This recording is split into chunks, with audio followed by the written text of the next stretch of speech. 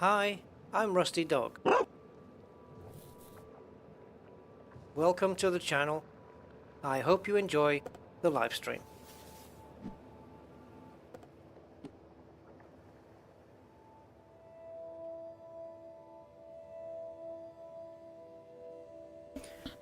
Good greetings everyone, Rusty Dog here. You probably just heard that. Yeah, I used the alternative intro today. Welcome everybody. We're back with John Beamer.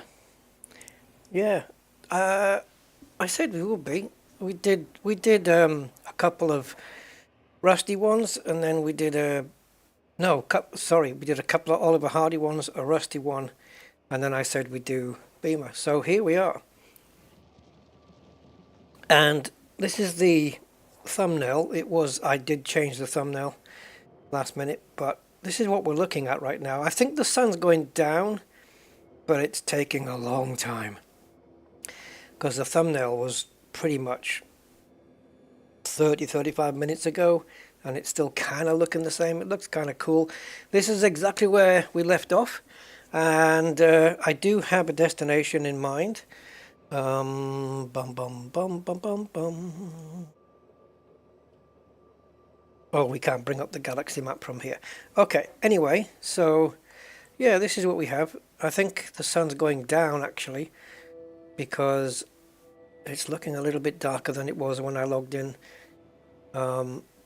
This has been sat like this for about an hour, and I didn't realize when did we do the Rusty live stream? Well, on that one, on that night after we did the Rusty live stream, I left my computer on inside of Elite. I left Elite running because I had a notoriety of 2 that I wanted to clear, and I forgot all about it.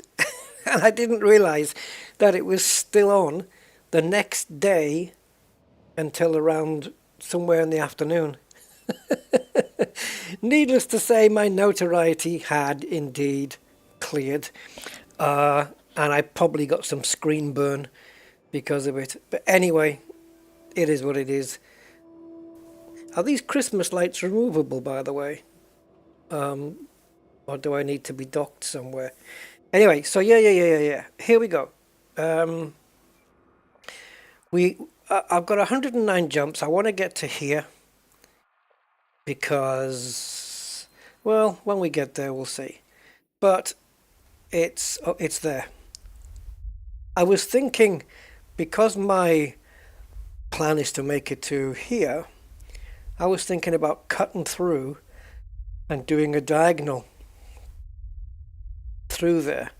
But because I want to investigate here, I decided, nope, I'm just going to carry on in a straight line, and once we hit this, then we can start turning up. There's 109 jumps. We could get there today if we just jumped and scooped, but I don't think you guys would want me to do that. But if I don't jump and scoop and do it system by system, we'll probably only get about 2 or 3 jumps done today, because that's how it can go.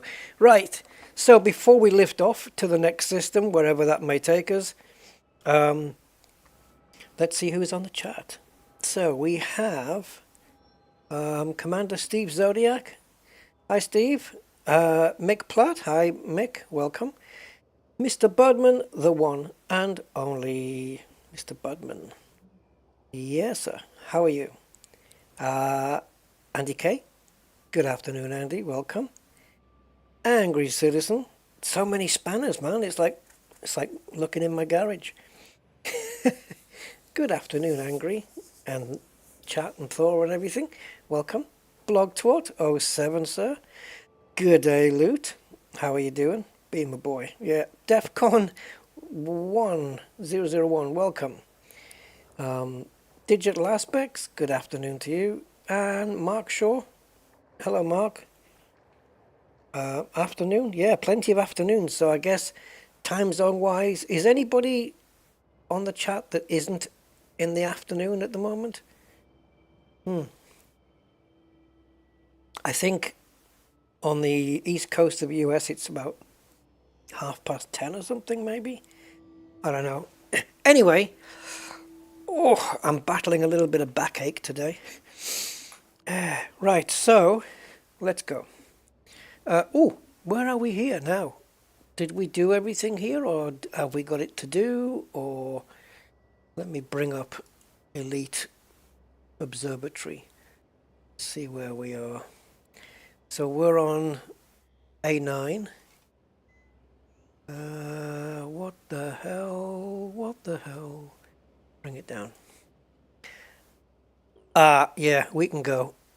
Okay, we can leave, because the only other thing on this planet is bacterium versicolor and meh. So let's go.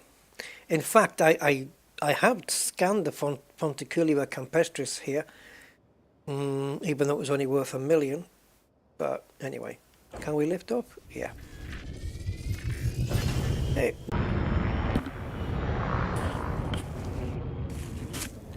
Oh, take that out.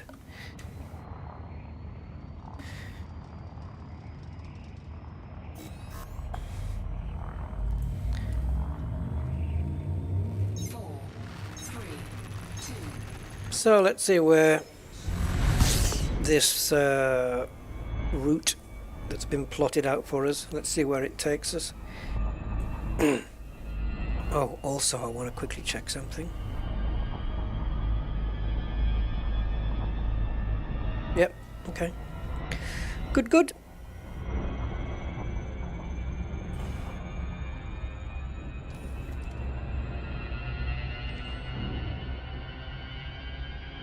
See ya.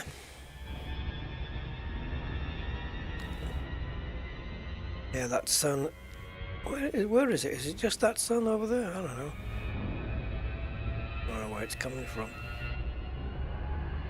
I'm trying to figure out where the light was coming from. The sunlight. Anyway.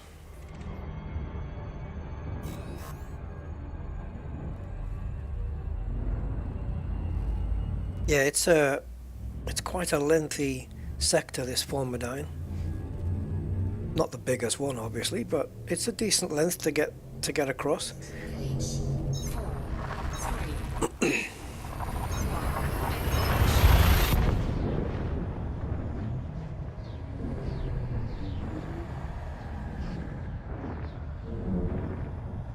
You can tell how the day went.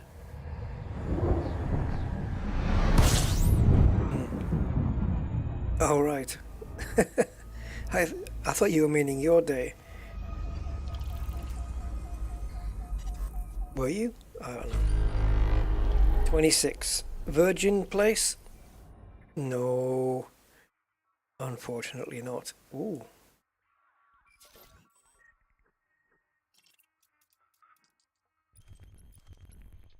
Water Worlds, I think. I'm just wondering if the route I've plotted is going to take me just through a load of discovered systems, because if it does, I'm going to have to do a dip down or a dip up the galactic plane and see if I can get out of that. Instead of a shipping lane, it's becoming a shopping lane, really. Shopping for undiscovered planets.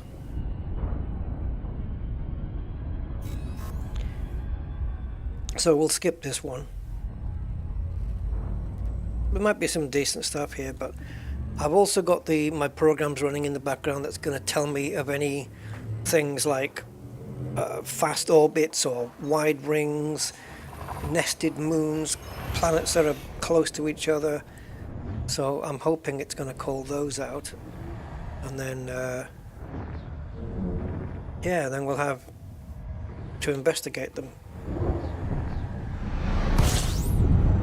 Before this, quite a bit before the stream started actually, I was looking around, not this area but kind of a bit further on, to see if there were any black holes or anything to add to, and yeah, not really much. Aha! We have a virginal system. There are 10 bodies and we've only got the sun on the system map, so let's get this one done. And 10's a nice number. Okay, so let's get these ones done first, because some of the children here will be surrounding the giant. So I like to get the giant done first, if we can find it. God, Jesus. There. Oh, this one has no children. Okay. Never mind, it was worth a shot.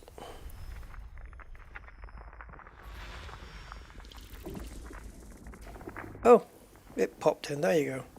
A little bit laggy, but we got there in the end.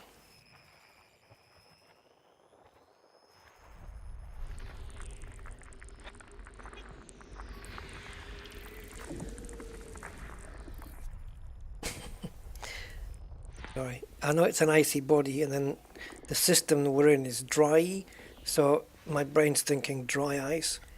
I don't know, it's the way my brain works, it's silly. Rocky body. So nothing with any bios yet. And as I say that, well, we'll mark it, you know. Maybe that might be the only one. Generally, when there's two bodies, I'm expecting the usual Ponticular, Campestrian, Bacterium vesicular. I don't know. Whoa. Carbon dioxide atmospheric landable with life. Body 2. Has high biological value. Terraformable. No, it can't be. Meets mapping criteria. Body 2. Landable with atmosphere. Now, what the hell's shown about here? High value. An icy body. Hold on. I shall consult one of my many programs I've got running. This is number 6. Thick methane. Atmosphere. Landable. Yeah, I don't know. Why is that high value? Okay, well, we'll get it scanned. Number 6, I have to remember that one.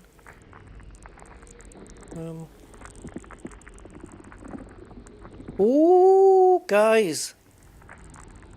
Okay, remember that planet that I said with the 2 bios? It could be yeah, well, it isn't.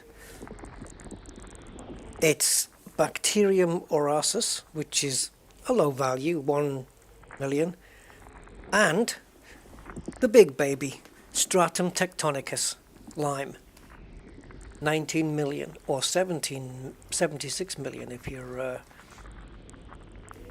you are a first discoverer. So what's the deal with Planet 6?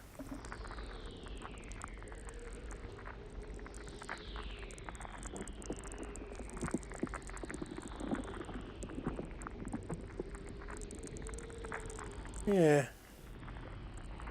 No.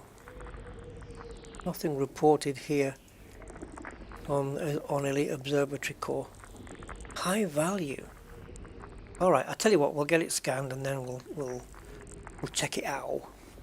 So because Observatory Core's already got planet number 2 marked, I'm going to mark this one. I wonder if it's in that Goldilocks zone then, because it's not like terraformable or anything, or it's not coming up as. We'll probe it and then we'll see what it says. But a high value icy planet? I don't know. Anyway, who knows? My brain probably just isn't functioning, working it out.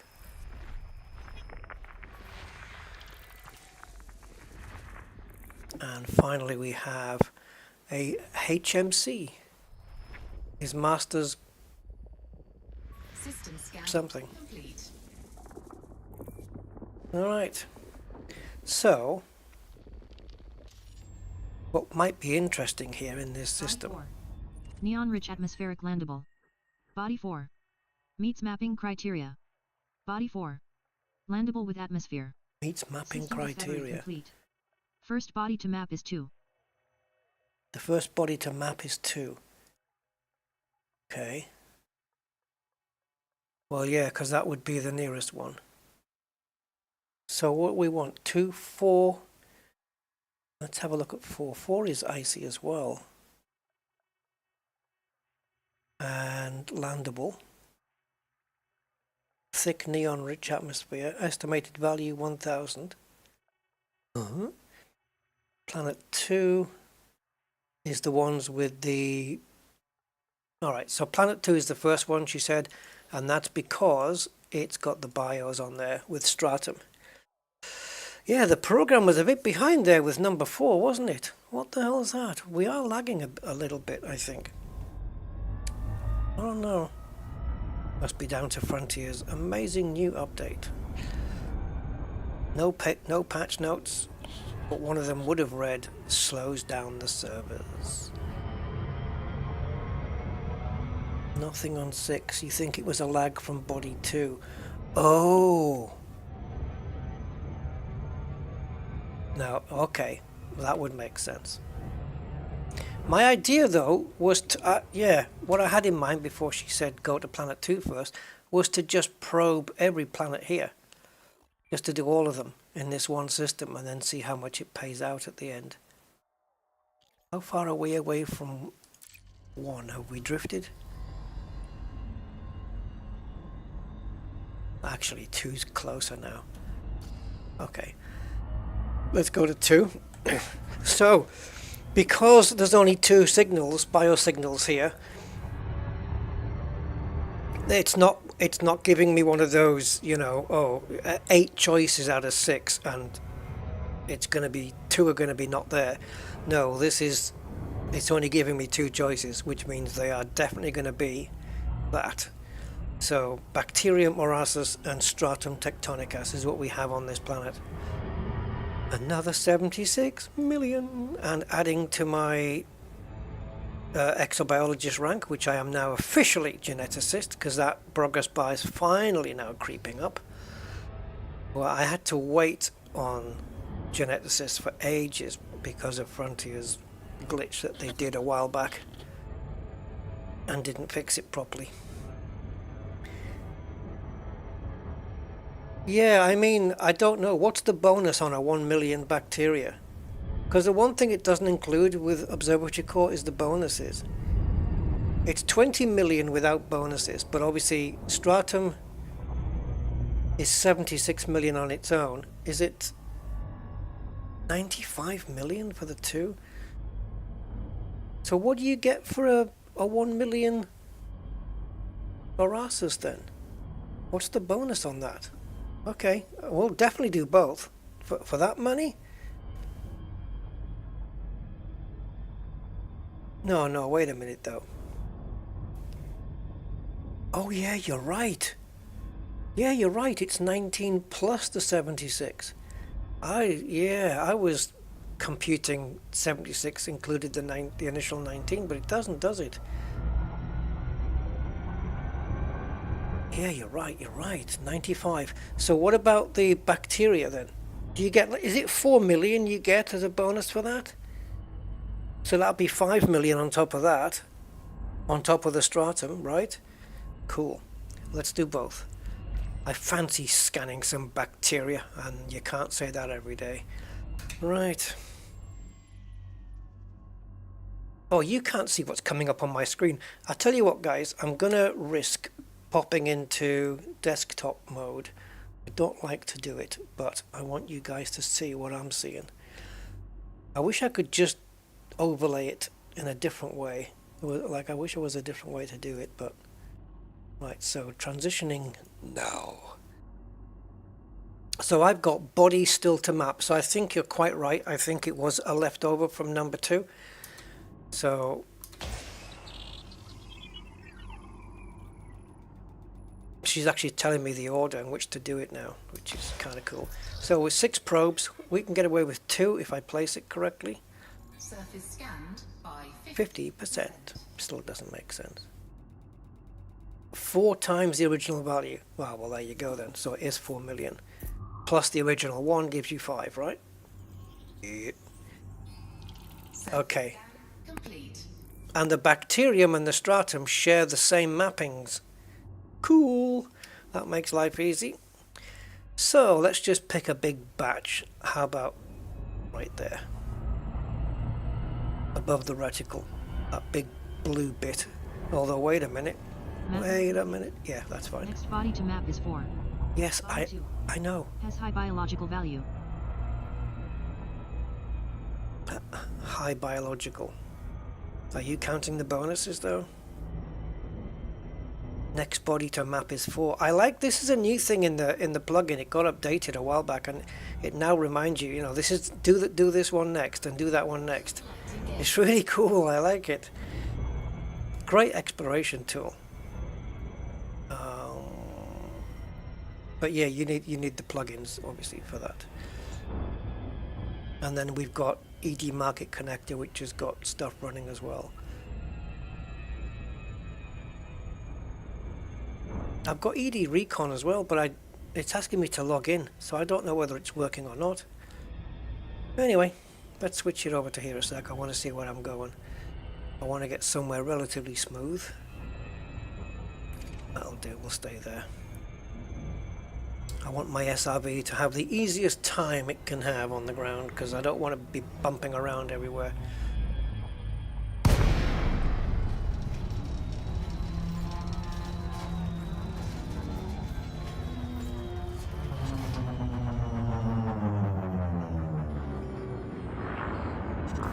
Okay, gravity 0.39. It might be 4 by the time we get down there. Who knows?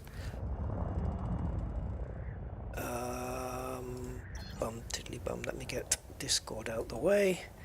OBS can move out the way.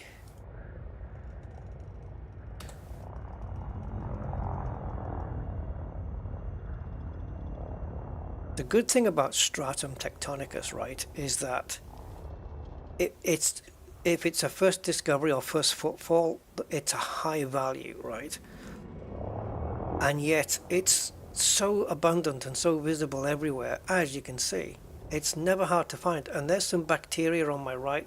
The bacteria is super clear as well. So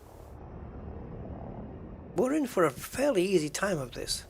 Let's go over here. We'll put down here, we've got this stratum right there, there's a bacteria right in front of us, and the distances on both are 500 meters.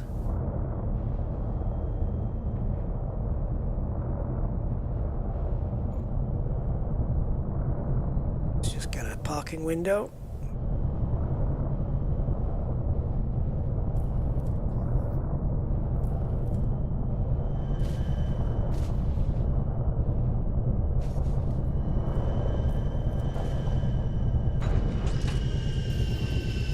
And we'll get the car out for this one, I think.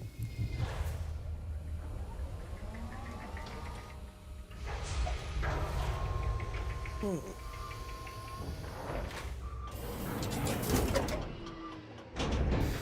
gravity warning.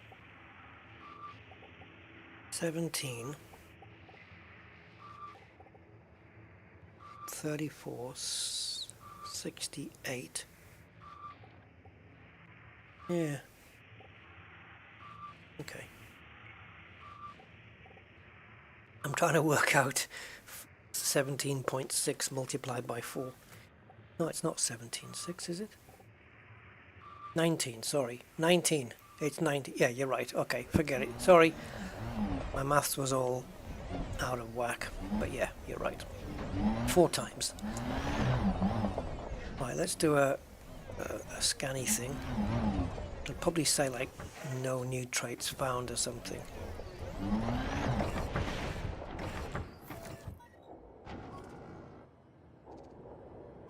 Okay, and a scan. Ah, now what?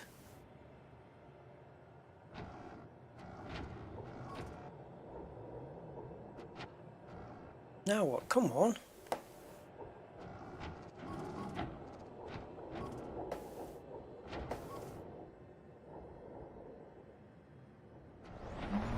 Am I too close to my ship?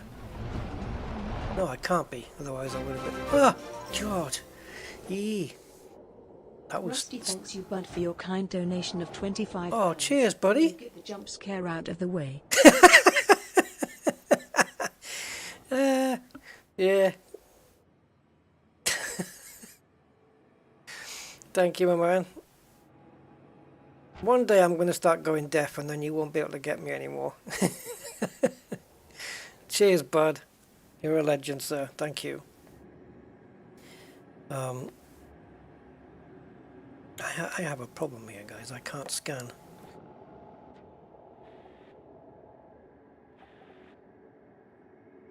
Let me just try this again.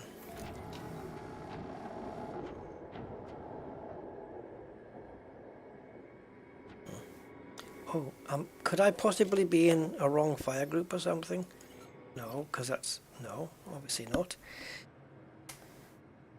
Button mapping? The hell?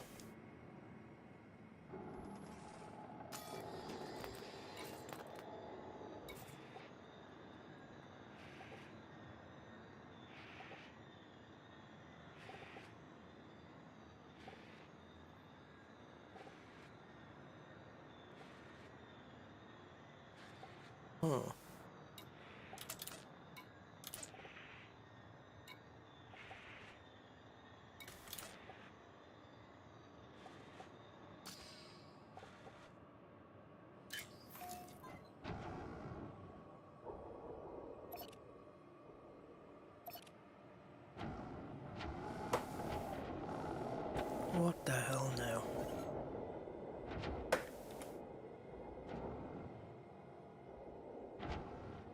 No. That's combat mode. That's lights. I can't get it to scan. Let's try...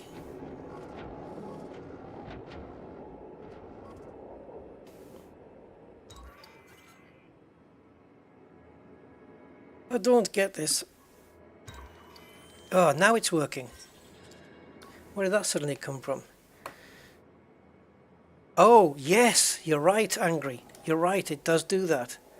Let me switch it back. No, you're right. Desktop mode does judder. I forgot about that. Let me switch it back.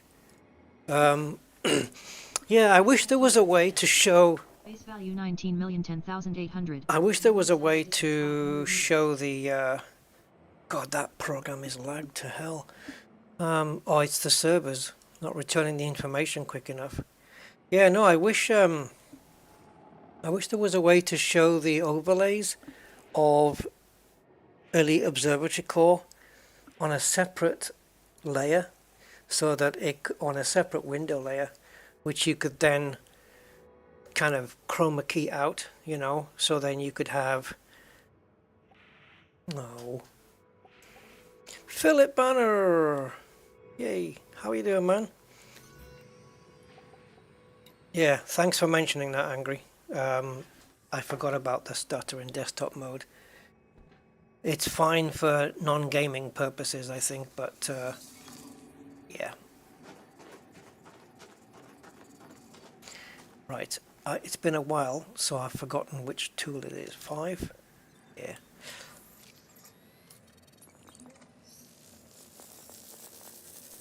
So, like I said, finding these is not difficult.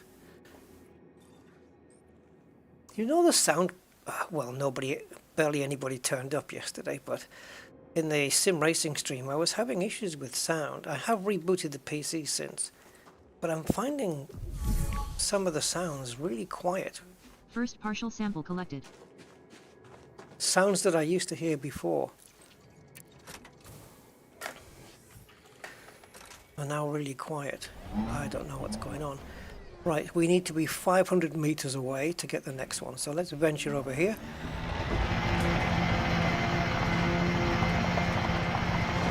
And as soon as she says we're far enough, I think these ones up here might be enough.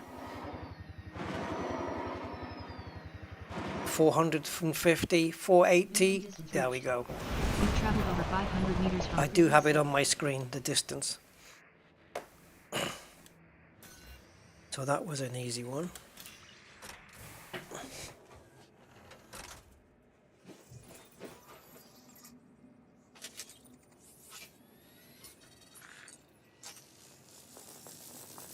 sure that was noisy. Partial sample I don't know, maybe I'm dreaming. I just thought that was noisier before. I'm gonna have to check out my audio.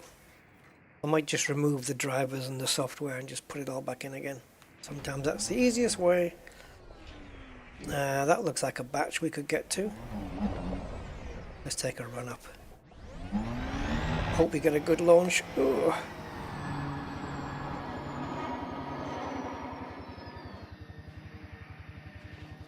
Now it's only showing me the meterage away from the first scan. Oh, just made that one. We might get, yep, I was going to say we might get away with this one, and we do.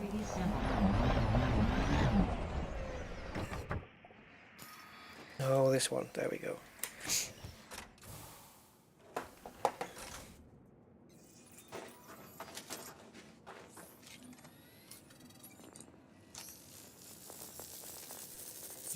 Woohoo! Sample collection complete.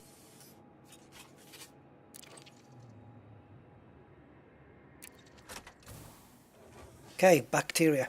I think there was one close by to the ship, which is over here.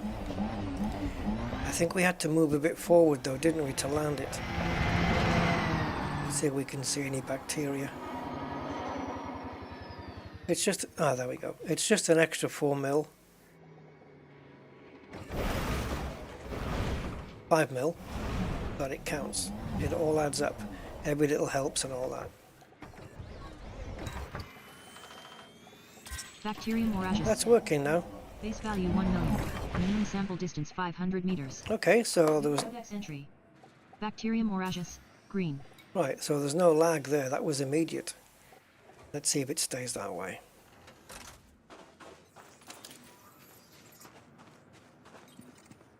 Yes, I like this bacteria.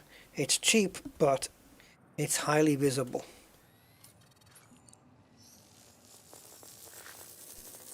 First partial sample collected. Perfect. Perfect. No lag. Just the way it should be. Alrighty. There's still one near my ship though.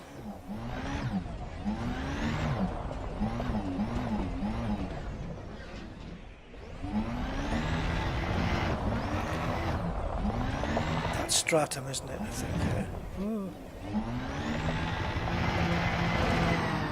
Ooh. Thought I was going to hit that.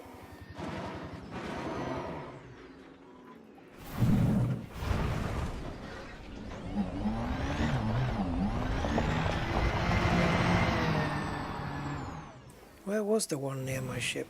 I know I had to move a little. Minimum distance reached. You've traveled over 500 meters from previous sample.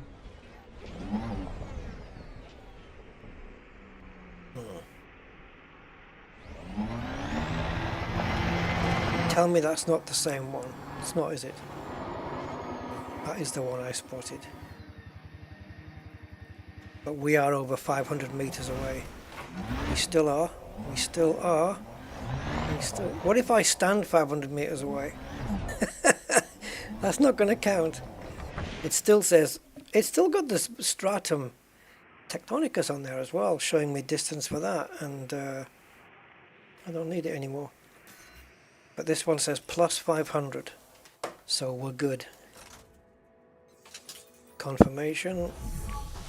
Oh, shoot. You lie. Oh.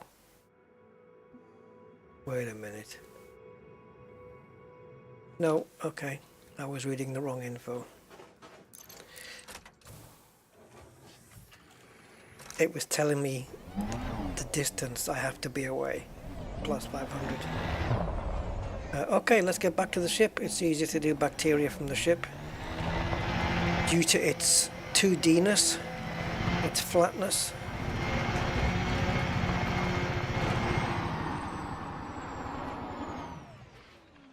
Chassis integrity compromised.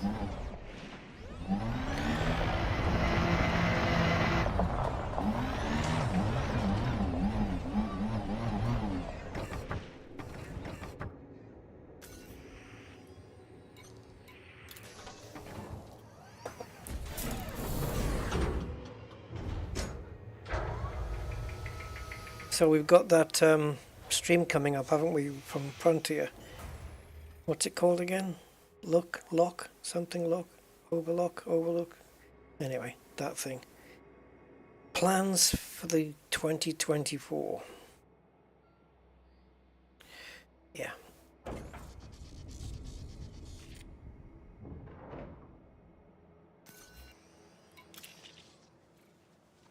I wonder what they'll reveal.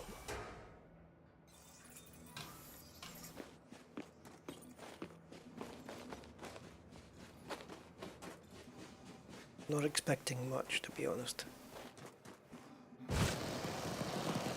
Like, there's only bacteria right there. I knew it was close by, but...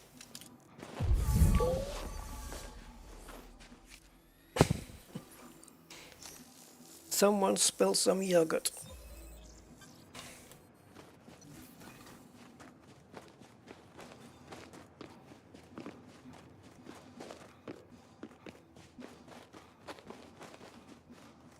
Okay, so one more sample, and that's this planet done. And it's the only bio planet in the system.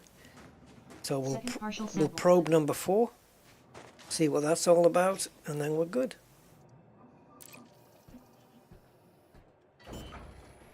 So, nose down, I think, and we'll do a little forward movement. So getting 500 meters away is not going to be a problem in the ship, nice and quick. Minimum distance reached. There you go. You've traveled over 500 meters from previous sample. Now it's separating the bacteria from the stratum now. Come on, joystick, what's the matter? I'm twisting the joystick to get the yaw, and twisting to the right is easy, but not to the left. I don't know why that is. I think I'm just weak, losing my strength.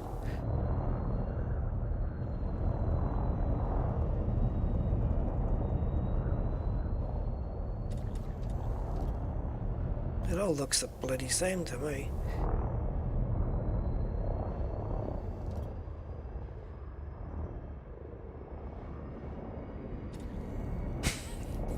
They all just look like splats. Oh, there we go.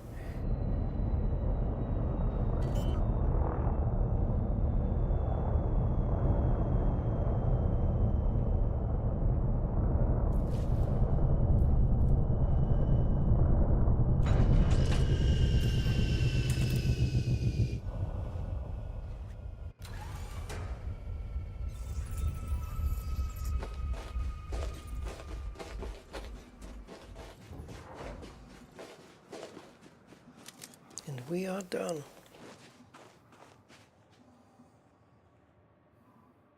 The galactic core. There's a nebula nearby, by the way. It's quite small, though. I don't know whether we should bother going to it. Maybe we can.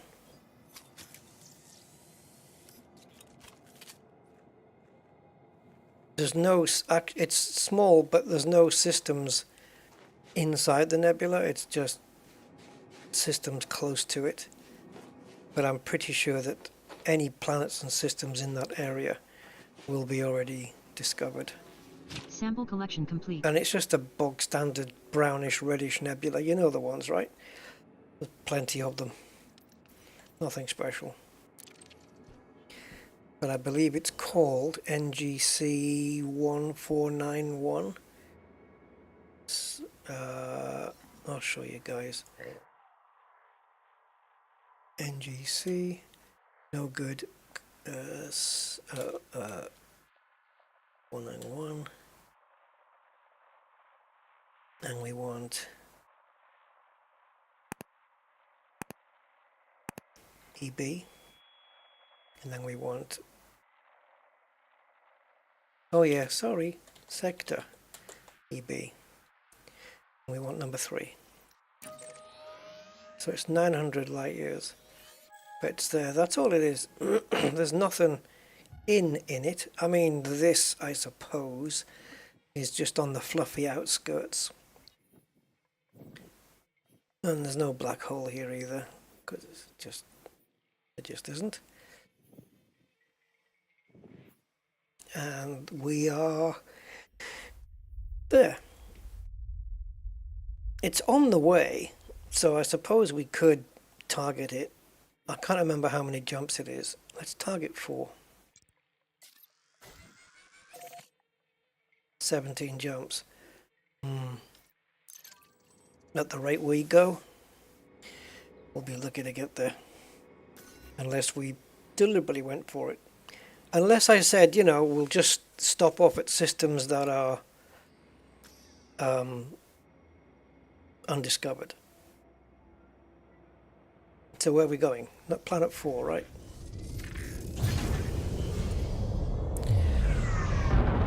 A hardcore explorer would probe every planet here, I think.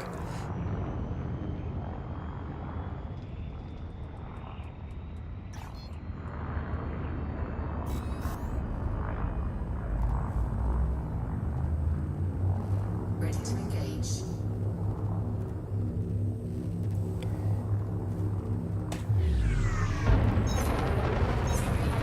Quick at a boost.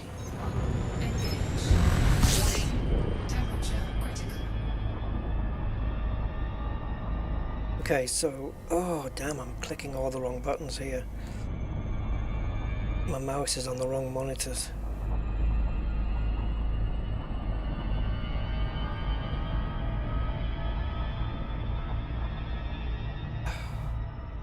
Give me a moment, guys. That'll do. Right, okay, so planet number 4.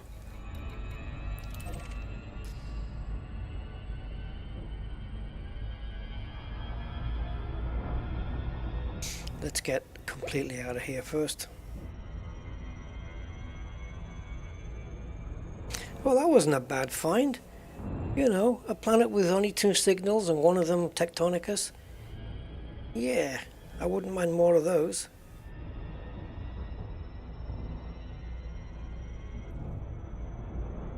Oh no, the northeast one was on the last time we went out. That was when Rusty went out and we did a Rusty Goes East, it was called. No, this one, what the plan here is that we've come down, we're not even 10,000 light years away from Sol, although we almost are. So the idea was to come through here, here and here. Now here, and we go across Formidine, then it's up through, is this Elysium? Elysian Shore. And then, so this is the sector with the bubble in, right? So we're going to leave that. We're going to go up through here, the temple, and then into, oh, wait a minute. Vulcan Gate. I don't remember if I went through there when we did Rusty Goes West, when I went to the westernmost possible point. I've been to the northernmost possible point, if you want to look at it as a compass. I've been to the westernmost possible. I haven't been to the southernmost possible, but I am in a good place to do that right now. But I don't know where it is, whether it's in this sector or this sector. But I could venture straight down and see how far I can go. But right now the plan is to go across, up, and around. We're going to go around the bubble. And then I don't know whether to pop in this way or up here. If I come in from up here though, obviously there's a lot of nebula, but it's also on the route to Colonia. So it's kind of well traveled, you know, so I don't know whether it might be best to come in this way. We're not really laden with too many nebula here though, although there's quite a lot up there, but I reckon that's been well traveled as well. But yeah, look at all the nebula around there. Those tons of the buggers. Yeah, so that was the plan. I'm not in any big rush to get back home with this account because, you know, it's I've got 2 other accounts in the bubble, so I don't need a third one. So this one can stay out for a while.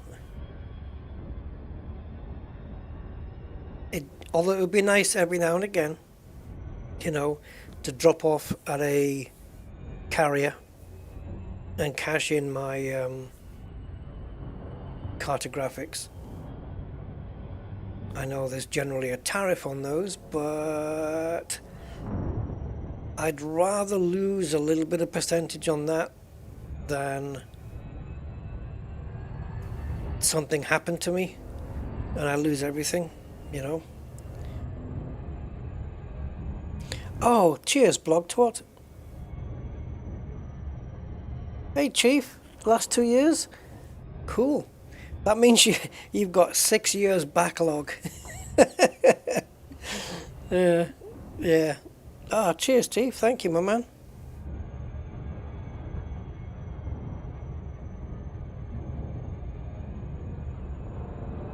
I've assumed you're male because you would have been called Chiefess otherwise, probably Chiefette. I don't know. Right, let's get some speed up here. Yeah, so I've still got my Christmas lights on. As I said, I don't know whether these are removable from the main menu in the game extras. Maybe. I think so, right? Oh, you've done Northern, Western and Southern. Right. Yeah, I when I went to Beagle Point, I did those jumps beyond. You know, the ones where you need the jumponium for them. I did those. I did the westernmost and southernmost. Let's take a look. Lied YJ. Let's take a look at that. Let's check that out. You're male. See, it was a good guesstimate then, Chief. You will lose nothing on your Vista. Oh, that's okay then. That's cool. Can't they put tariffs on that then? Because that's good. Oh, actually, yeah, you're quite right. I remember the one we cashed in last, we didn't lose anything, did we? Yeah. I did, Mr. Budman. Good memory. Yes. Wow, you're going back a good distance now. Yes, I did get quite far south at one point. That was a few years ago, though. Oof. Let's see how far away it is. It's completely the wrong direction to where I want to go. But if it's not a million light years away, it will definitely be a million light seconds away. But if it's not too far, I could be tempted, because while I'm down here, right, it's like, you know, it adds to it, but then it would mean that I have to do the easternmost point at some point. You get the point? Fairly easy to get to with jumponium. Well, I have a decent range on this. 67. It's not the most, but I'm hoping it's enough with the jumpy stuff that with the jump fluid that we can get there. Right, so it says body still to map, number 4. Right, I'm on it. I'm on the job. There you go. Mapped. Looks a nice looking planet as well. Did they say this was landable? Looks interesting. Oof. Nuclear strike. Surface scanned by 50. It always reminds me, you know the original film of War Games? It reminds me when they did that nuke strike and you could just see all the bombs going off on the screen. That's what it reminds me of. Oh, we didn't get a good... Ooh, we didn't get a good one. Okay, let's nip it in the bud here. Not you, Mr. Budman. There we go. That should take care of that. We're 5% off. That's the trip where you parked in the SRV and let it run out of fuel. I have no memory of that. I've got no memory of that, man. You got a good memory. Yeah. Surface scan complete. So what's the deal here then? First discovered, mapped. 1.3 thousand credits, 5.1 thousand credits mapped. What's the deal, Mr. Geel? Let's have a look. Mapping complete. No more bodies to map. Again, you're delayed. Let's have a look at the evaluator. This is not high value. It's atmospheric. Potential max value 6,800. credits. The star here in this system is Sudarsky Class 1. Number 2 that we mapped earlier, we were just on, was a 200,000 credit planet because it was high metal content.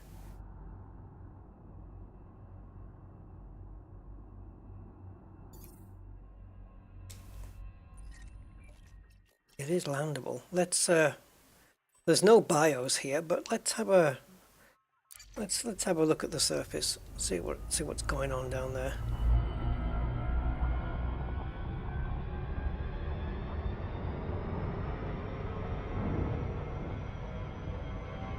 Oh, please slow down. I know I was coming in fast, but I was hoping it'd have slowed down by then. I want to be in the olive green grey bits here. What angle do we have? 65. Okay, let's scrub some of that off. You have to go beyond 90 on the other side. And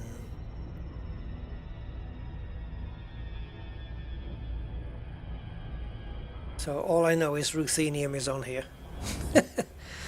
That's all I read. Something about ruthenium. Pyros Games, hey Pyros.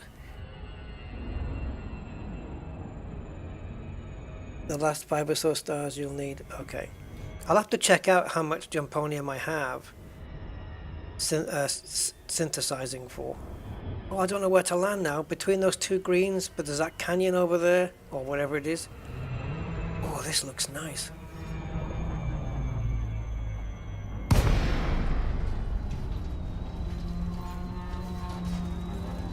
But it looked like a canyon. It's more like a mountain range now. Oh, this is cool. Is this where the Incredible Hulk was born, I guess?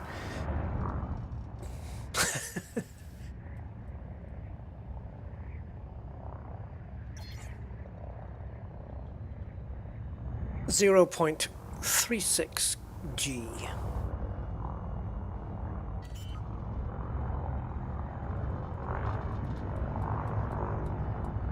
Oh, shite.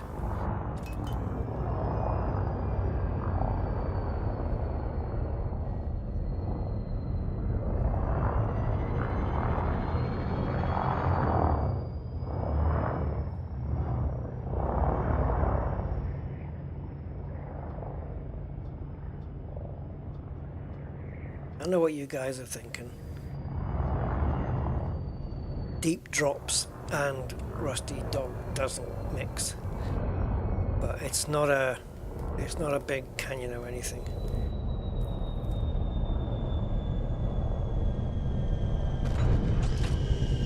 Let's go check it out. At least we'll get a footfall on here as well, which will be a nice little bonus. Now, I don't know if on the ASP you can reverse out. No, guess that's why I haven't done it before. Wow, Slippy.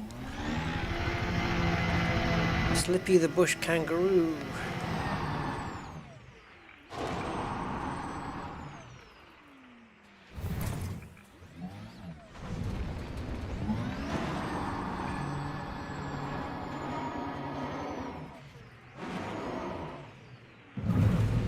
All I need is an SRV and a mountain to slide her down.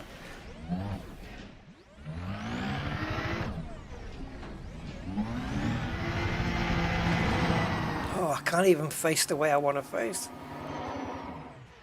Right, that wall there. Can we get up that? No. Can we get through the crack there on the left-hand side of the... oh, whatever it's called. We need a good landing here. Oh, that's rough. That was rough.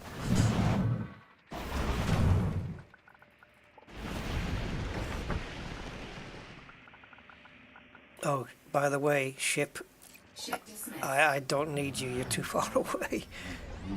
There's a gap. Where is it? Where's the gap? There. Just on the heading where it says 265. There. Is that a gap in between?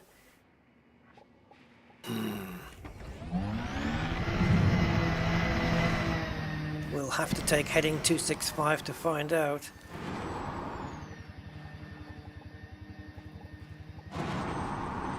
Front wheels first. Yeah. Nice.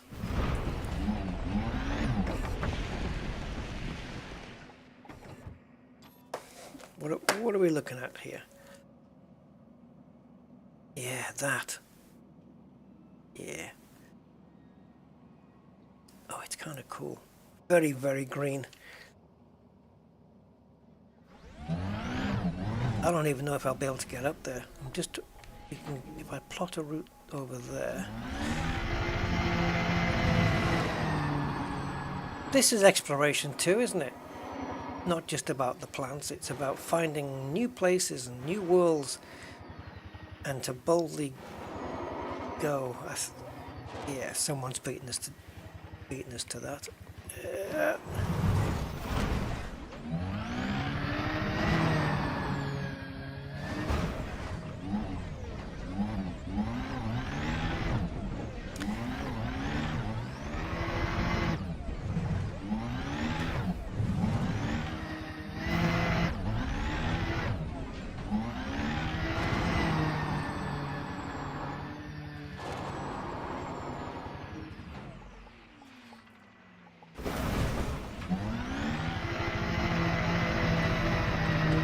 We are going.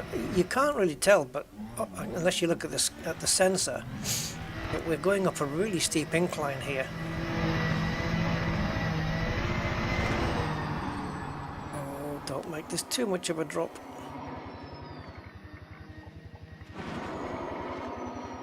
I need night vision to see where I'm going to land. It's all shadows. Ugh.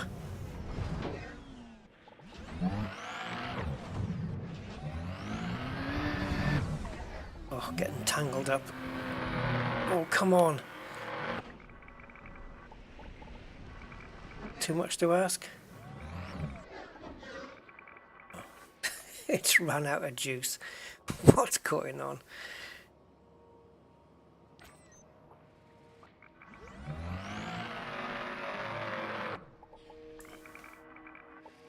Okay, well, let's try a bit of boost.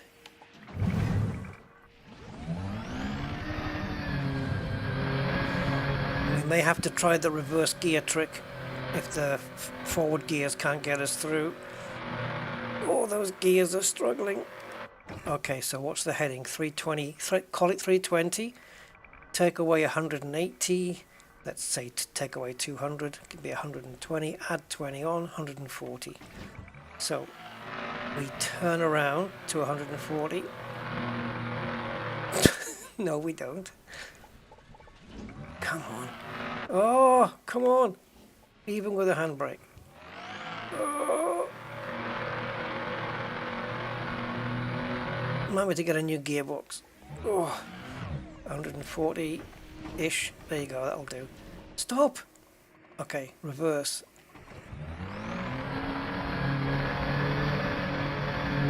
Come on, baby.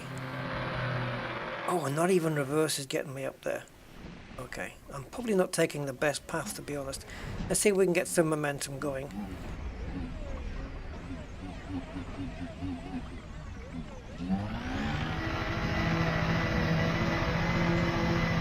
Oh, come on.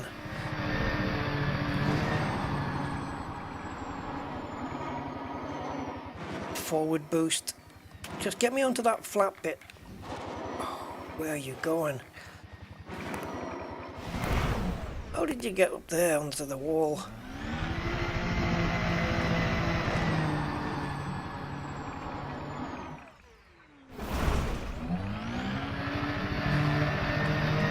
Progress has been made.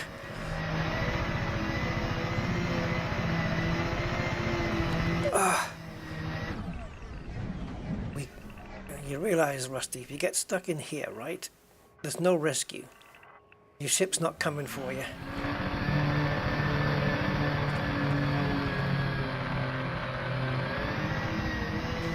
You will lose this SRV if you get stuck. Don't get wedged in. Oh. It's glittering. It's glittering the surface.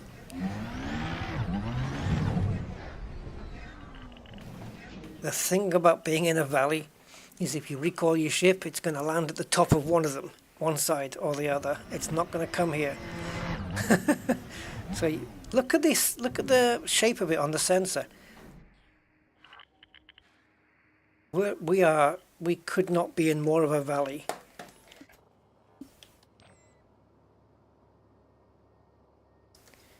Yeah, it's another rusty exploration moment, isn't it? Look how far we did.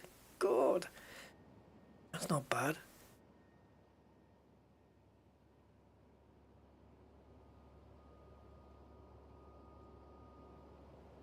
But how far do we have to go to get back out again? Oh no, it's just walls. Anything around the corner? Yep, more walls. But there's a way around though. Towards more walls. That way's our only way. It depends on the incline though. Does it end there?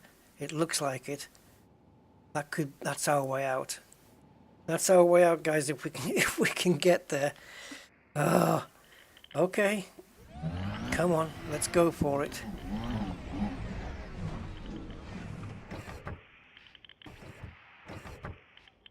There should be an option for something like snow tires. Yeah.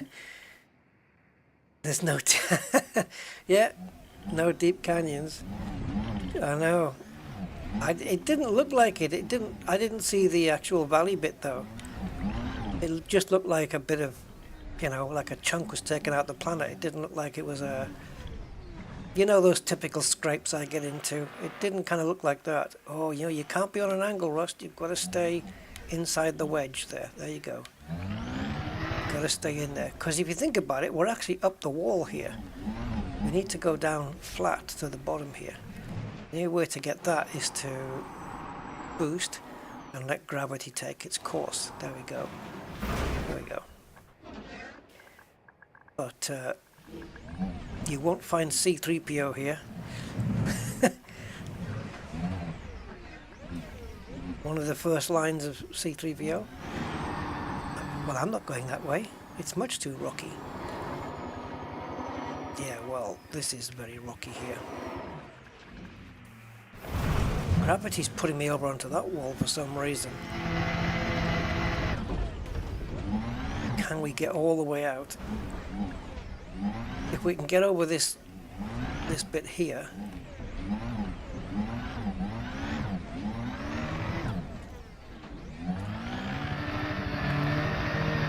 Come on now.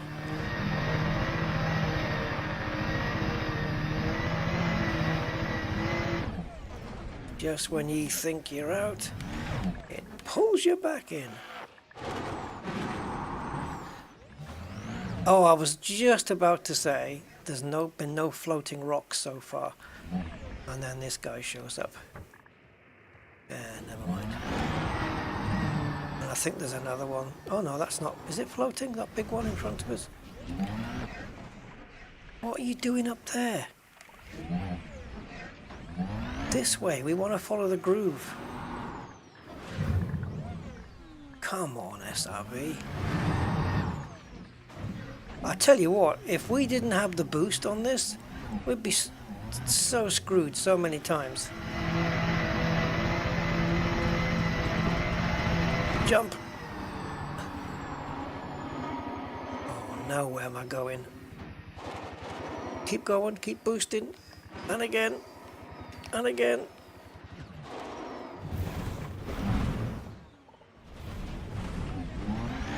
I have seen the light. Okay. Now, just out of curiosity, Ship recalled. where are you gonna land in the valley? Man, we got out of it. Yeah, baby. Rusty's SRV adventures. Just squeeze through there. Tiny little SRV going through there. Trust me, there's no other valleys here. Trust me to find the only bloody one, eh?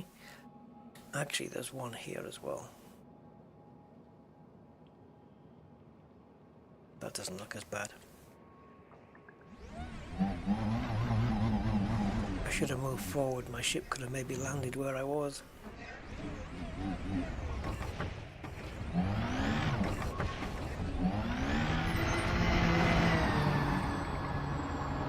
Oops. Don't you run out of thrust.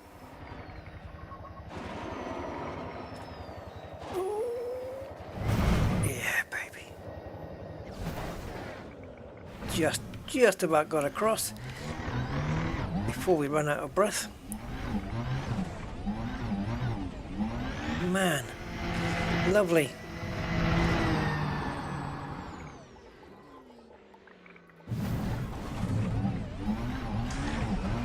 See, even just coming down on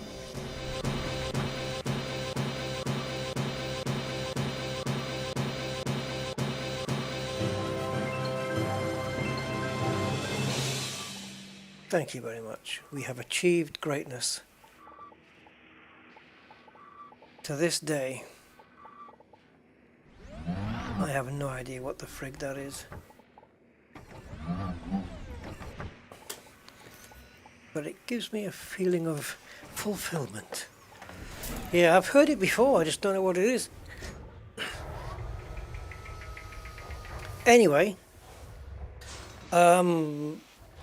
Stormlinks, good afternoon. Down, down, down, down. I wonder if it's something to do with stream elements or something. No, I have no idea. Alright, even though there was no geos here and it was just a landable atmospheric, that was a bit of fun.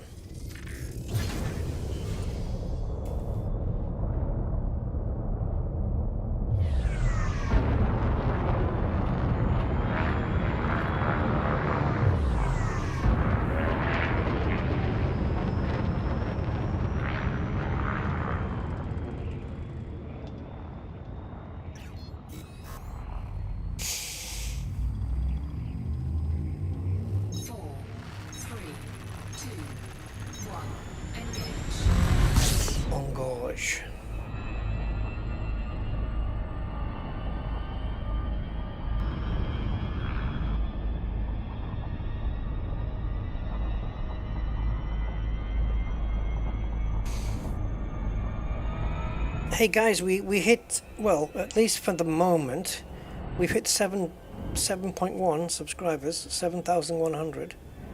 So thank you guys, everybody who's clicked on the sub thing, button.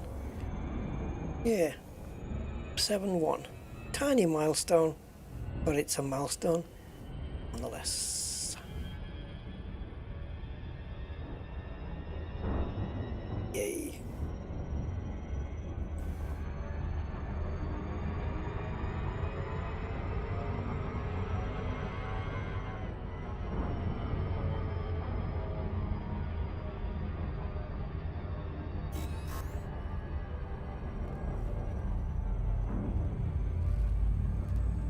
Right, is the next system going to be discovered or undiscovered? You roll, oh there's that, is that, no that's not the nebula. You roll your dice, it takes your chances. Let's see.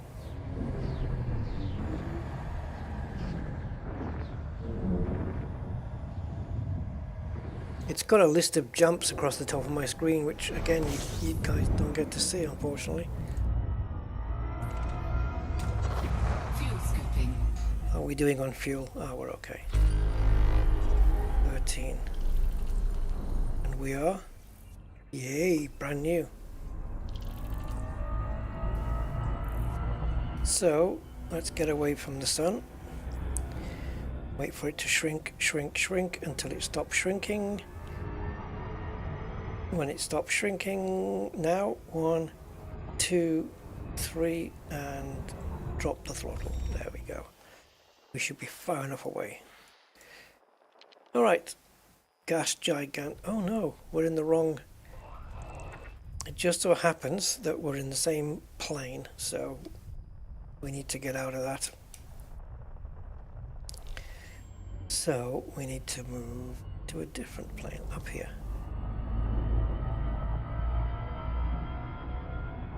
A few seconds of that. And now let's see where we are. Yay. Okay. Can we get the gas giants first? There's one in here. There it is. And your babies. Oh, what's this then?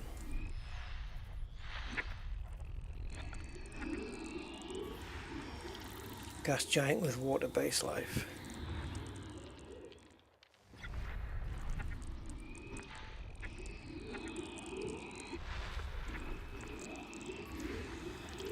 Aha, children. 2 bios.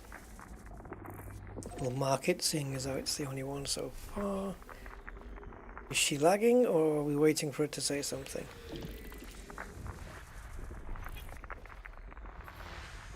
Body 4. Non-locked body with fast rotation. Body 4B. Ooh, fast rotation. Atmospheric landable with life. Body 4B. May host a marked biological. Body 4B. Meets mapping criteria. Body 4B. Landable with atmosphere. Body 4D. Argon atmospheric landable with life. Body 4D. Meets mapping criteria. Body 4D. Landable with atmosphere. Thank you. They should make it a bit more AI, shouldn't they? Where it's like body 4D and then all the information. Landable with atmosphere, meets mapping criteria, and... Body 4C. Argon atmospheric landable with life. Oh! Body 4C. May host a marked biological. Dun dun dun dun dun. Meets mapping criteria. Body 4C. Landable with atmosphere. I don't know. Right.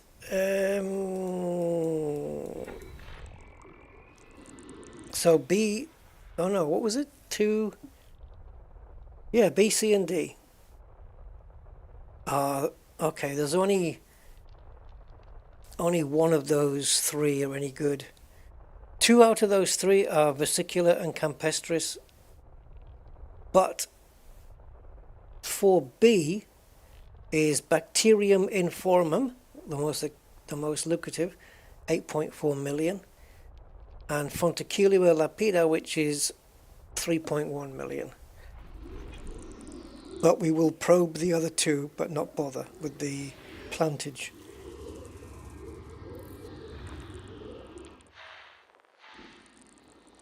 And I also want to have a look at something else that was mentioned about body 4, which would be the sun, right? 2 geos on that, not really interested in those.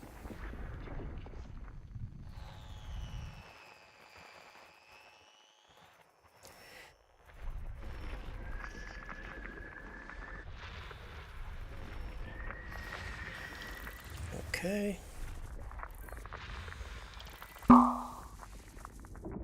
Can you imagine how long it would take me to do 100 jumps at this rate? It would be something you would have to focus on separately, wouldn't it? You just have to say, forget the plants, and let's just do jump and scoops. Okay, so we've got something else on a different area here.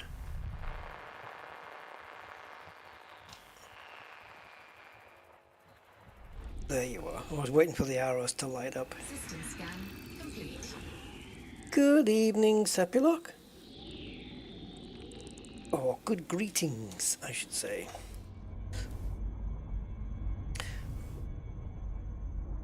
Okay, let's go to Explorer and see what's going on with planet number, or body number 4. System discovery complete.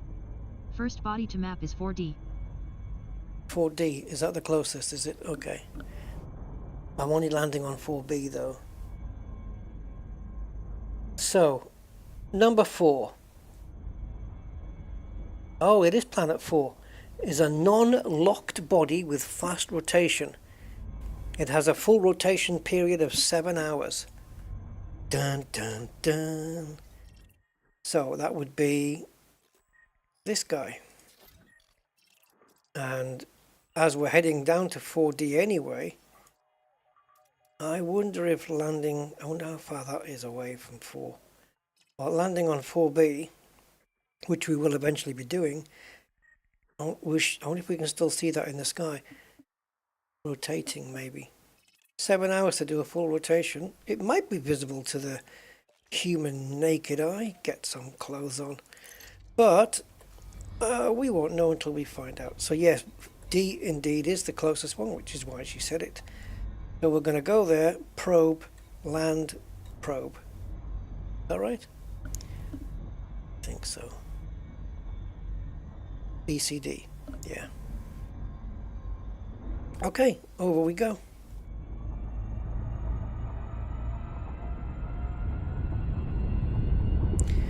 If you think about it though, because it's a first discovery, if I did go to the other 2 planets and do Bacterium versicolor and Fonticulio campestris, which is 1 million each, that turns into 5 million each, so it would be a 10 million each planet.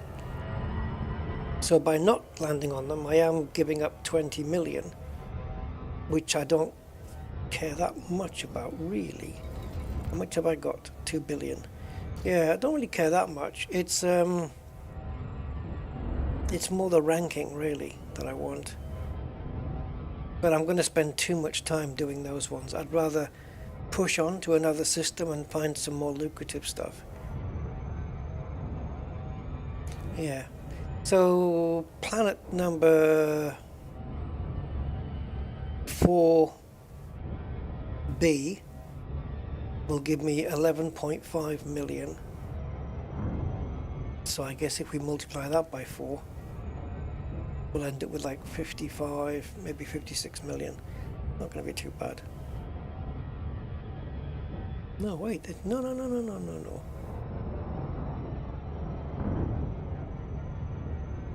I don't know. I can't be bothered to work it out. It's going to be a good amount anyway.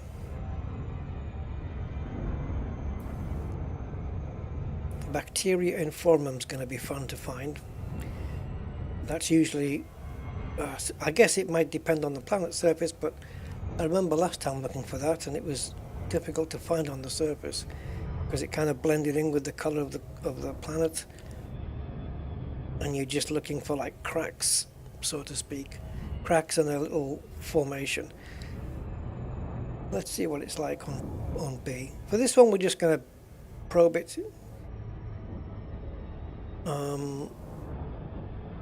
Like I say, this does have 2 plantages on it, two bios, but I won't bother. Just want to get within scan range.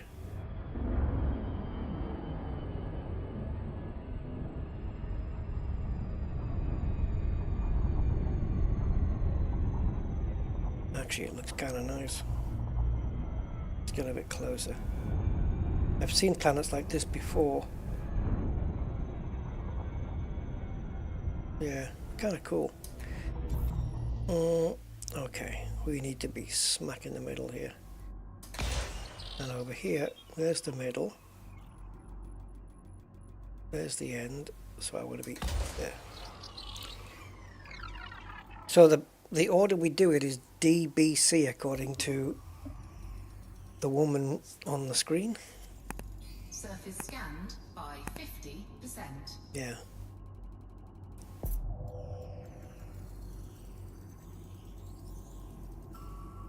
Surface scan complete.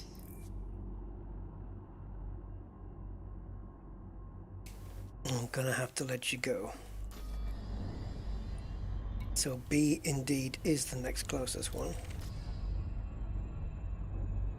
And it's the closest landable. Mapping complete. Next body to map is 4B. Yep, on my way. That's 4C. But where is the big boy? Where's the parent? Aha, there you are. Okay. I'll just put you on my east side. It's not going to be close enough for us to see the rotation. We may have to go up to it.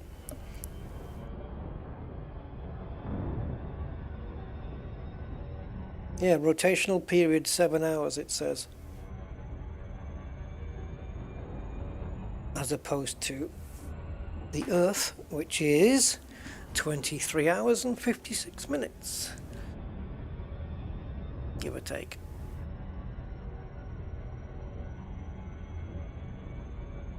"24 hours if you want to round it up." But yeah, 23 hours 56 I think Earth is. Which is why we have it's why we have the leap year every 4 years, isn't it? Is that the reason? I think so. Right, there we go. Oh, while we're here,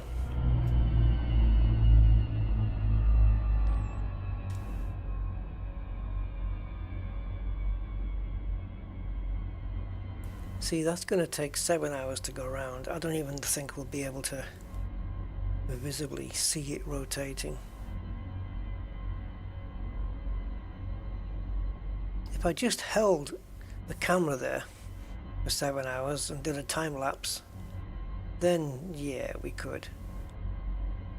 But it's not really visible. Anyway. Hello, Gain Damage. How are you, sir?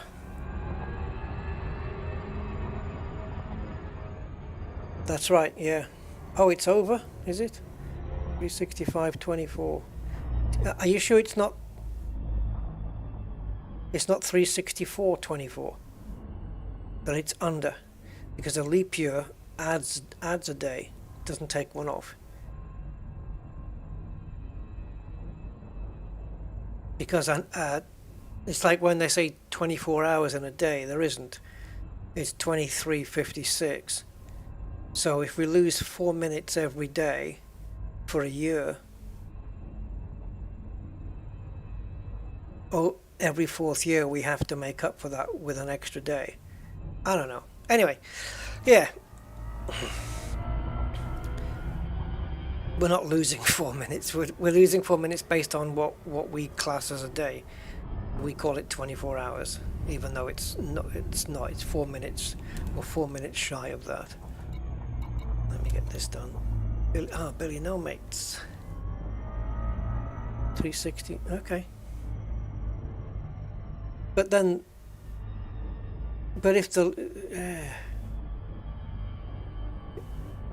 if 1 year is 24 hours more than, then why do we have an extra day? Why are we adding one instead of taking one away? 366. Okay.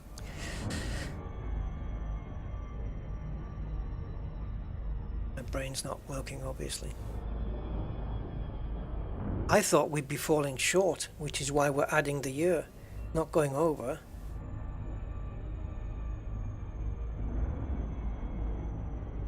I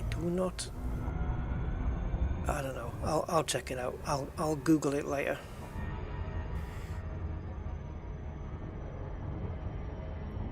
Oh, wait a minute. Did we? No, we didn't. Got way too close.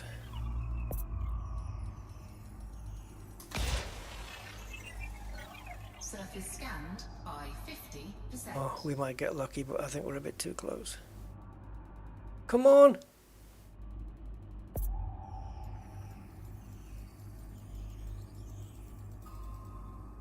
Shit balls.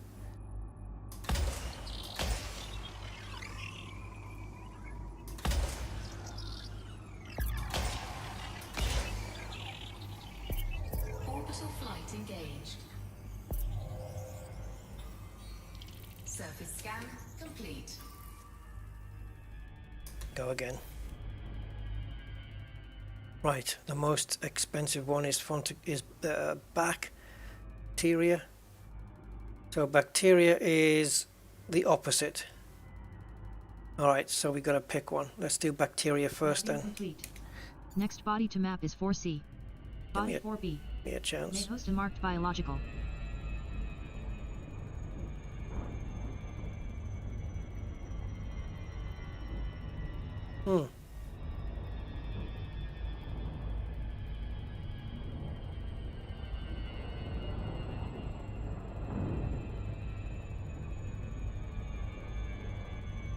Okay. Like I said, I'll Google it and work it out in my head that way. I'm not quite getting it.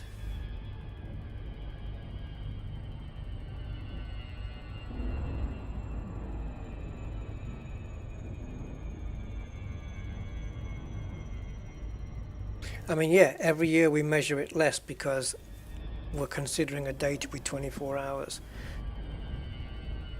And then we have a leap year to cover for that, right? That part I understand. It's the 365.24 bit I'm not getting.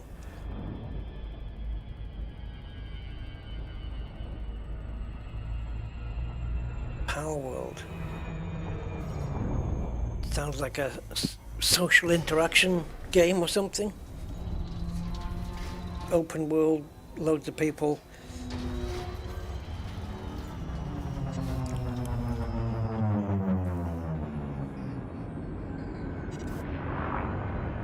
Okay, we're only landing in Chocolate Land here.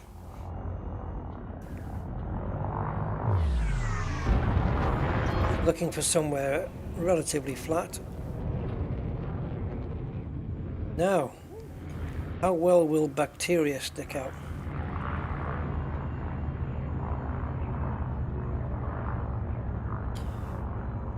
Yeah, but in terms of...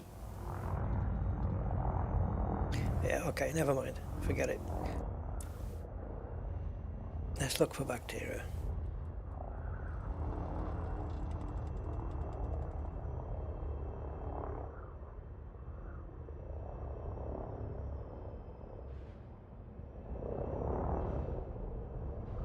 We need flat lands for bacteria, I think. Or it has to be flattish.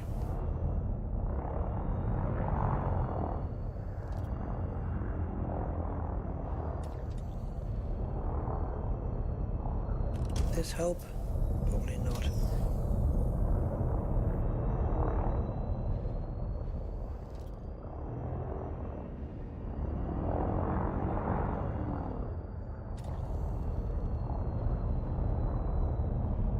Oh, Pokemon. Probably not my kind of thing then.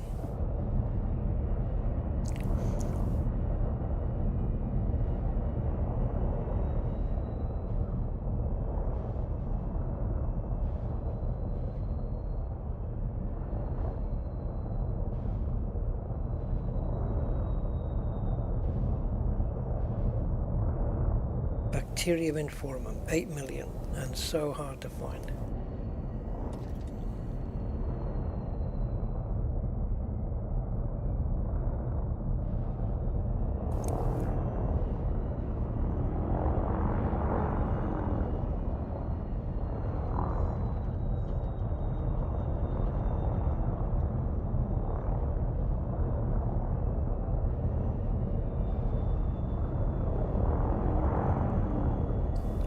Really need... Oh, hello. Good. That's how visible it is.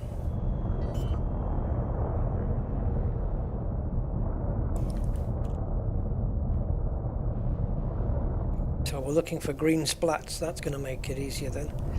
Now that I know it's that visible.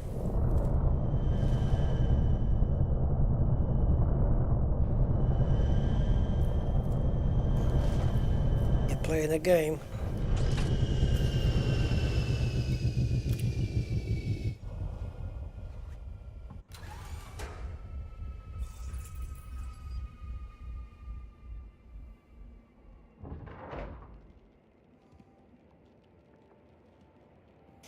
Okay, Mr. Budman, I got you.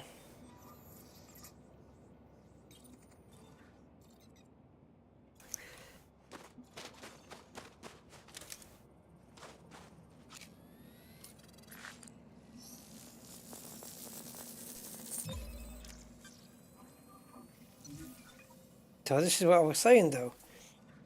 The leap year is to do with the Earth rotation. You're making up for that. Nothing to do with the Earth orbit around the Sun. Yeah, okay. Now it's making sense. Bacterium in Form M scanned. Base value 8,418,000. Minimum sample distance 500 meters. New codex entry. Bacterium in Form M, gold. First Gold. partial sample collected. Right, so now we know we're looking for green splats. Come on, baby. B500.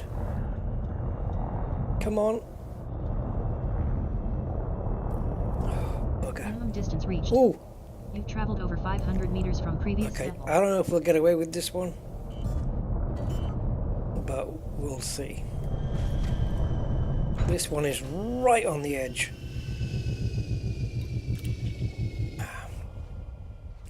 Will it be green or blue, guys? Green or blue?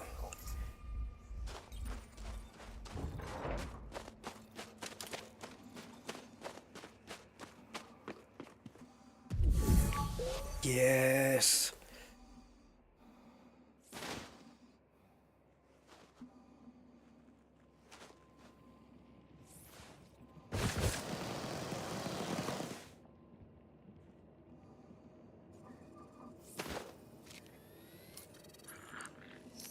It's got the leafy patterns in it. Second partial sample collected.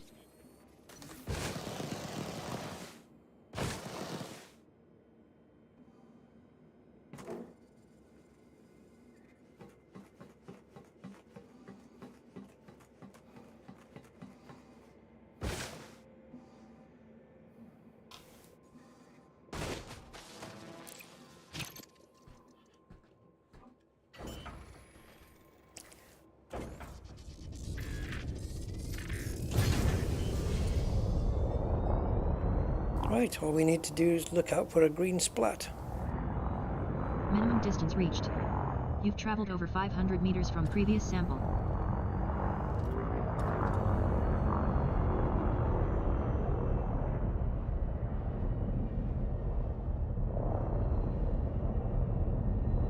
Oh, although I didn't broadcast it, I did a little flight yesterday, I think. Day before, can't remember. A place I've not flown from before in Flight Sim. Didn't even cross my mind, but I did it. Cuba. I flew from Havana in Cuba to Tallahassee, and it went good. No problems at all with the flight. It was a good one. I just didn't record it. Okay. Right, we've come out of the arse of the ship, so therefore it must be there. That's not the one I landed for, is it? Oh, it doesn't matter, it's going to get scanned anyway.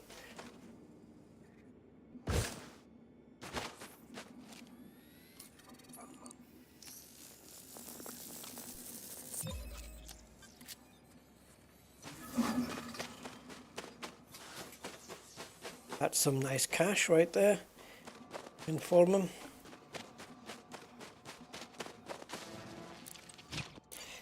Well, if it isn't Cathena, but it is. Good evening. No ship engineering here. Exploration. Sample collection complete. Alright, now we need to go up and get the opposing map so we can get the other one.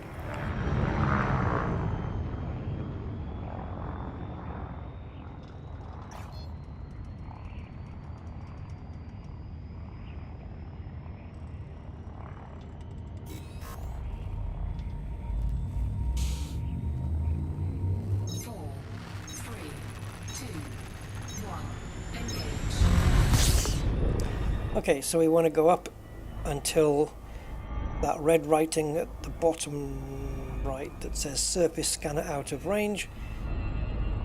We need that to turn blue, and then we've got a good distance.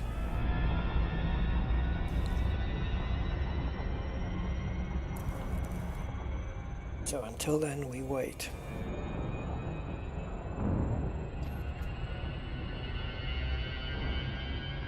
Or we could just land in any part that isn't blue, right?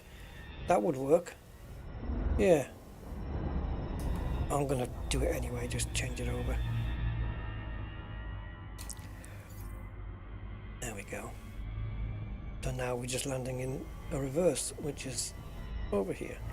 So I'm going to land in the lighter blue parts because I think they're flatter. The darker ones are a bit more bumpy. Well, it's all bumpy. So now it's Fonticular Lapida, I don't know. Worth 3 million, so it'll end up being 12.4 million when we're done.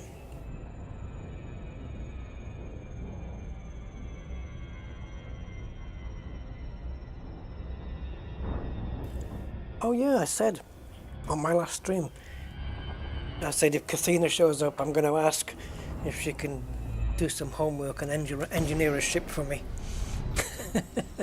Build a new one. I didn't know whether to go with a clipper or a drop ship. Or a gunship, whichever is the best combat ship. I just wanted something to do with it. Lux player, yes, exploring, indeedy. We're out in the Formidine Rift. Let me just triple check what I'm looking for here.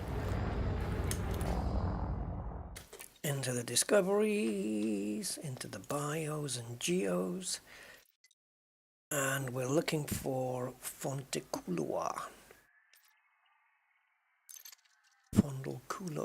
and we want this one. So we're looking for those guys. A Fonticular species that exists in atmospheres with a heavy concentration of nitrogen, growing up along the main stalk, are bright gem-like pods which can break off and create new colonies. But it doesn't say. Clearly growing on the surface as opposed to in the cracks and crevices. And just to confirm what the codex has said, if we pop out here,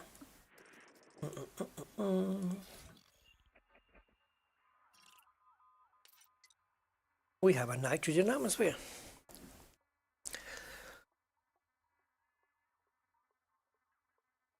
Heavy but agile. Yeah. I have all the others. I think I've still got my Imperial Eagle. I have a Courier, a Cutter. Don't have the Clipper. I actually, my Rusty account does not actually own a Clipper at all. Out of the dropship and the gunship, despite the name, which is the better combat one? Right, we need to go down. It shouldn't be too difficult to spot the Fonticular, really. All we have to do is find it. Oh, shoot. There's a forest. So like I said, not difficult to find. And again, like everything else we've scanned today, meterage is 500. Oh, we have a window.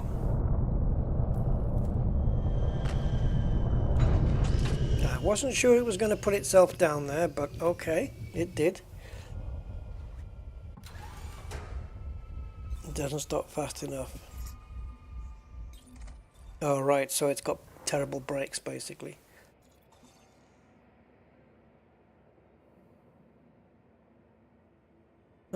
Okay. I was looking at maybe building a new ship, but it has to be a ship that I don't already own. And Don't think I've got a gunship. I certainly don't have a clipper.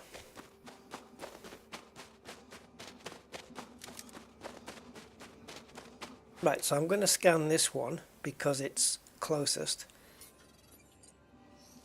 And the one that's furthest away, could that be 500? Could it be 500 meters over the other side? I should have got my car, shouldn't I? Let's get the car. Go and find out.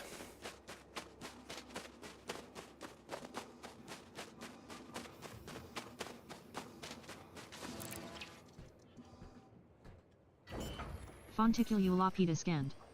Base value 3,111,000. Minimum sample distance 500 meters.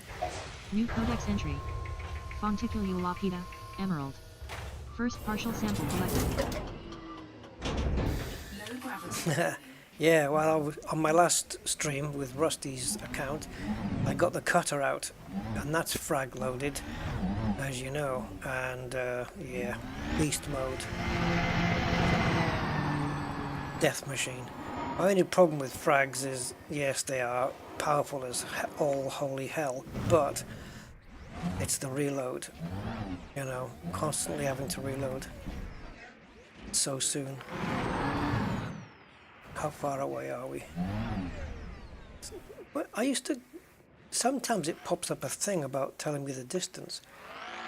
I've got stuck on some of these things. Get off me. It's not giving me distance, it used to. Okay, well, we'll have to get those ones over there then.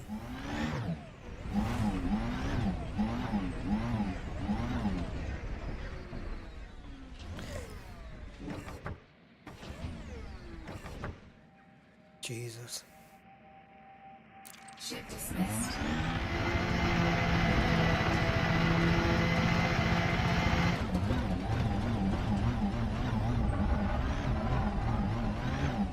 Now, what I want to do here is go to the back.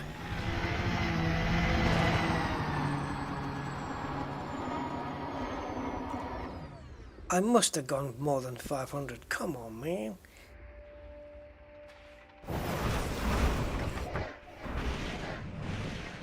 Minimum distance reached. You've traveled over 500 meters. Really? The entire forest, and we're not going to get any of them? Oh.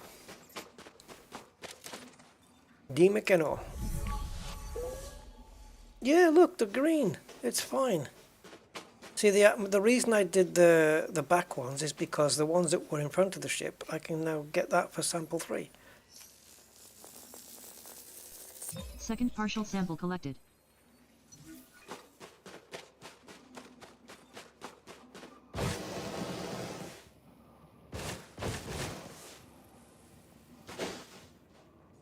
I don't know what's up with USRB, but this is a no smoking zone. Come on.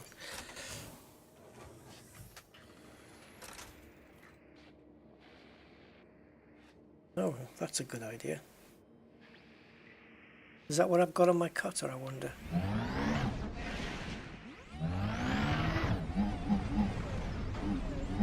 Right, now we want to go back through the forest again.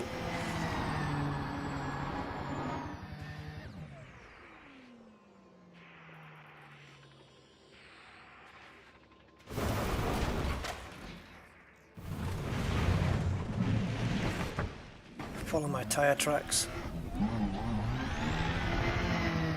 On the right is my original count. So where's the ones that were ahead? I think it's over this dune here.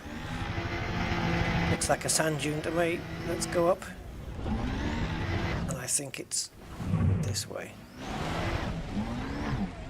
Somewhere.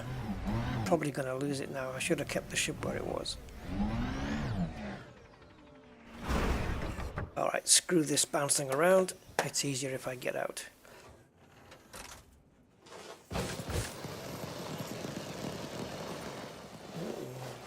Yeah. And there's some over there as well. But I don't know whether that's going to be too far away.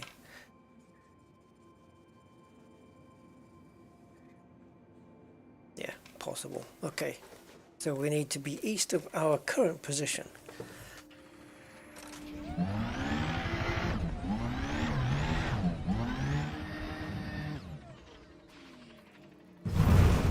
Ouch, ouch, ouch.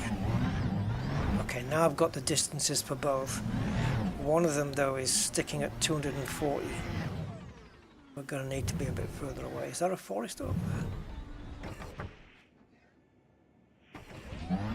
So we're 734 from sample 2, but only 200 meters away from sample 1. So we're going to have to go further afield, unfortunately.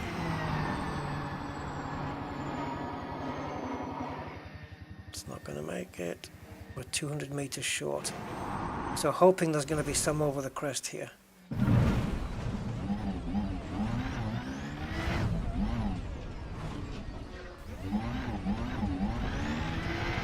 Okay, that's good enough.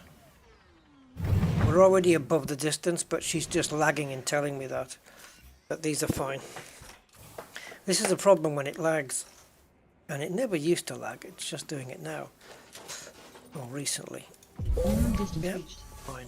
You've traveled over 500 meters from previous sample. Good thing I've got it written on the screen.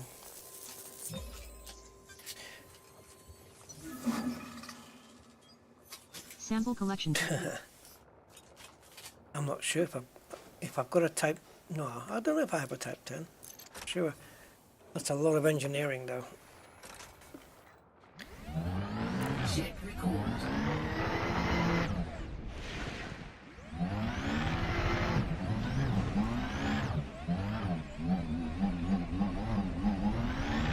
It's a consideration though, I'll tell you. T10 sounds like fun. Bulk bashing, or bashing with... No, never mind.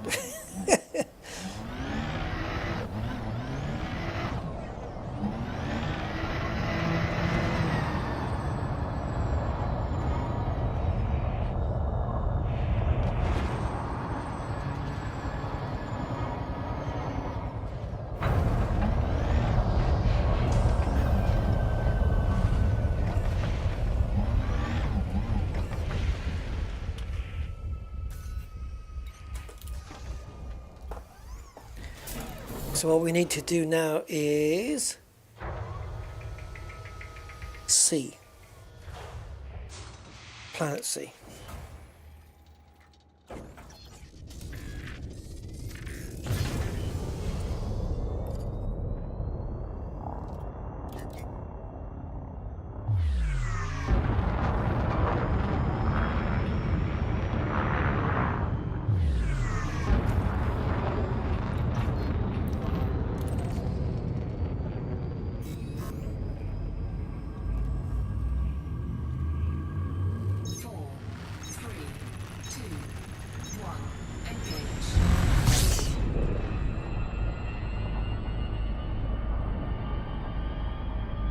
So are you totally, completely and utterly finished with Elite Dangerous then?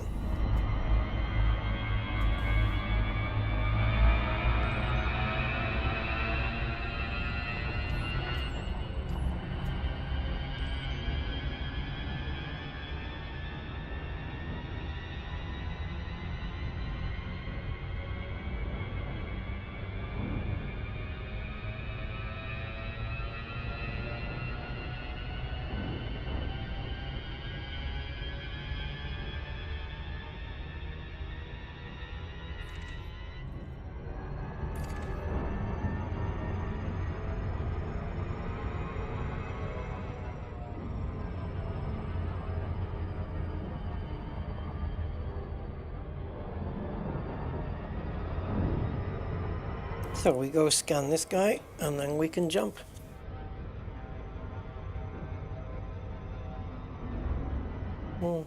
So what are you gaming on now then? What are you playing now?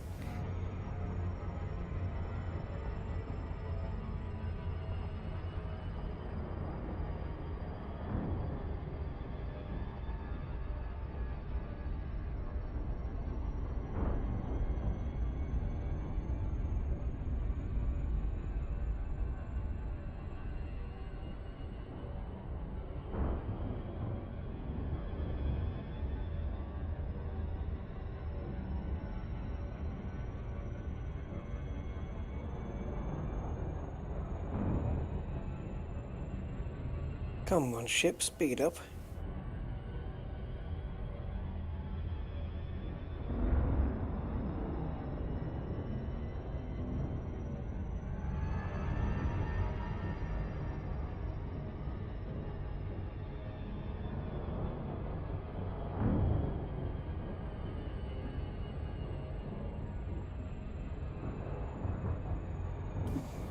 I knew there was something missing. I didn't bring my water in the room. I'll have to get some.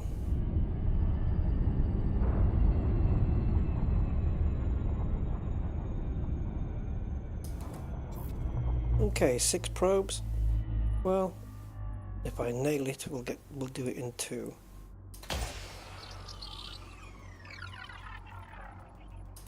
I'll probe that planet in 2, Matthew.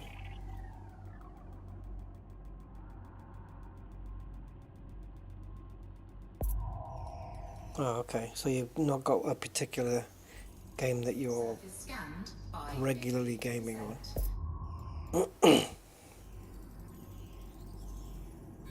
Surface scan complete. Okay.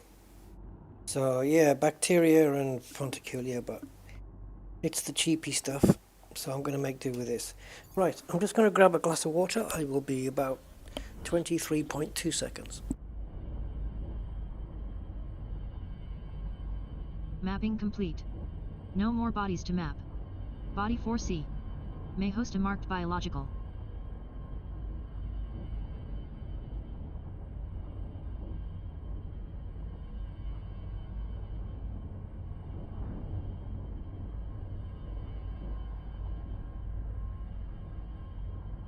Okay.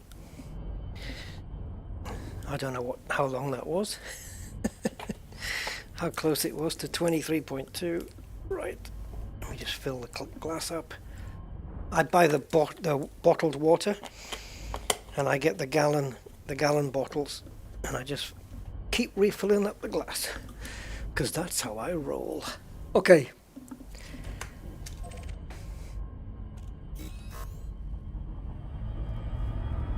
It was more than 10 seconds, wasn't it? I don't know. Maybe. It's quick enough anyway.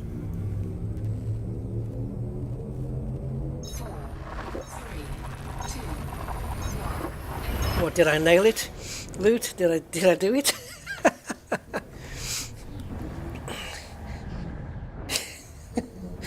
Yeah, I had to go in another room, pick up my glass, or my see-through cup, my transparent. It's glass, but it looks like a cup, but it's glass. And my bottle of water, and bring them both in, and get Alexa to turn the lights out as well.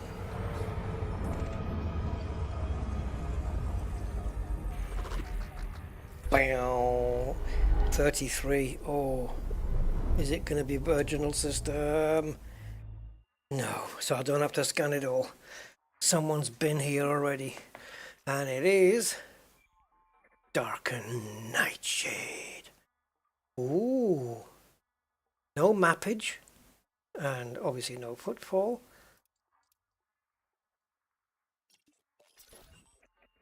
Okay, I'm only interested in this fella, so what I'm going to do is target it. It's the only atmospheric landable here. So target it, and then put it in front of me, right there, and then enter the FSS, and that should put it there. Oh, hello. I have a water world, but it's been discovered. Yeah, but a ringed water world, no less. But that's not the one we want. We want something else. Ah, there they are. Great. Body AB2. High value body. Body AB2. Body AB2. How are you spelling that? B-A-D-Y? Body of 1B. That's the one. Ammonia atmospheric landable with It's life. got 4 bios. Body of 1B. Talk to me. May host a marked biological. Body of 1B. All right. Mapping criteria. Body AB1B. Landable with atmosphere.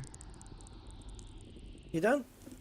Right, so 4 bios, and we have 1, 2, 3, 4, 5. We've got 6 listed ones. One of them is good if we can get it, Concha.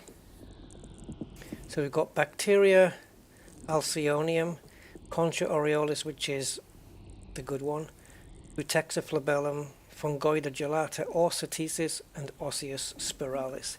So let's go probe it, and we'll go down if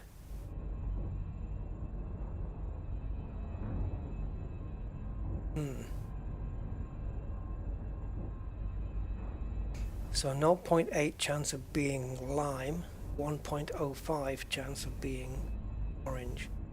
So if gelata is down there, I might go down. If the Concha is there, I'll definitely go down.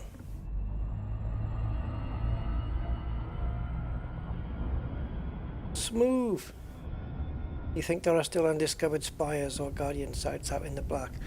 I don't think so. I don't know. It's not impossible considering the size of the galaxy, really.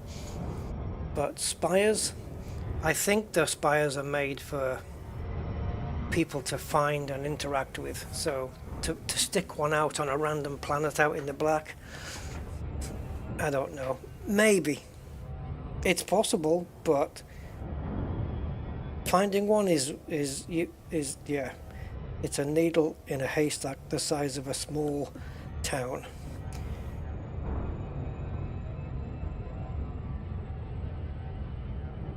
You probably come across Raxler in the process, let's put it that way. Yeah, out in the black now. I think that stuff's been relegated to the bubble, personally. But I don't know. The fact that they're undiscovered means I can't say. You know. Anyway, don't forget to smash the likes, guys. Smash the likes if you've been here for more than 10 minutes. Help the algorithm. Make the algorithm great again. I was just gonna bore a few phrases. No, maybe not that one. Algorithms' lives matter. I don't know, I've run out of phrases already. Oh, I know another one. Click the like and what is it? Is it stay calm? Or be calm? Stay calm, isn't it? Yeah. Is it stay calm or be calm on those things? Something and I can't remember. Yeah, there you go. That's a good one. Okay, so yeah. I don't generally do the YouTube housekeeping. You know, smash that like and click the sub and ding the bell and all that. It's not something I generally don't remember to do it anyway. Plus, I just assume that everybody knows how to work YouTube. So, you know. Keep calm. That's it. It's keep calm. It's at the beginning, isn't it? Yes, keep calm and smash the like button. There you go. That would work. Oh, hello. We got okay, this one. I was going to say it was yellowy, but as we got closer, it's not so much. Right, Concha, are you going to reveal yourself? 4 probes. Can we do it in one? I don't think so, but it's going to be shooting close. We should have got a bit closer to the planet. It's going to be close. Surface scanned by Oh, 80%. okay. Bung one round the back. There you go. We'll get closed in the meantime while the missile lands. Not a missile, it's a probe.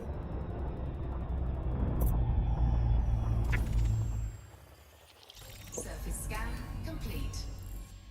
Okay, so bacterium is there, so it'll be Alcyonium. Concha. Nope. Bugger. Fungoida. Either lime or orange. It's leaning towards orange, but it's worth 3.3 million, which will give us Mapping complete. No more bodies to map. Body 12. 1B. May host a marked So biological. 13 million, I guess, if we get first footfall. But if it's Fungoida cytisis, then it's half the value. And Osseous spiralis, 2.4 million. Osseous seems to have almost planet-wide coverage, but Fungoida, yeah, there's only a few spots where it's mixing. And Frutexa, Flabellum, 1.8 million. Ah, Fungoida. Okay, so talk to me, Fungoida. And what was the other one? Okay. We'll have a quick look.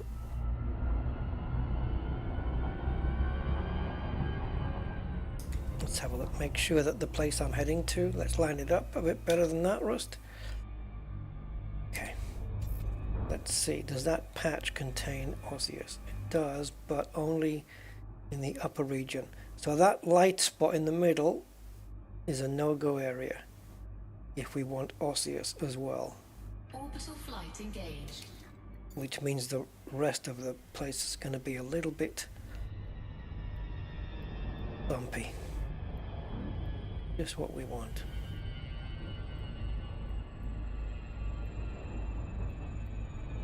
So we have to avoid that light spot and bring it down. Let's bring it down here.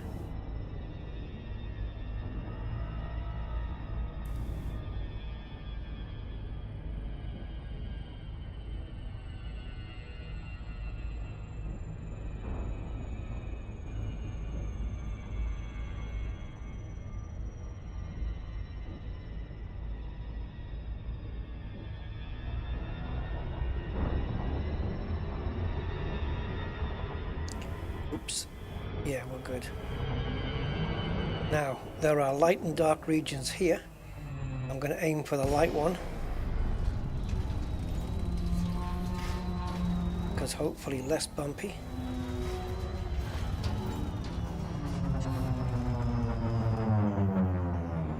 Whoa. Wow. Talk about red mist.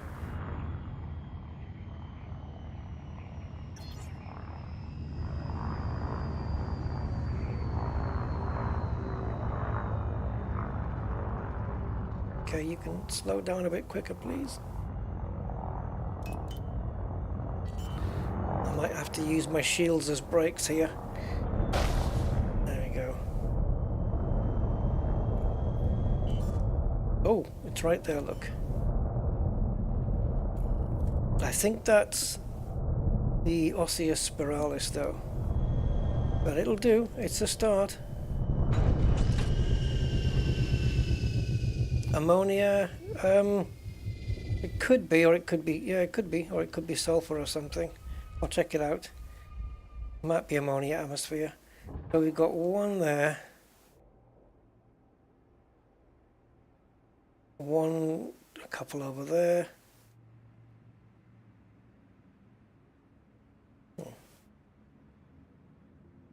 Yeah, we'll get the car out.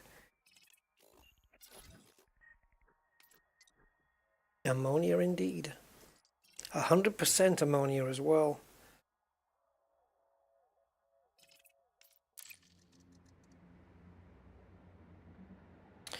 So,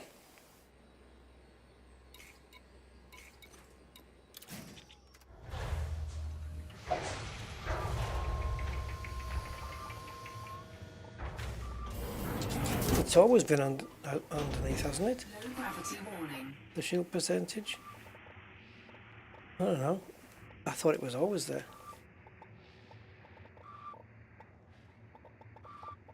Uh-oh. I got problem. The light on my Xbox controller has gone out. Oh, sweet Mary Jesus. If this doesn't kick in, when I switch it back on, oh, more problems. Headphones cable is caught up on the wheel of the chair. That's just gorgeous, isn't it? Yeah. Right. I don't know why it's gone out, but if it doesn't reset to player 1 when I plug it in, then we're screwed on the stream completely. Because the only way to reset it to player 1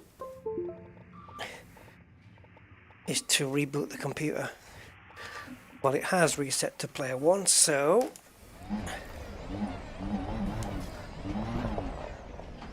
we got lucky. Could be so lucky. I don't know why it went off anyway.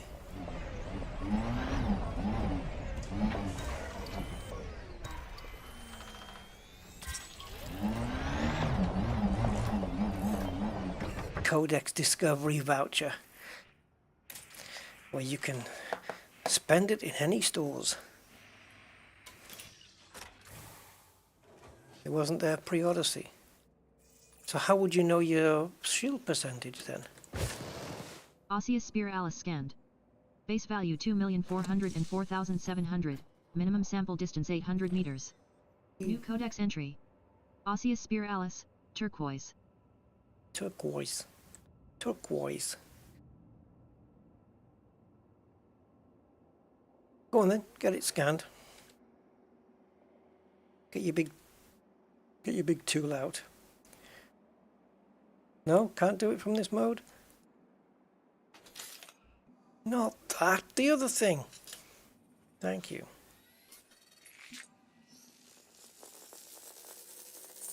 First partial sample collected. 800 meters for this.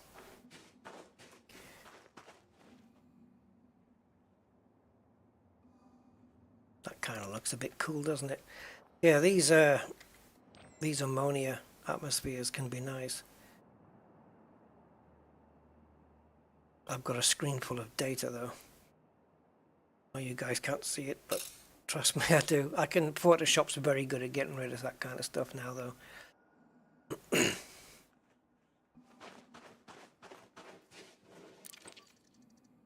Hey, Frankie Jails!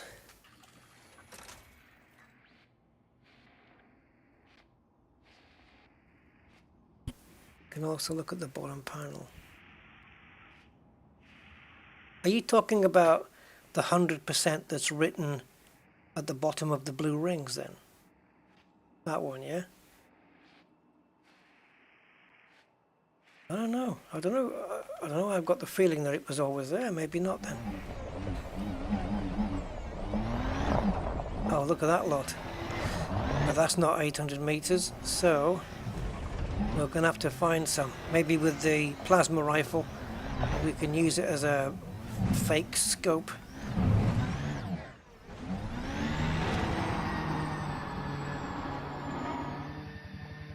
Are they rocks or are they osseous?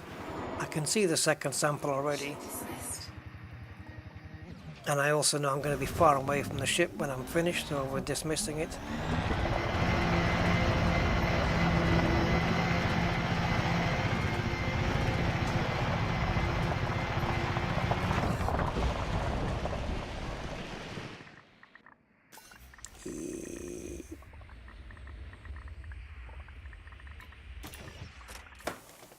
I'll have to have a look at my pre-Odyssey streams and check it out, because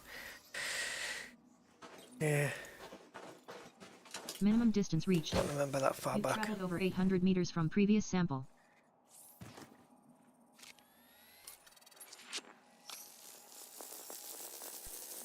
Second partial sample collected.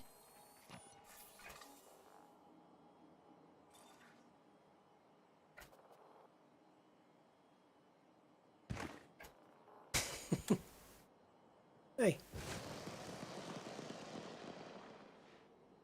Is he going to land in the same spot? Oh, perfect landing.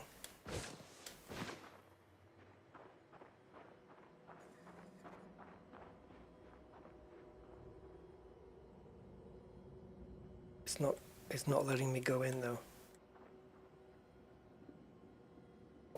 Can't go in from here.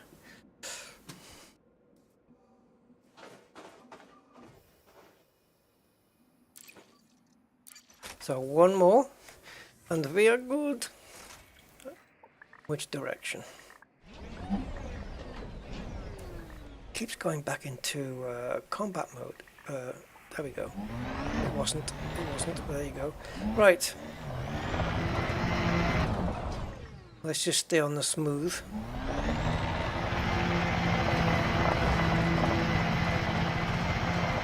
See if we can find one. See if we can make the reticle light up.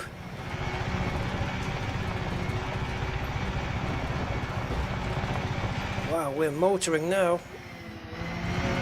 Until we're not.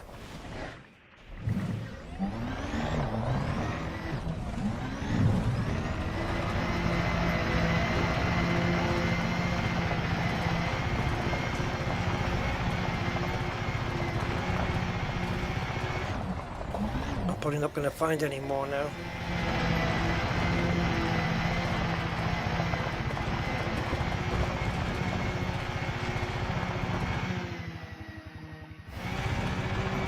Minimum distance reached.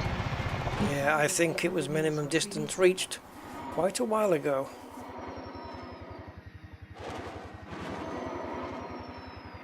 I'm not seeing anything.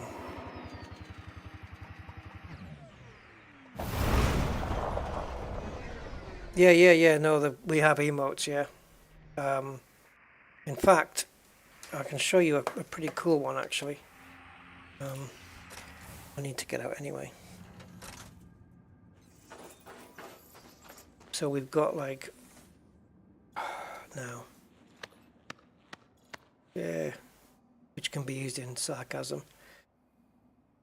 Let's see if it does it from outside. We've got that one. Halt! Who goes there? And then that's like, you know, go, I don't know what it is. Go that way. Get over there. No, not that way. That way. And then you got this one. Thumbs up.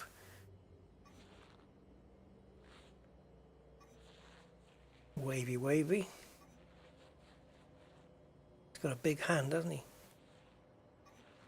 There's you, boy. You. When you point at something, though, it will set a point. See, and then the other player in your team can see that point and know where to go. Commander John Beamer pointed at SRB Scarab, but the good thing is, just like those lamps that you can get, turns the lights on. Same with the ship. Turns the ship lights on. And clapping again. Full beam. And then one more time. Turns the lights out. Neato. Right. Where is thing? Osseous. Oh, that's the other one. That's the Frutexa, I think. No, none of those stupid dances, no, thank God.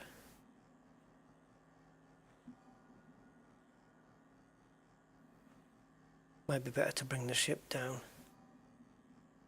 We may have wandered into Frutexa territory without realizing.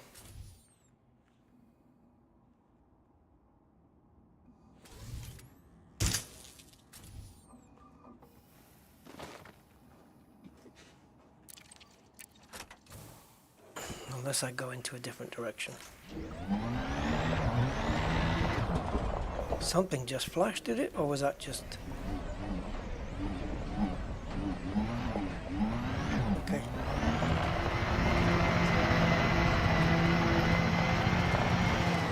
Yeah, baby.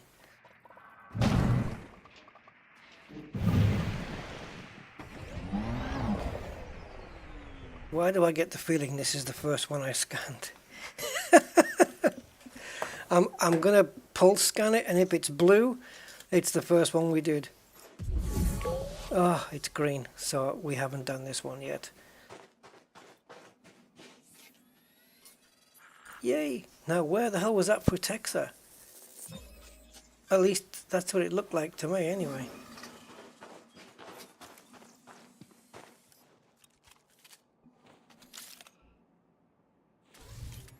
Oh, bacteria. Which one was it here? Alcyonium.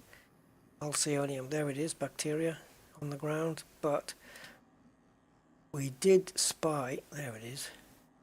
Sample collection complete. Wait a minute.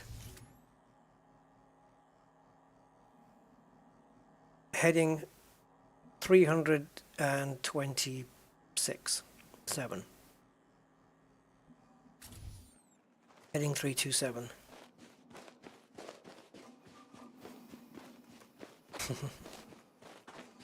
Thomas, hey. Hello. Okay. Oh yeah, buying different gestures. Can you imagine? The Michael Jackson one where you the crotch grabber. Yoo-hoo. Right. 327 we want to be on. Ish or thereabouts. I can see it. You don't need to go that high.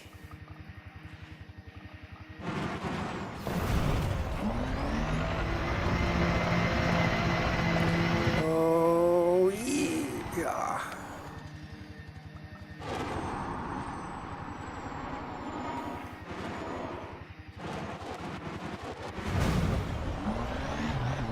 What are Texas doing in this area, in this neck of the woods?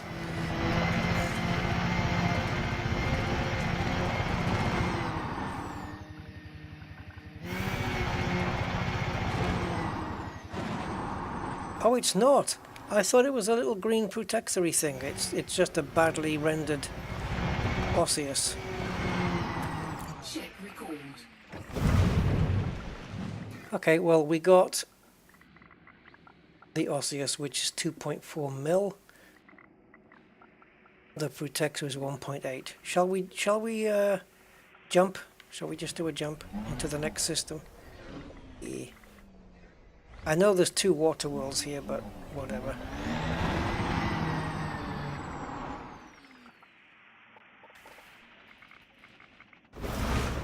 Perfect. Yeah.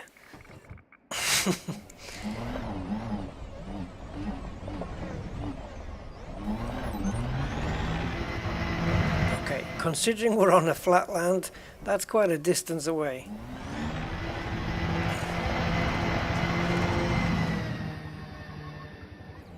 The AI doesn't mess with your pips now. When I get back on my ship now, my pips will be exactly where I had them.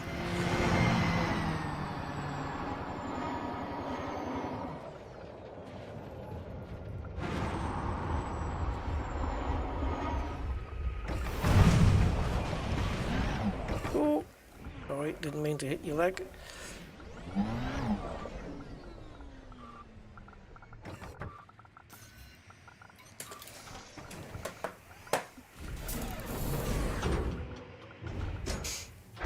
Yeah, there's been a few. When I did my Rusty Goes East series, we came across some planet surfaces which were just really, really good. There was the one I remember most is one. It looked like an alien Arizona, like cowboy kind of thing. Like it was, you expect cowboys to be jumping out, but alien. But it was really, really nice. The detail on it was superb.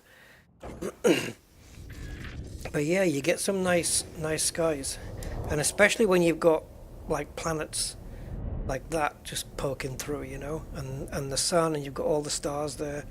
Sorry, the star and all the planets there, and then you've got the planet. Really, really cool. They did a pretty damn good job, to be fair. But these are only thin atmospheres. They haven't done thick atmospheres.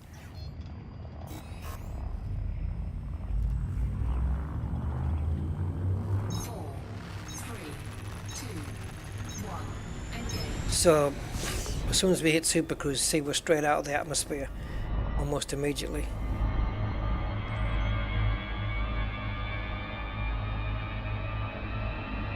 And ammonia, yeah, green. Sulfur's red, isn't it? Is it sulfur that's red? Yeah, the red ones, they're like super red. They really are red. So it leaves my pips alone, but it doesn't remember my mode. Like I was in analysis mode, and it brings the ship back in combat mode. So, next jump. As soon as we get clear.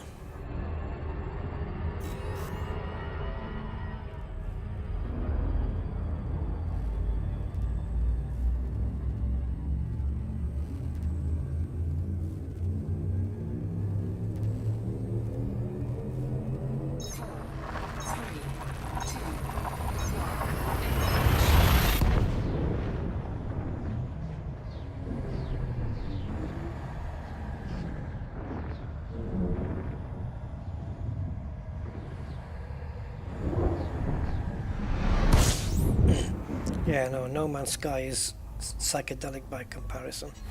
Well, I've been tempted before to fly between the two. Not a good idea. Not unless you like getting really super hot and your ship kind of roasting in between. Even in Super Cruise, it's not wise, but yeah, this is close. Close binary relative to body size. You're not kidding, close binary relative. You're not kidding. And it's not binary in that sense. These are binary, not non-binary. These are binary. So, let's have a quick honk. System scan complete. That's it. So what's the other thing here? Yeah, look at these two. These are really close.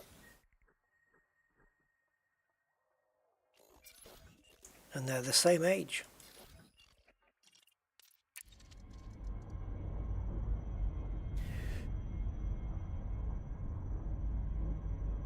You might end up between stars. Yeah. Let's man,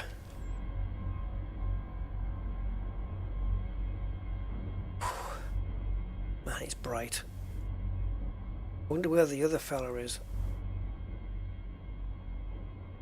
He might be a long way away, but probably he might be behind one of these actually. I could kind of try and find him.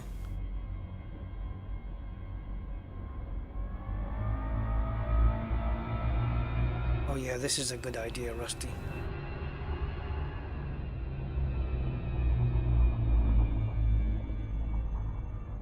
Oh, I know it's tempting, but still.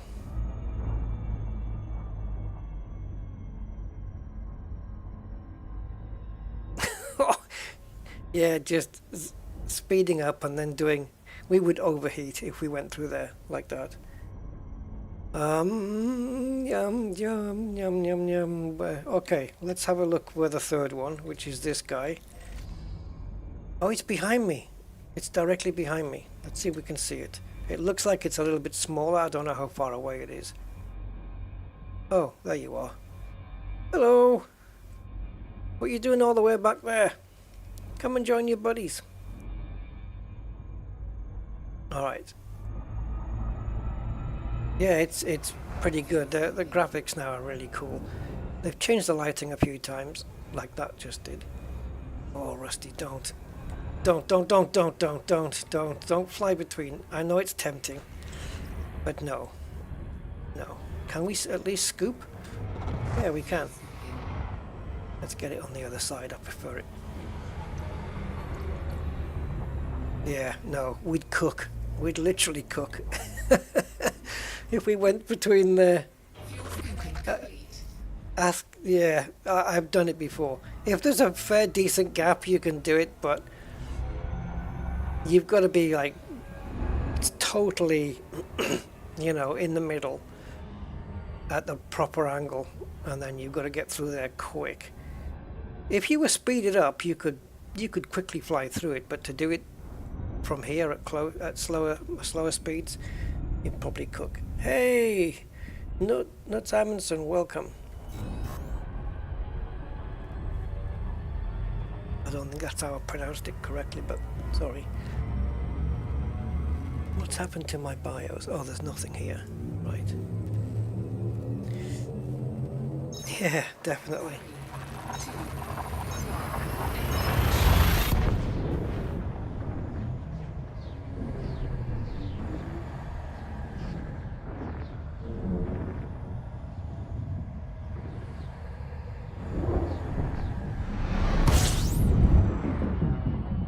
Okay, this is a bit bright.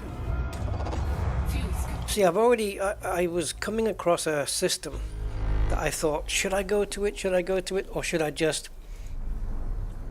because it's kind of a little bit out my way, so I didn't know whether to go there or whether to, I'll show it to you in a sec. I didn't know whether to go there or to kind of avoid it and just focus on where I'm going, and instead just try and find out my own cool stuff. And in the end I decided to carry on and find my own cool stuff. So it was basically this. So you've got this this L dwarf star. You see the guy at the bottom corner there. See the dude there. And that's in the Formidine Rift, but it's down here. We're kind of above it. It's a few thousand light years to get there. It's not that far, but that just shows how close that star is on the planet. And you can, yeah, it's 10 light seconds away basically. So this is kind of the view you'd be getting. But I decided, if you look at the map where it is, right, which is, if you look where that step is, and look where the cross is, yeah, and then you look at where we are, which is there. So the place we're talking about would be about here. And I want to just carry on going straight across. So, yeah. Yeah, it's not out my way, totally. But it seems like it's quite a distance to go just for that one system, no? And if you've already seen screenshots, like this is where it is. It's 4,290. So if you divide that by, say, an average of, I don't know, 65, that's how many jumps we'd be looking at.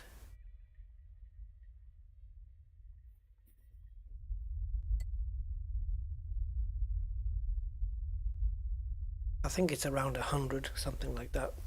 I don't know, 100 jumps.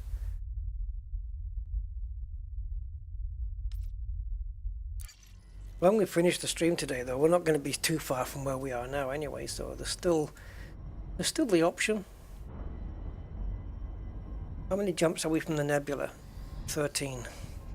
So yeah, maybe after the nebula, I don't know. But now that you guys have seen it, is it really worth is it really worth going? Okay, 31 bodies. Have they been looked at before? Yes, they have. So we're going to move on. I'm not going to bother. I only want the first discoveries. However, what about this one? No footfall. So if it has any... It's a fair distance, 231,000 light seconds. But if it does have any high value crops, let's stick it right in the middle of the screen. There's more than one thing there though. Yeah. So I don't know. Oh great, I don't know which one it is. It could be any of these. And we're going really deep.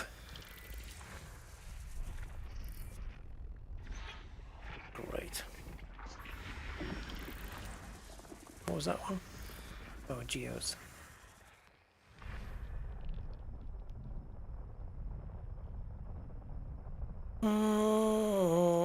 Yeah, so I thought if I exactly, I thought if I march on, then I can just try and find my own stuff, you know. Oh, wait a minute though. Wait a minute. We've got it plugged, right? So okay, so so we know it's in the C range, and we've already scanned some of this. C3, C4, C5, C6, C7. We're looking for C7. So it's on this. It's on the C shelf. She sells. No, no, she doesn't. Right. So it's in C, which is. Oh God, C and we've got C and D together. Look. Right. Can I use my step zoom? Let's see. Left shift. No. No. I thought the step zoom would work here, but it's not. Why aren't you working?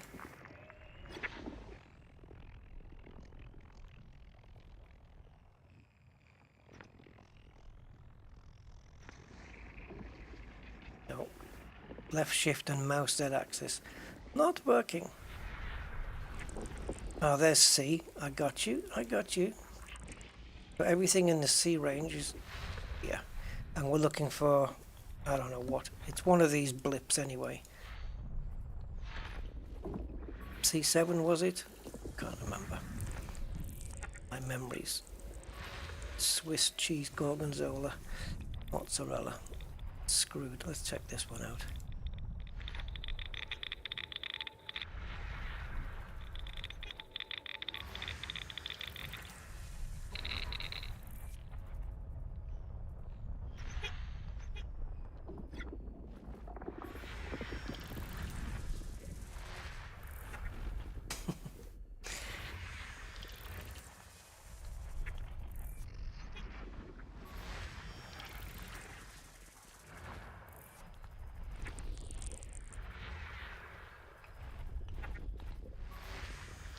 This one, right?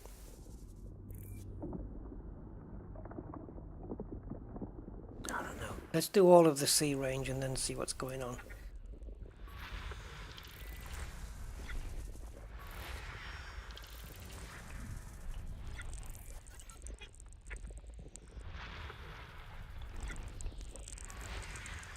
Yeah, C7, that one. That's the one I was after. Typically it will be the last pissing one that I scan. Then we've got the D's here.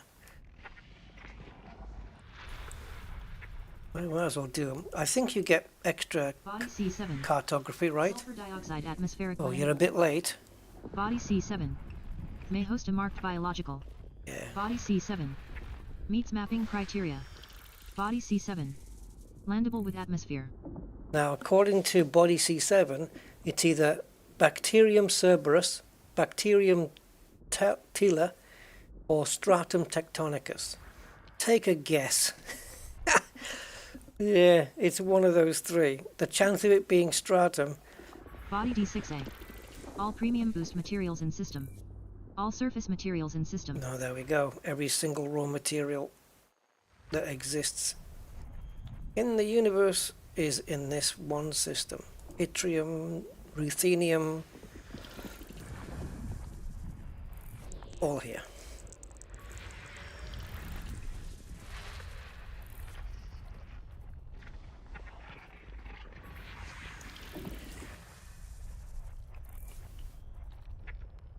Or that element that the guy invented when he sat on a razor blade.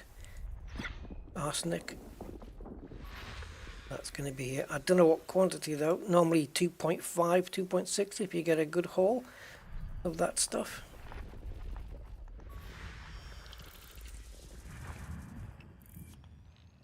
And polonium must be here as well then. Right, that's the C and the C and the D shelf done. So we're pretty much nearly done now. Yeah, she sells seashells off the seashells. Exactly. Observatory core, yeah. Observatory cores, like I say, it's given us one bio, but 3 choices on this one. The bacteria, depending on which one it is either going to be worth almost 1.7 million or almost 2 million. Where the stratum is worth 19 million, but as it's going to be a first discovery or a first footfall, it's going to end up being 95 millions. 95 millones. Very, very nice. Muy bueno. That'll be good if we... It could be. It might be stratum. I mean, definitely worth to go check it out. It might end up being stratum. It's not impossible. It can happen. And I know because I've had it happen before. Where it actually wasn't bacteria. Just the bacteria is so much more common. You automatically expect that that's what it's going to be. So last one then. And it's this one. System scan. Now one of the reasons why I scanned the whole lot is because I wanted to check. Although I didn't need to, it was already pre-done. What an idiot. So where's the C shelf? There it is. So click on the C shelf, zoom it in, which is it is near the D. First body to map is C7. Yeah, give me a wait. I'm busy. So as orbits go, orbits, there's ours, and there's its orbiting thing. 79.2 days it takes to get around there. Lazy little bleeder. Yeah.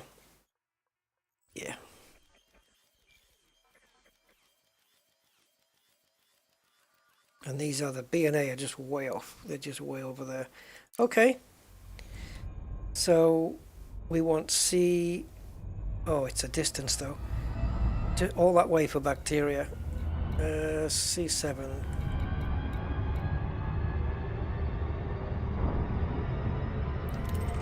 That one. It wasn't C7A, was it?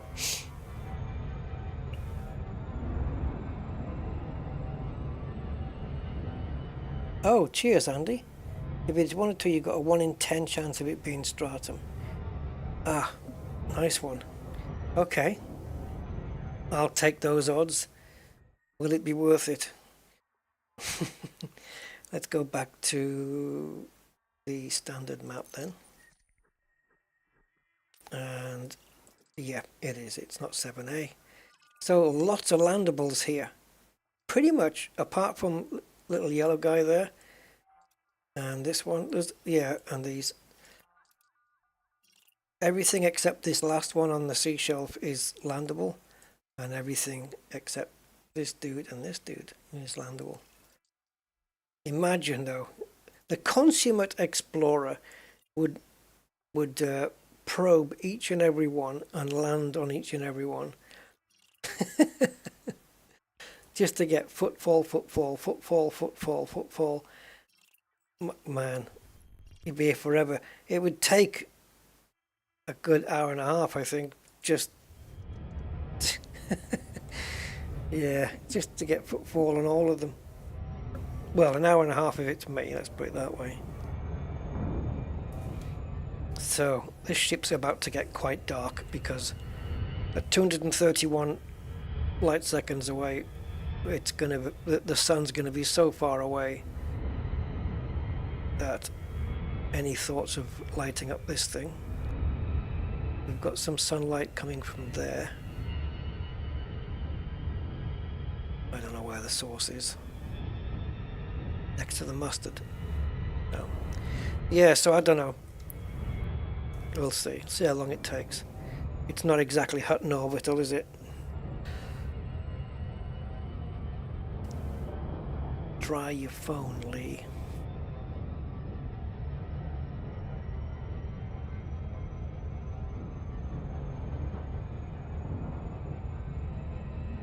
Yeah, so we're on autopilot now.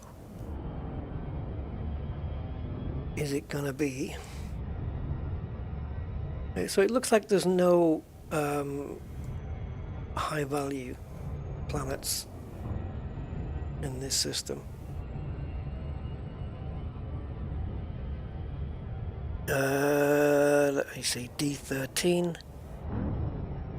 Right, so this landable we're heading to has got a thin sulfur dioxide atmosphere. Sulfur dioxide is where you can get receptor, but receptor is so freaking rare. But it hasn't even come up as a choice that it could be, that receptor could be one of them.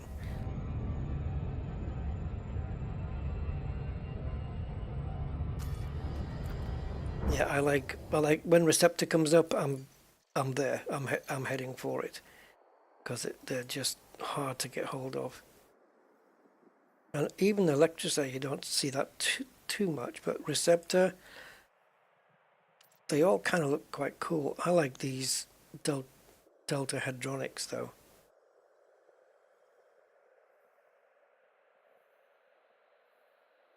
I can't even remember if I've ever found any. I might have done. So these are all reports based on findings in this sector only. I wish it would tell us the distance to where we are, because one of these might be the closest. So we might be in a system, you know, we might find one that's really close to us and then we can just click on it and it'll take us there. But this, yeah, it's 13,000 away. If we want to get receptor, we've got to go all the way over there. I'd like somewhere closer, please. It's like something that starts with dry U or whatever it is that we've got. Yeah. And I don't think there was any. So let's have a look. Anything that's got dry U on it might be a little bit closer. Ooh. But aren't we on DRY AI? Because that could still take us a long way away. Oh, sugar! It's on our doorstep. Oh, I plotted it. What an idiot. Oh, is it backwards? Oh, it's back the other way. Forget it.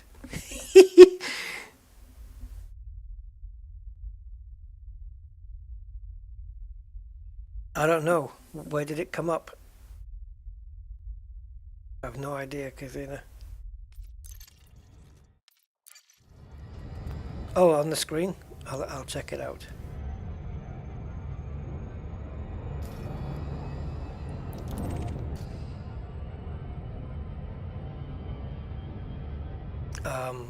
Yeah, we'll check out the receptor. See if there's any other ones.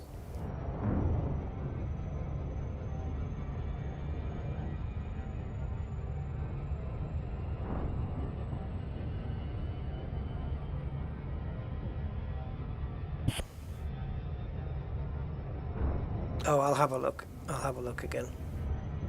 I know we're 115,000 light seconds away, but if I check now, I've got a feeling we're gonna overshoot. But go on, let's quickly do it.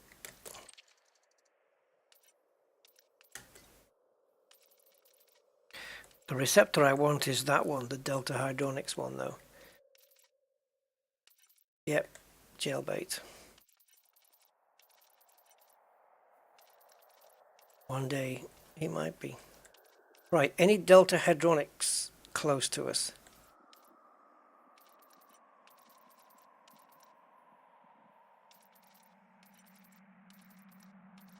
Oh, I really want to find one of these. Alright, quickly, let's check one out.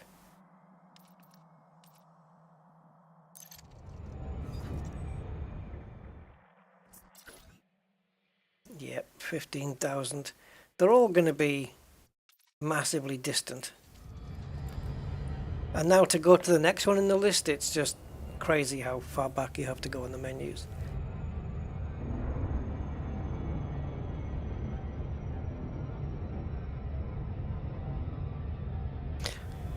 Yeah, I bet he's got an alternate account as well. Commander Showerbend.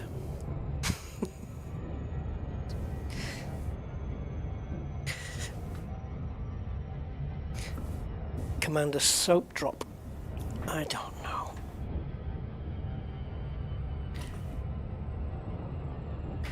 Okay. It's going to be bacteria, isn't it?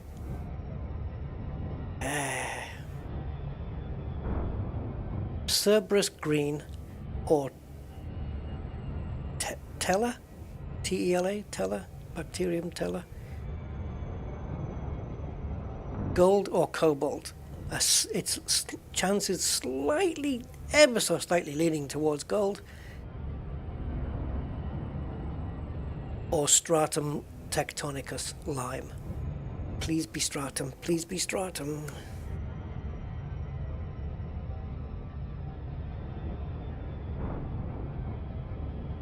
Loads of money.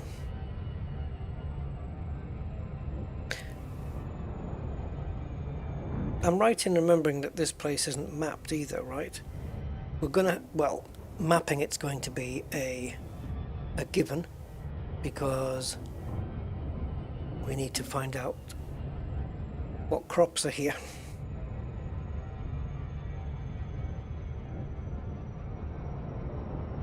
It'd be nice to get a random footfall though on just the one planet that's like so far up, so far distant. It's so far away.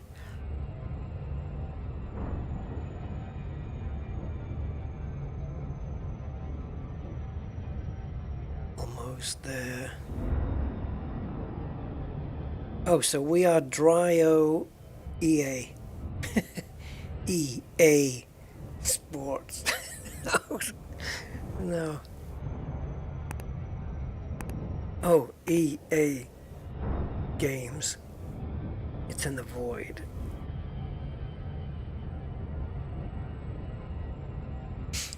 Talk about rambling, Jesus.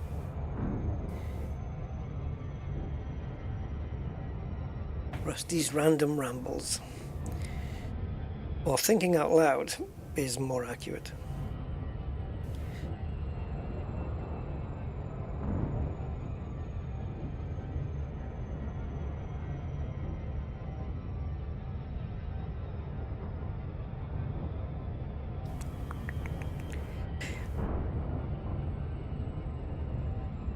Many of you guys are into the flight sim stuff. I posted a video on Discord today in the flight sim section about PMDG's new previews of PMDG's new Boeing 777. Oh boy. They've only shown us a few screenshots of the cockpit, not the actual panels, the switches and stuff. I mean, there is one, but the rest is all like the surrounding area. Like behind the captain's seat and stuff. Wow. I mean, the textures and the graphics, they freaking nailed it. It's just unbelievable.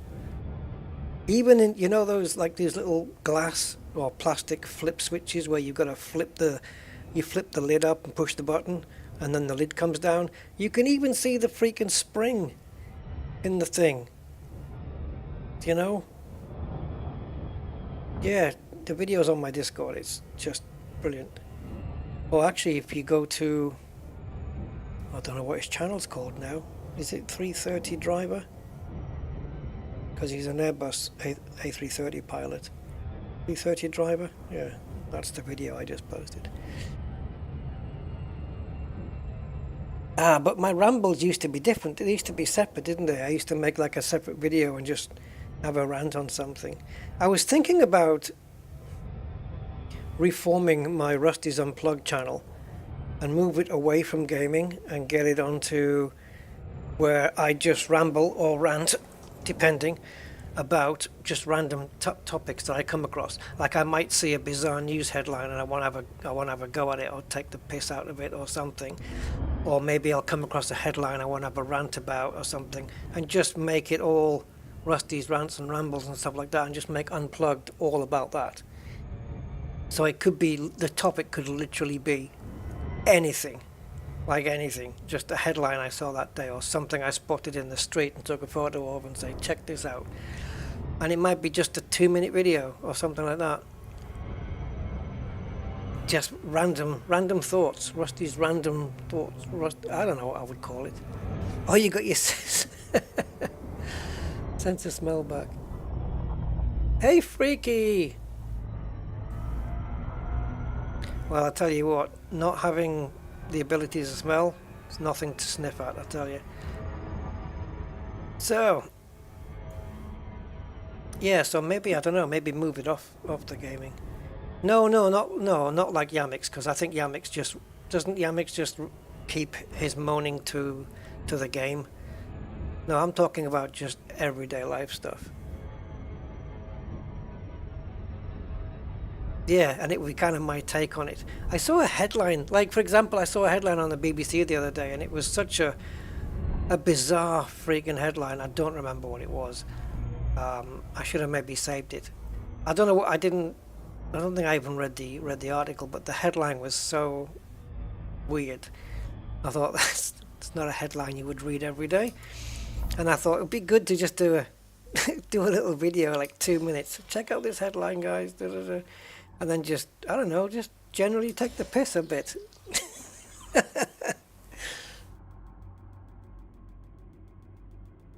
I don't know. Maybe I'll experiment with a couple of videos and see.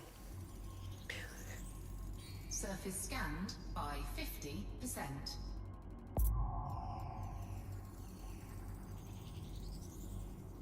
Surface scan complete. It's bacterium. Unfortunately, though, we don't know which one.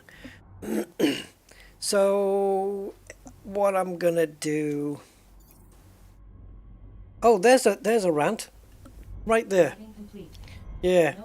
No, not a rant, a ramble.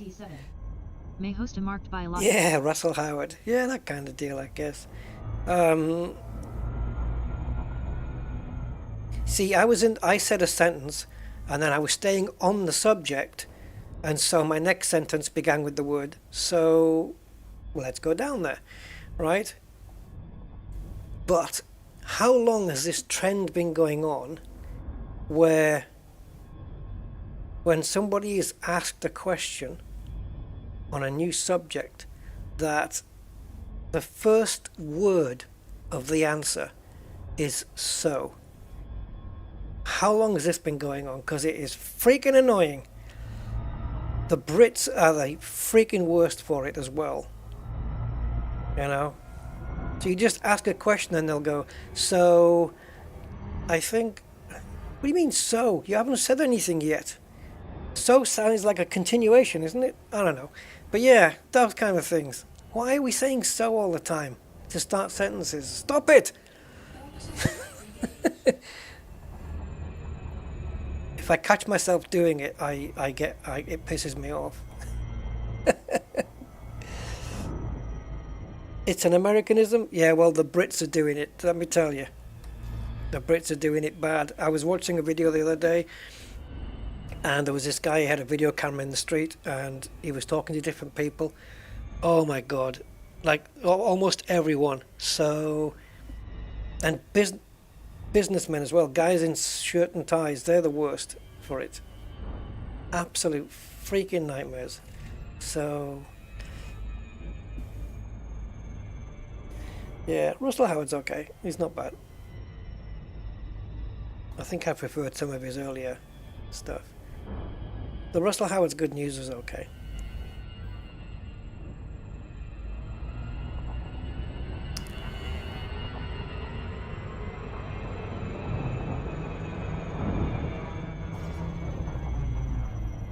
Yeah, it'd be like, Rusty, if you could bring a feature into Elite Dangerous, what would it be?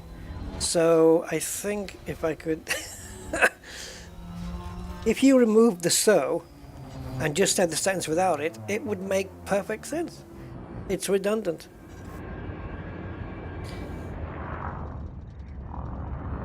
And I could do a ramble about the phrase, I could care less as well. But that's already been done very well by David Mitchell. The pronunciation of GIF as GIF. I mean, please. I got a lot of stuff I could cover. Yeah, it'd be fun. Yep. And as much as I might take it seriously, other people shouldn't. Like to the point of going like trolling me or something. Although I can handle trolls. I don't mind that. But yeah. I could care less. Okay, well, why don't you then? Care even less than you do now. I could. Well, do it. I could. You keep saying that, but anyway. Oh, the David Mitchell one's good, isn't it? Yeah, he makes graphs and stuff, doesn't he? Or was that on something else? Didn't he make a graph? Yeah, it was a graph on how much care you could give or something like that. That was good.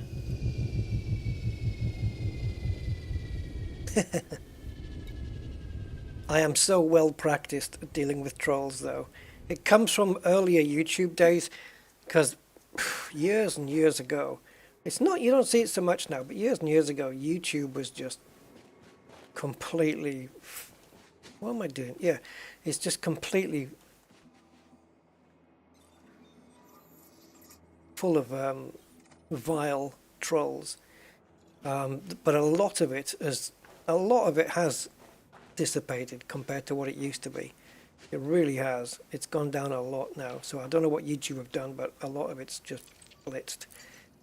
But back in the day, there was some nasty people posting on videos, videos that contained some nice stuff.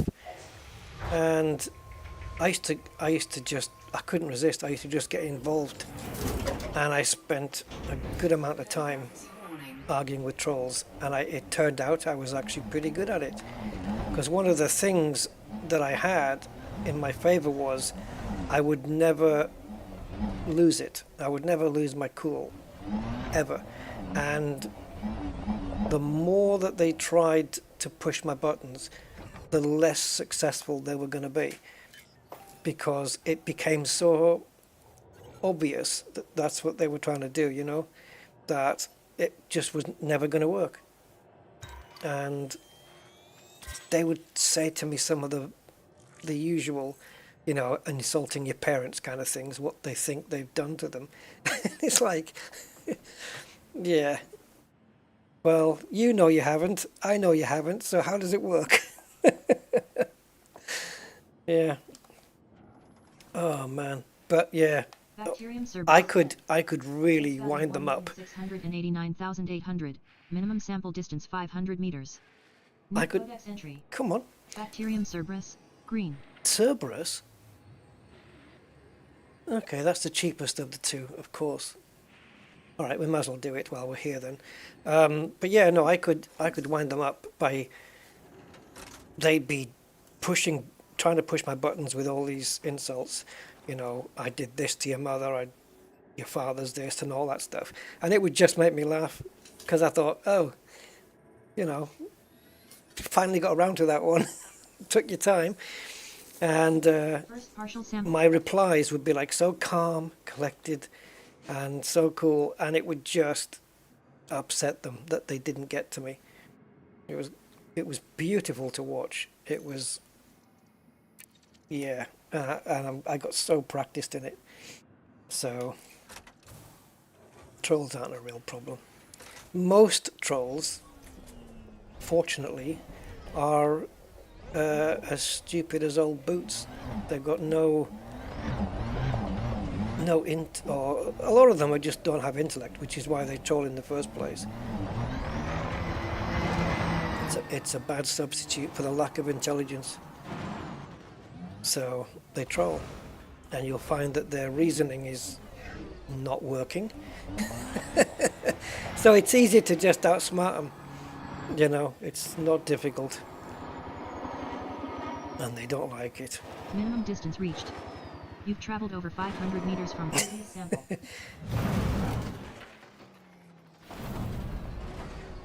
Oh, what, you mean, Mick? 2 hours? What, you needed one and you spent 2 hours trying to get it? I've just lost track of my thing now. Is that it? Yeah. Yeah, data mines are absolute nightmares.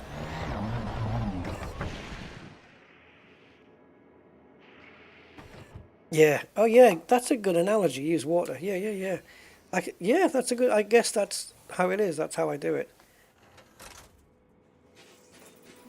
The one rule when engaging with trolls, the one rule I always keep to, always, is just don't lose your cool. That's it. Just don't. And don't let them see it.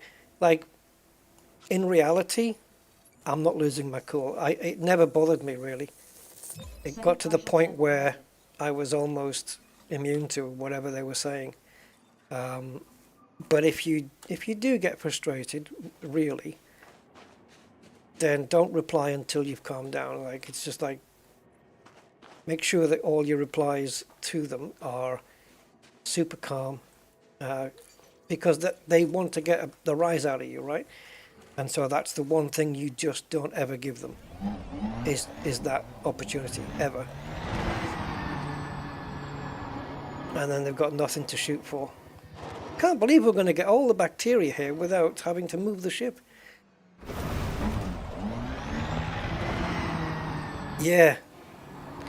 Yeah, not necessarily being nice, but yeah, kind of, just being calm and Minimum distance reached. rational, and Traveled over 5 like if they insult you, like your reply doesn't have to include an insult, or you can do it in a nice way, like like maybe, oh, if only you it's a shame you didn't pay more attention at school, and you might have come out with a better education, and your parents might have been less disappointed with you, rather than a direct insult of calling somebody a C word,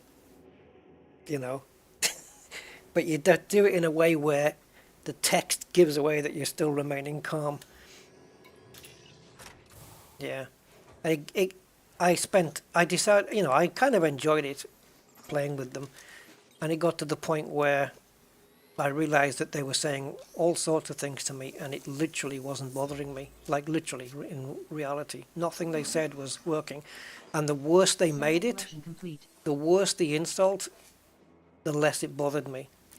Because it actually made me laugh, thinking how hard they were trying and how desperate they were becoming to get a rise out of me, and it was great.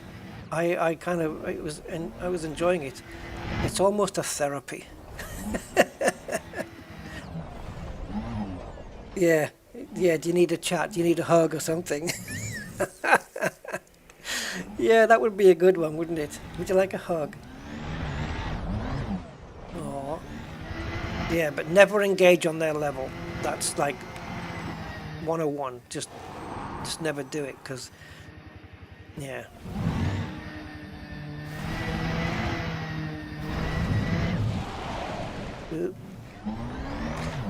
I'll tell you what, though, to be fair, if anything was going to get me actually pissed off or angry, it would be somebody who's clearly got some sense and some intelligence, and they would say something back at me that wasn't troll-like, but it was something I didn't want to hear. That might piss me off. But insults and that, nah.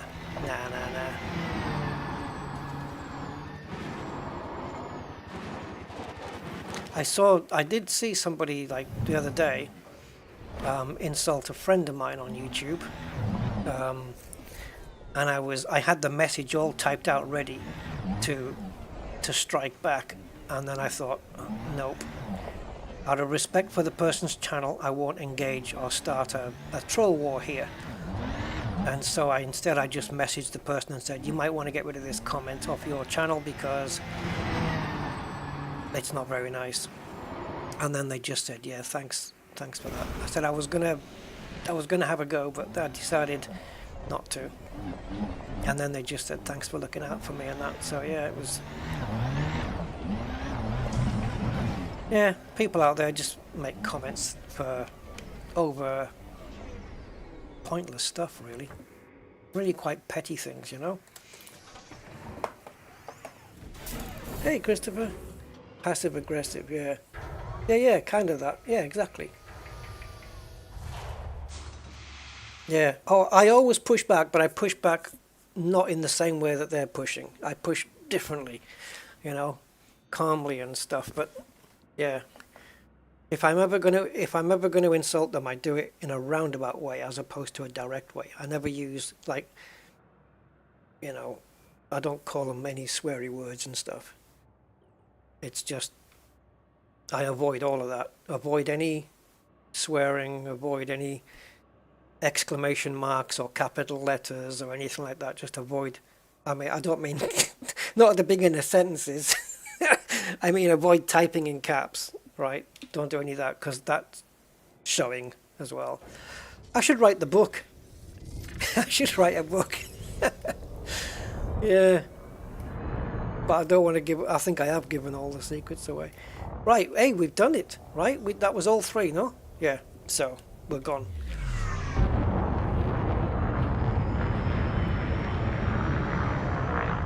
Hello, sunshine. The other thing I do as well is sometimes when I engage with a troll, I'm talking years ago though, I keep them on the line, so to speak. So you can guarantee I'm getting the last word. I won't let it go. I'll go on for days and weeks if I have to. I will get the last word. And I'll just grind them down and grind them down and grind them down until they realize that maybe after 8 days it's not worth it anymore. I do it out of enjoyment, but they're doing it out of anger, so it's cool. And yeah, there's 90% of the times, I would say, if not more, I would type in a message and that would be it. I'd get no response, and I thought, that's it, you're gone. They've given up. It's not whatever they're doing. After all the messages, none of it's worked, you know. So yeah, hello Tegnaro. Welcome, sir.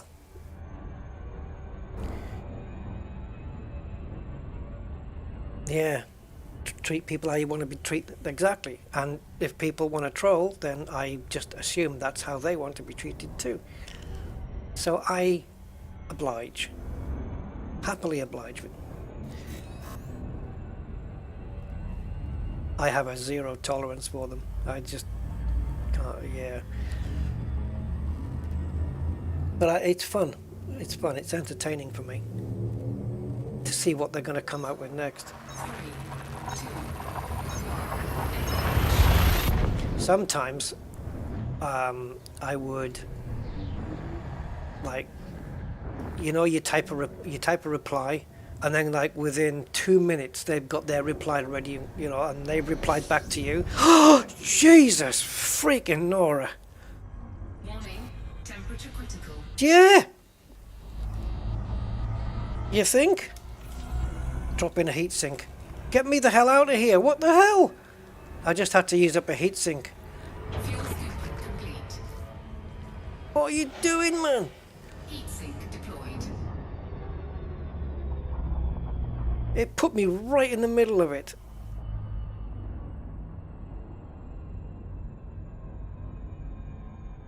Friggin' Nora. That made me jump.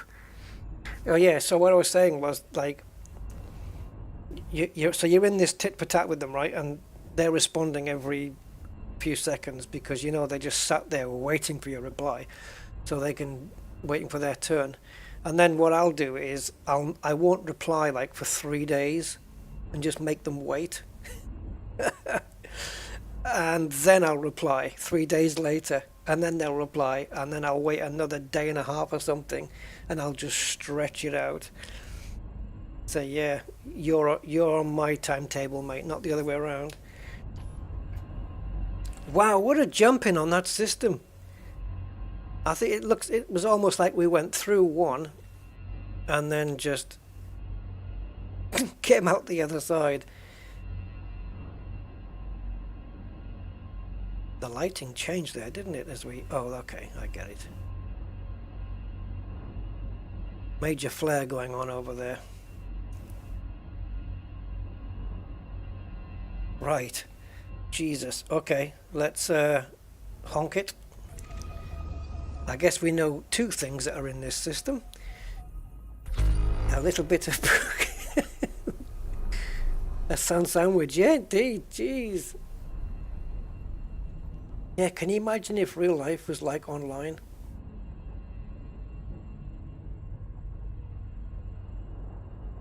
Yeah. Anyway, how many bodies was it? I don't know. I'll catch it. Oh, that's it, right? Well, I don't know. We've got 3 there. It doesn't say that these are super close. It didn't mention that, I don't think. But I actually didn't see...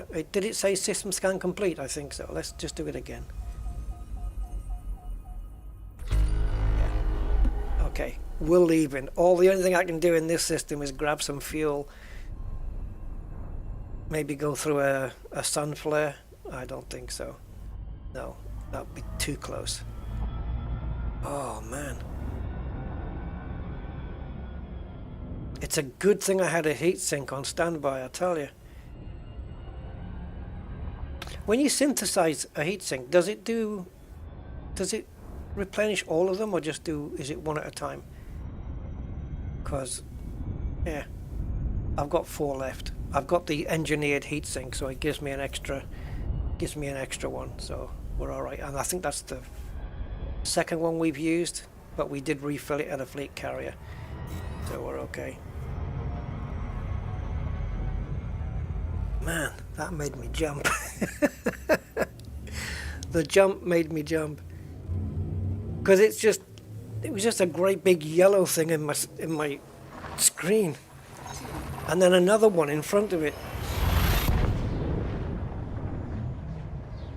I guess that's the view a fly gets when it's traveling at light speed and goes through a big grapefruit.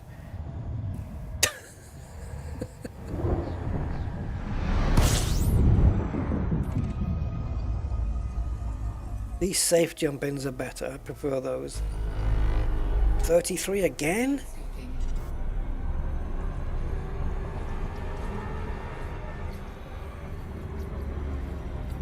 Discovered?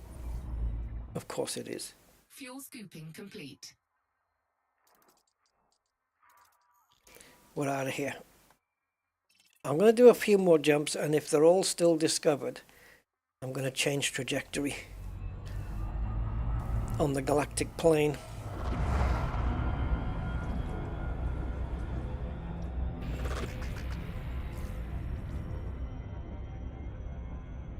Oh yeah, guys, I was watching an old video of mine. I can't remember why I was watching it, but I went back, I don't know, maybe a year or 2 ago to watch this video that I made. I think I was checking up on something, but I can't remember what it was. And I noticed in the comments, I had a couple of comments from Commander Plater. Yeah.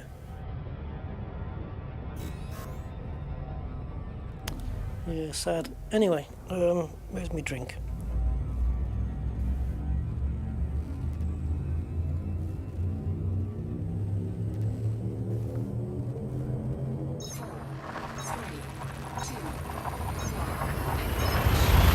Don't go anywhere.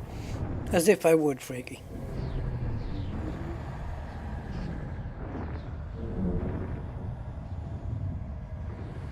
Yeah, one at a time would be a bit... Yeah, it would be a bit frugal, wouldn't it? Is that the right word? No, maybe not.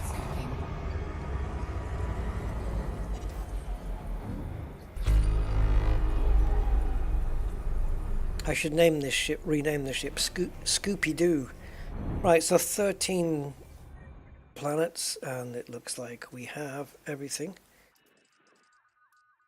13 bodies, so the cluster counts as well. 1, 2, 3, 4, 5, 6, 7, 8, 10, 11, 12. The cluster doesn't count. So we have 3. What?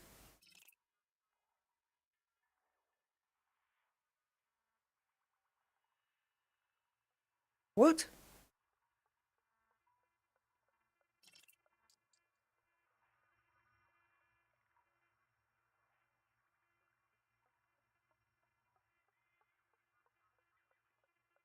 Have I just gone through the Matrix?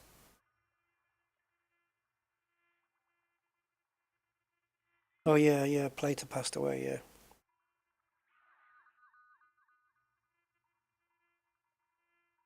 He was one of the good ones with the elite. He's one of the few I would watch his videos. Guys, what is this? What are we doing? This isn't the right, this is a different, what's going on? Did I pass through the Matrix? I've never been in the Formidine Rift in my life. This is my first ever time.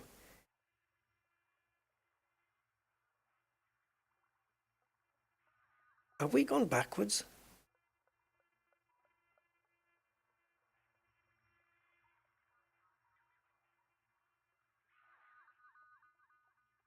The hell? It must be a bug. How am I getting footfall? Surely I would map it. And how can it have a footfall without a first discovery? It can if I haven't handed it in. Let's get out of here. This system is weird. Let me just make sure where we're heading here. Are we still heading to the nebula?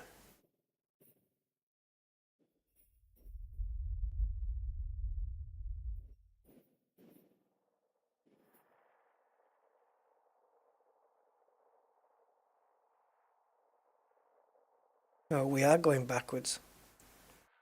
It's because I pinpointed something that was further back.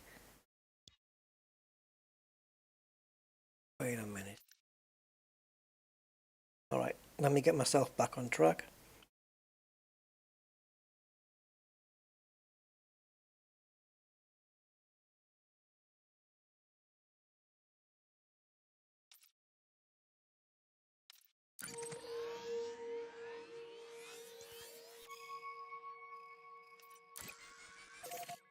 $17. Okay, I'll tell you what we're going to do. We're going to do a couple of honk and scoops, which sounds like an ice cream.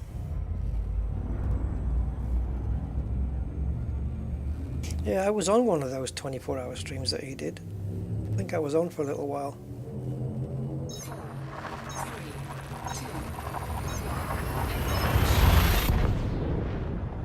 Yeah, let's just jump ahead here and do a few honk and scoopins.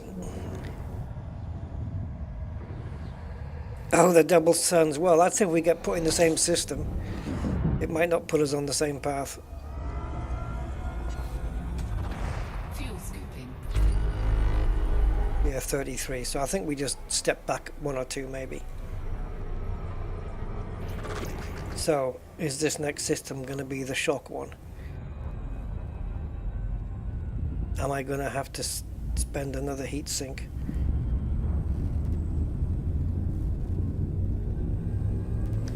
Right. Bracing myself just in case. Yeah, and his channel's still up, Casey, so that's kind of cool. The channel will stay there.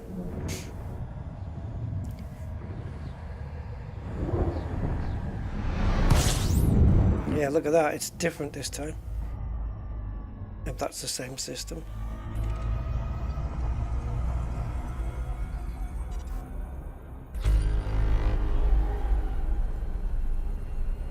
That was weird, man. Jumping into a system you think is a new one and having your name on it, and you know you've not been there, or you think you've not been there before.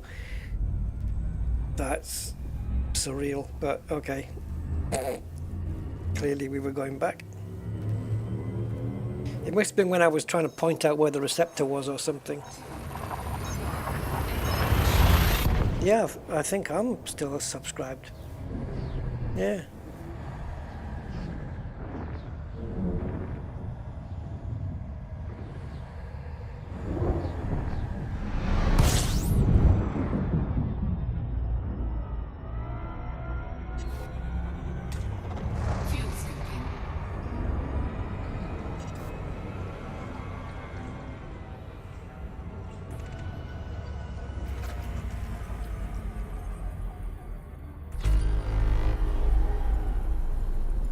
quick look. Jump.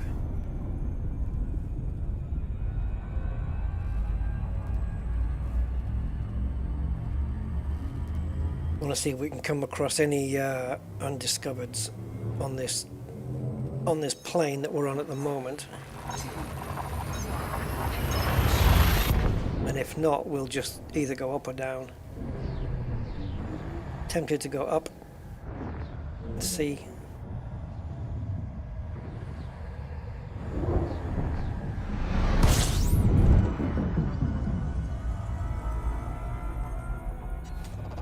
Fuel scooping.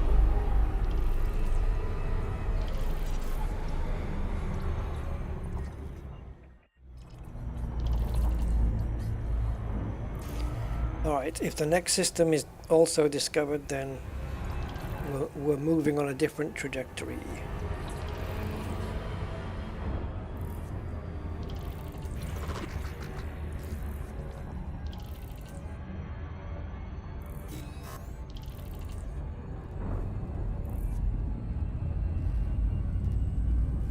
Looks like we're going around a corner here.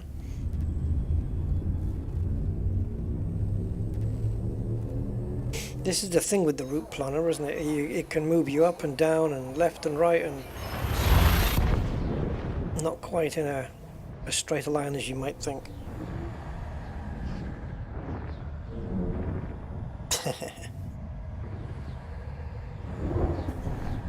Only in ship form though, not in necessarily in car form.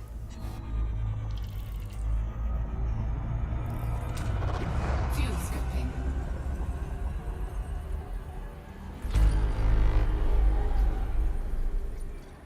Aha! We have an undiscovered solar system. You've been saved from the reroute.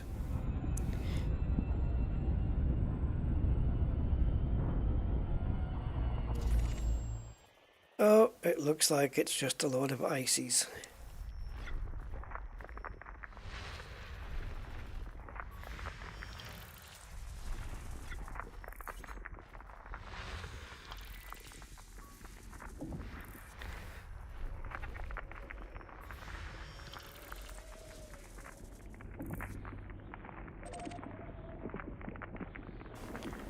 Come on, Elite Observatory, talk to me.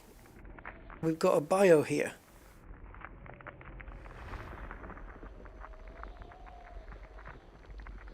Wow, it must be super lagged. Body 3. Argon-rich atmospheric landable with life. Whoa! Body 3. Meets mapping criteria. Body 3. Landable with atmosphere. Did I tag that? Yeah, I did. Guys, there's only one thing on it, and it ain't bacteria. Alright, stay tuned. Stay tuned. I'm not sure if I've ever found that before. Body 6. I might have. Neon atmospheric landable with life. Bacteria. Body 6. ACEs. May host a marked biological. Body 6. Meets mapping criteria. Body 6. Landable with atmosphere. Body 1. Argon atmospheric landable with life. Body 1. May host a marked biological. Body 1. Meets mapping criteria. Body 1. Body 1. Landable with atmosphere. When will I become a Jedi? Soon, my little Body 1. Yeah, so that is the Vesicular campestris. The other one was Bacterium aces, but the first one wasn't. And that's the one I'm going to.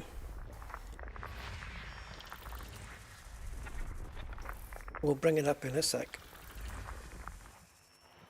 Oh, one of those, talking of rarities, another rare thing needs to happen. Argon atmospheric landable with Are we life. done? What was that one? Body 2. Body Meets 2. mapping criteria. Body 2. Eh, Landable with atmosphere. same. System discovery complete. First body to map is 3. Yeah. Is it? It is. Yeah, 3's that's the one I'm going to. So body 1, Bacterium versicolor fonticulare campestris. Body 2, Bacterium versicolor fonticulare campestris. Different colours though. I like the one that's mulberry. I like that. And body 6 is Bacterium aces. They're all 1,000,000. Each one is 1,000,000. Except for body 3.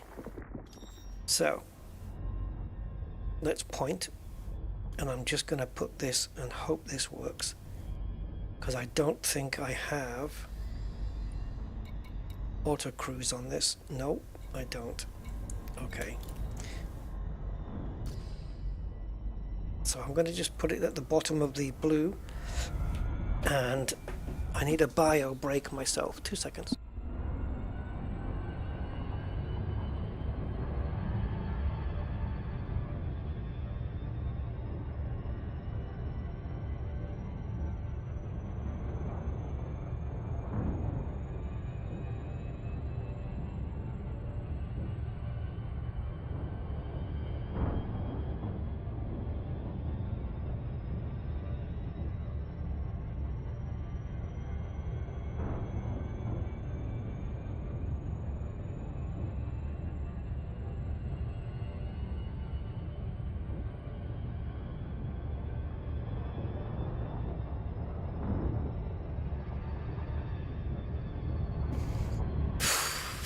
World record. Hands are wet. Okay. Water. Yes, of course it's water.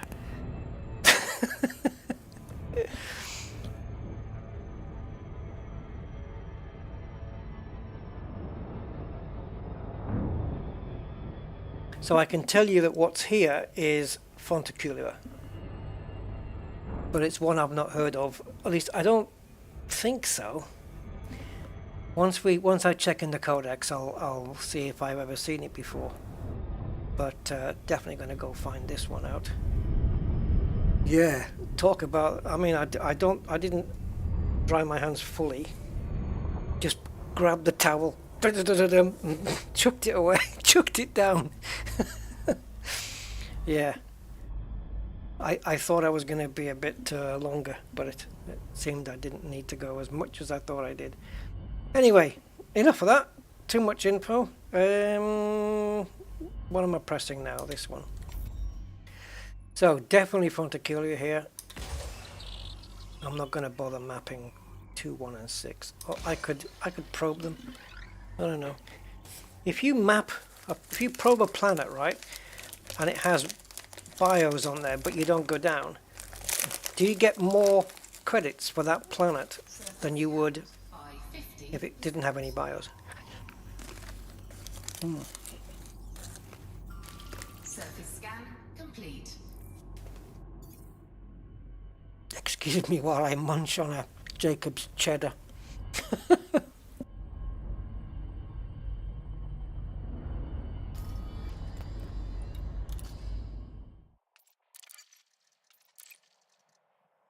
Mapping complete. Next body to map is 2.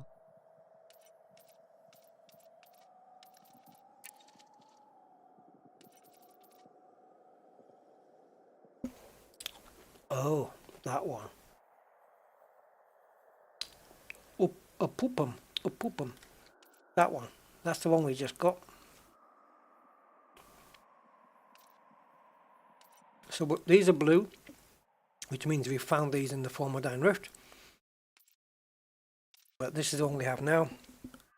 So we'll have 3 blues. Oh, full-sized. Jesus. Full-sized originals. Yeah. The problem is I bought them this morning and they're almost gone. Once you pop.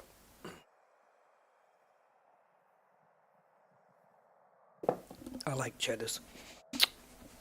Anyway, blah blah blah. So this is worth base value 5.727,600. Yeah, 5.7 million. So multiply that by 4 and you get 23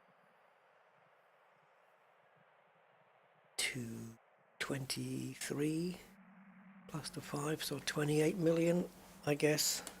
I don't know.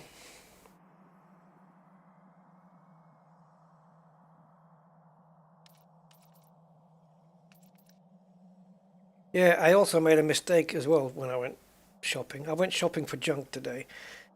I buy the 4 packs of the like Whisper or Kit Kat, the chunky Kit Kat or Twirl. Occasionally it'll be Twix. I like Twix. But it's not for the first time I picked up Whisper Gold by mistake. But that's fine. I don't mind Whisper Gold. I prefer the original, but Gold is fine now and again. But my 2 guilty luxury chocolates, if you want to call them luxury chocolates, not really, but to me they are. It would have to be, like, I would be totally satisfied just living on, if it was chocolate, like just living on, not living on it, but I mean, if it was the only chocolate I could get, I would be 100% satisfied if it was just Maltesers and Toblerone. I'm good. Oh, and Turkish Delight. I like Turkish Delight, but Maltesers, yeah, baby. And Toblerone, original. And yeah, I like dark chocolate as well. Orbital flight engaged. It's that 70% dark stuff you can get. What about hot chocolate, Kathina? What about that? Chocolate's gorgeous, man. Cocoa bean. Right. Fonteculua upupam. A pupum. What do you do with your can of Pringles? A pupum. Yeah, so that. And 5.7 million. Awesome. Let's build up some speed. Put our foot down a little.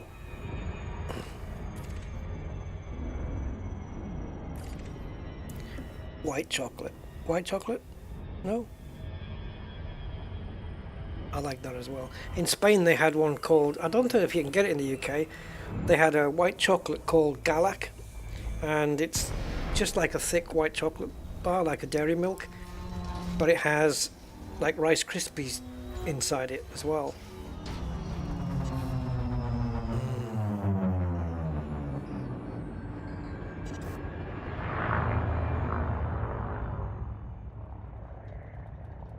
Oh, right, okay.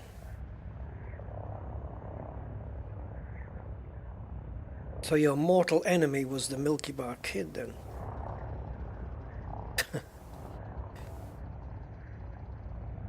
So I think we have to get under 250 meters to start spotting this stuff. Is it, or somewhere around that range? No, there we go.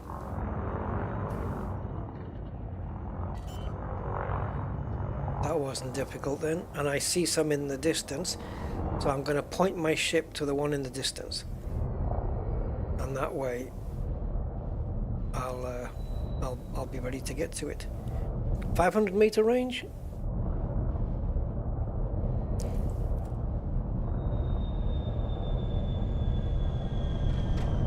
I'm sure we could have parked a bit closer. Yeah, Gallic, but I've not seen it in the UK. Oh no. Gallic is, yeah, we had it in Gibraltar, we had it in Spain. Oh yeah, bacon and egg sandwich with mushroom.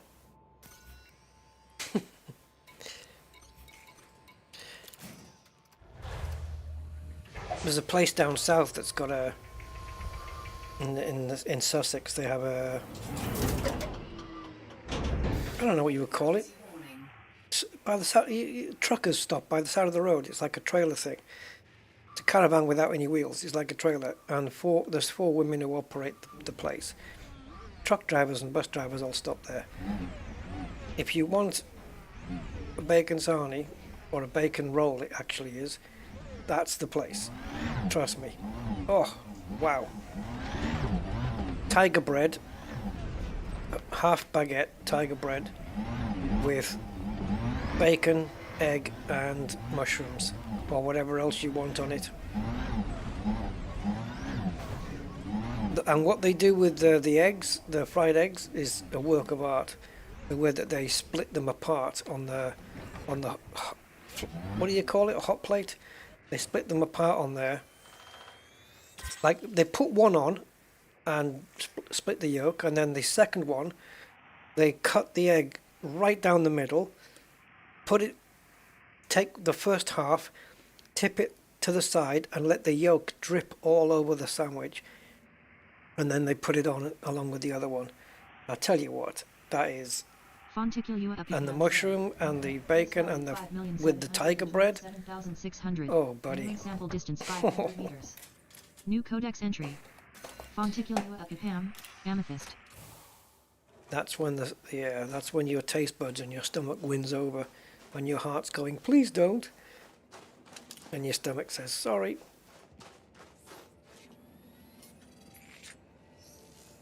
Yeah. First partial sample collected.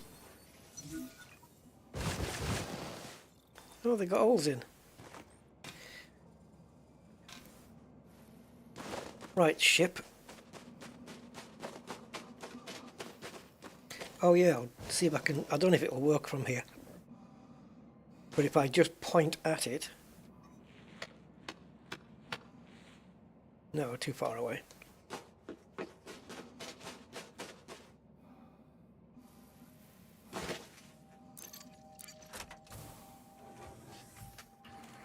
Yeah, it only puts half a stone on temporarily though. It gets rid of that the next day.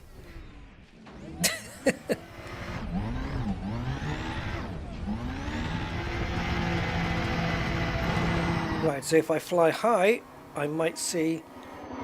Oh, there's some on my left. There's some on my left. We'll get those. We're 450 meters out, so there we go. You've traveled over 500 meters from previous. All right, settle down. I think it's over here, but I can't be sure now because I don't know which way we just spun. There they are. And then the ones that are further ahead, we'll save them for the third scan.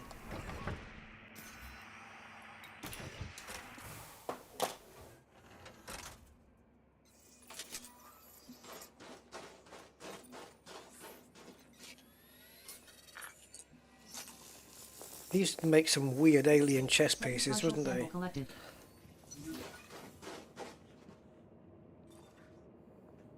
Little pawns and bishops. Anyway. That would be cool, wouldn't it? If Frontier did a chess set, or somebody made a chess set, that was like this Fonticular Upupum could be the pawns. You could have well, receptor could be pawns. I don't know.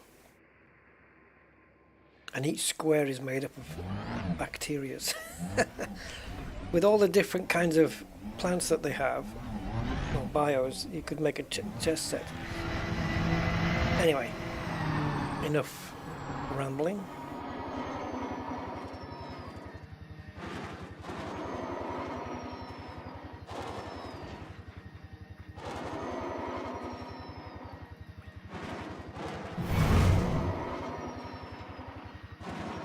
Minimum distance reached. You've traveled over 500 meters from previous sample.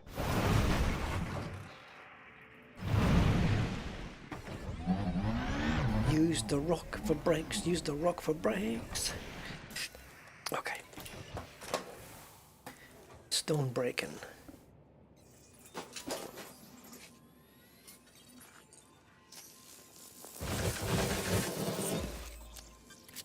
Done. Nice. Sample collection complete.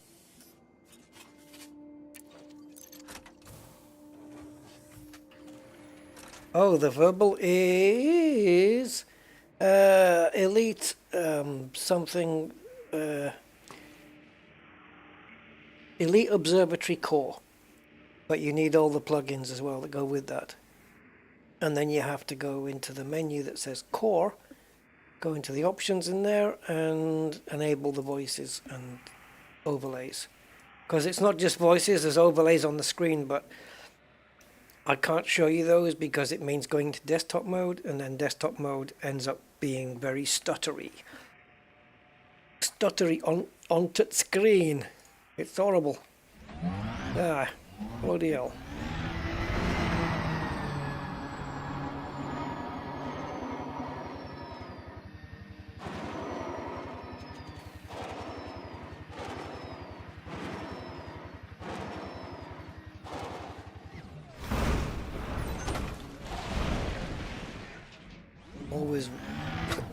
Always end up pointing the exact other way.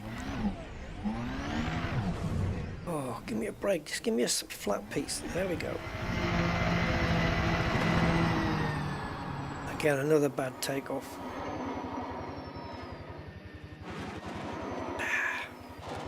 Come on.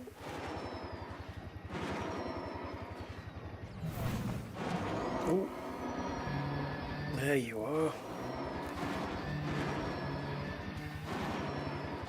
Slow down. Ah.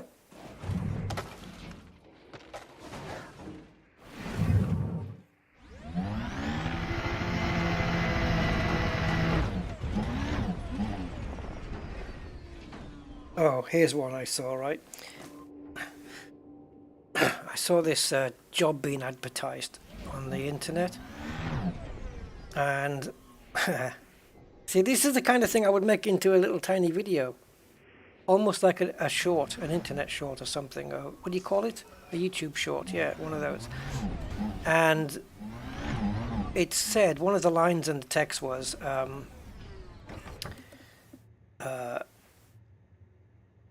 something like the key points of your role, or your role in the company or something. And they'd spelt role, R-O-L-L. It makes me want to write a letter to them and go, excuse me, but it says, oh yeah, and it said your role, right, R-O-L-L, right, and then underneath it said good communication skills. Oh man, ultimate. It'd be great if it had said something like, you know, must have a good knowledge of English language or something like that. That was awesome. Yeah. Things like that, man, I find those funny. Yeah. See, now that I could just make a little video of that. And talking of job advertisements, right? I've noticed some things with those as well. Like, they're all using the same kind of wording for stuff. Like, must be able to work in a fast-paced environment. Now, to me, that says you're freaking disorganized. You're inefficient. If it's fast-paced the whole time, you're either understaffed, you're disorganized, or you're inefficient. It also is a nice way of saying this is a stressful job, fast-paced. A Formula One driver is a fast-paced job. Working in your little accounts firm. But anyway, yeah, fast-paced. Get me a coffee quickly. And what's the other thing? Oh yeah, right. So in the UK, the minimum, what's it called? The minimum national wage? Is that what it's called? Yeah. So the minimum wage they're legally allowed to pay you is the minimum national wage, right? And I think currently it's £10.42 an hour. So you see jobs, and I actually saw an IT job that paid £10.50 an hour for an IT technician, right? Now, someone like me, I've got like 30 years experience, although there's systems there in this job that I'm not familiar with, but I'm quick to learn. And they're paying £10.50 an hour, which is 8 pence an hour more than the actual minimum wage. But whenever I see any job on any job board that says that the pay is £10.42, I go straight past it. Because that's like saying, your value to us is that we're prepared to pay you the minimum that we can legally get away with. That's what that says to me.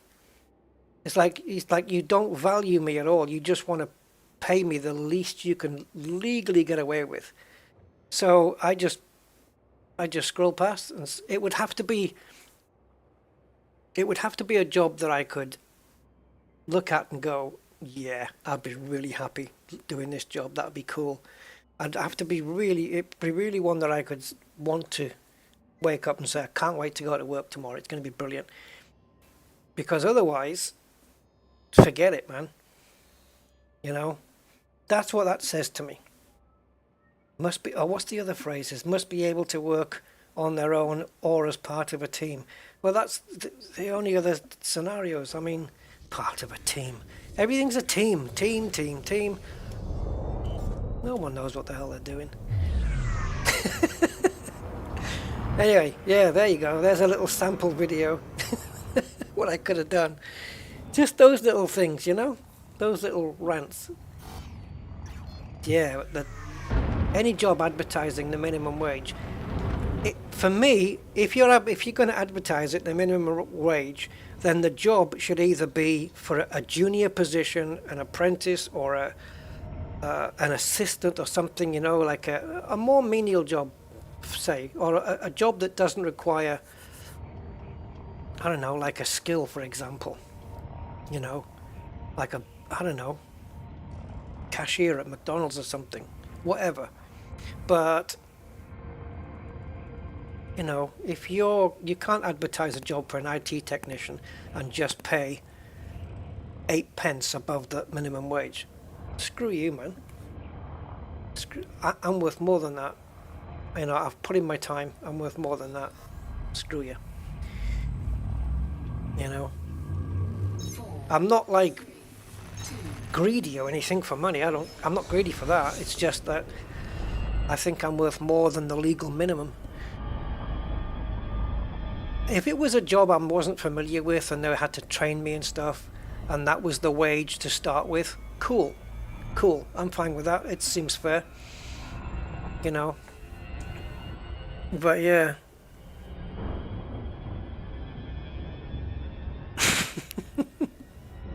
That's right, Stormlinks, it is. If you're under 20, the minimum wage is even less, and when you get down to like 18 or something, isn't the minimum wage like £5 an hour or something? And jobs used to be 9 to 5, and now they've added an hour either side, so now it's 8 to 6 or 7:30 and 7:30? Jeez.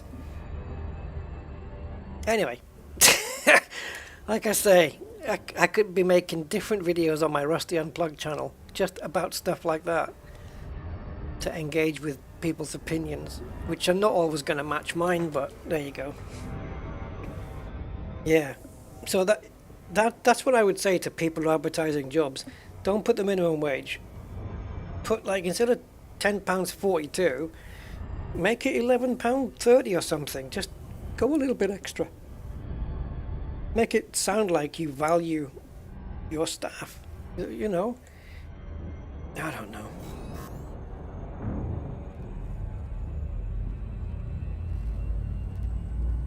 $80 hours a week, that's ridiculous. Jeez. You should be retiring at half the retirement age then.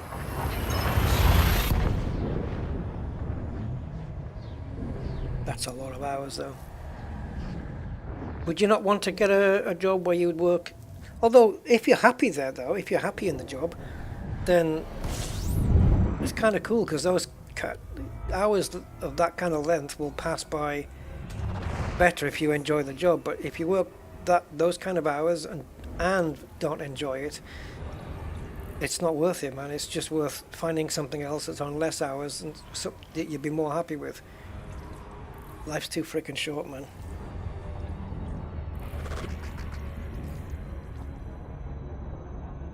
Yeah. Unless, of course, the money's good. I would work 80 hours a week if it was my own business. You know what I mean? Then I would put the time in, because it's my business. It's in my interest to do it. 80 hours a week is, Athena, Jesus. If you enjoy it though, yeah, that's, if there's satisfaction in it as well, because I kind of know the field that you're in, but if you have like job satisfaction from that, then it's a different argument, isn't it? Yeah.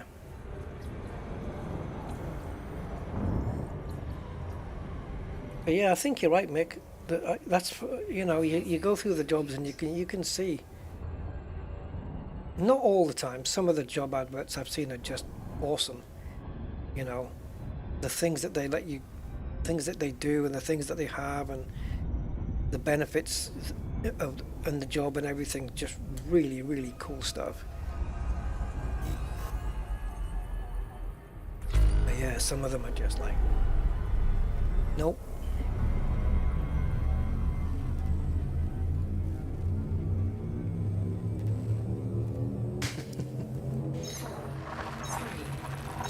Must be a fast, that's the word that gets me all the time, is in the fast-paced environment, fast-paced.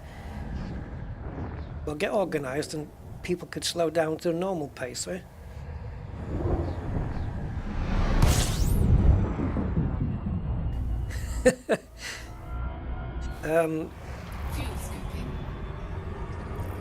What would you call it?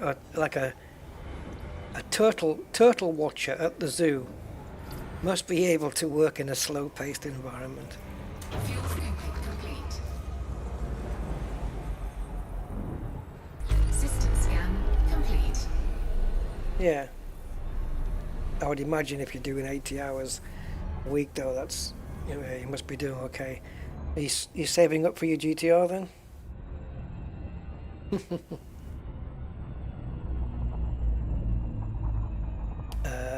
What we doing? Sysmaps. Is that what it is? Fast, but must be able to. 3. I just got an echo in my head of system scan complete, so we're going to move on. Can we see the neblia? Yeah, the neblia. We're too close to the sun. Even if we could see it, it's very, very small though. Yeah, I mean, my last 2 jobs, it was the same, 2 different companies, but it was the same role, right? I was IT manager for 2 separate law firms, and the first job I was in for 23.5 years, I think, and then the other job was about 7 until I quit it to move out of Jib.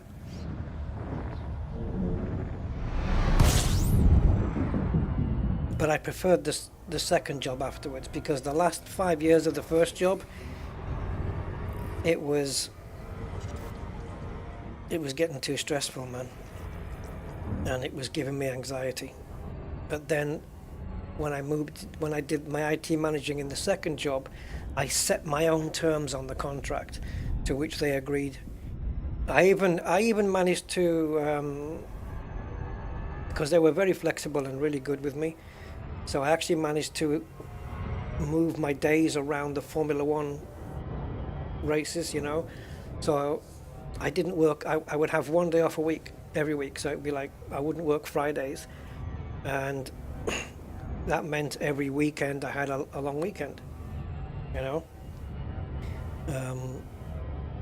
And I only worked in the office half a day, Monday to Thursday. So it was like, it's not part-time, yeah, it kind of was. I was on call the whole day, but I was only needing to be present in the office for 4 hours of any given day. So I had a very, very nice setup going there. It was a very small law. I moved from a big law firm to a small one, and but yeah, like I could be called in at any time during the day, during the working day, if I wasn't there. But I you know, sometimes they just say, "Oh, we need David. You know, let's leave it until tomorrow."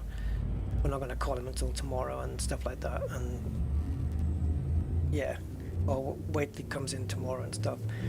But sometimes if it was an emergency, like the server would go off or something, or the network went down, I would have to go in, but it was only like a 10-minute walk. It was not a big deal. It was a perfect job for me, and in the 7 years I was there, because it fit around the way I wanted it, 4 hours a day, 4 days a week, and the pay was good. The pay was really good. Considering the hours, I'll tell you what, considering the hours, I was getting paid about £10 less than what I was on my full-time work in the previous job. That's how good my wage was. I had it set there. Best job I had. And I did not have a single solitary day where I had anxiety. Not a single day there. And everybody was nice, real nice, like it's close-knit kind of family-oriented kind of firm, you know? Really good. Yeah.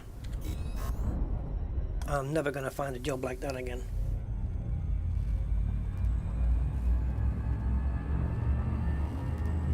So yeah, you want to get me in then, Kathina. Oh, half the IT doesn't work right. Oh, right, okay. Yeah, so it's outsourced, isn't it? Yeah. It can be stressful, yeah, IT. I think the worst stress though from IT in the IT field, from what I would imagine would being a programmer. That's mentally draining. I used to do programming and stuff back in the days, simplistic stuff. It is mentally draining to be sat programming all day and bug fixing and stuff. It really is killer.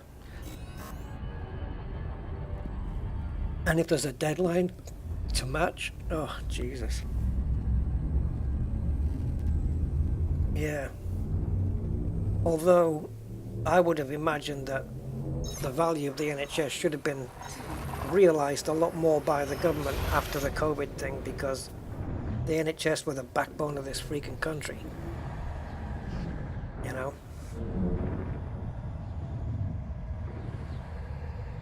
And also, secondary to that was the lorry drivers, you know, who without which shopping would have been brought to a standstill. We would have nothing would have moved.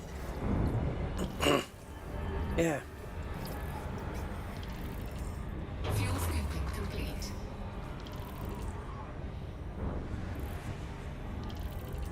During COVID would have been the perfect time for all the nurses to say, right, we want higher wages.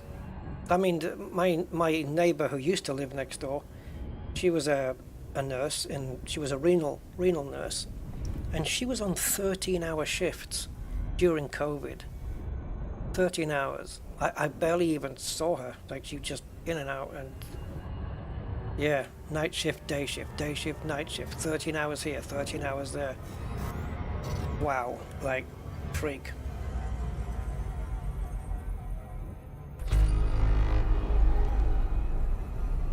The government should be looking after the NHS like it's its own pet, so to speak, you know, like it's its baby. The thing that the country should be the most freaking proudest of. But yet it turns out that in Europe, the best healthcare is I think France, you know, in terms of like the way everything is set up. And that's not a knock on the NHS, by the way, because that's just down to the way that it's all funded and stuff. But yeah, like for example in France, if you have a baby and you're on maternity leave, right,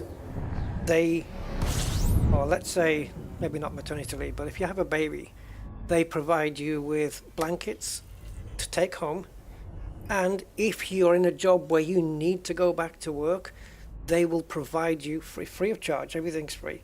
They'll provide you with a certified nanny.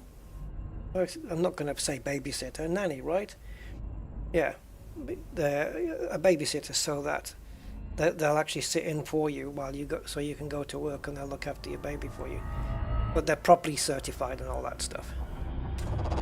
Fuel skipping. Yeah, I bet they pay a bit more. Yeah. Anyway, back to sci-fi. Skipping complete. What did we get here? Ah.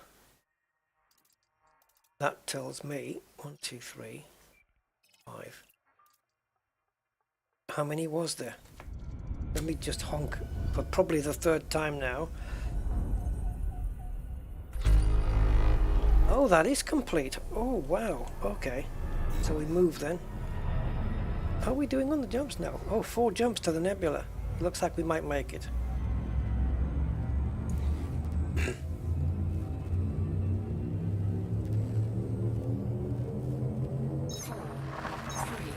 2.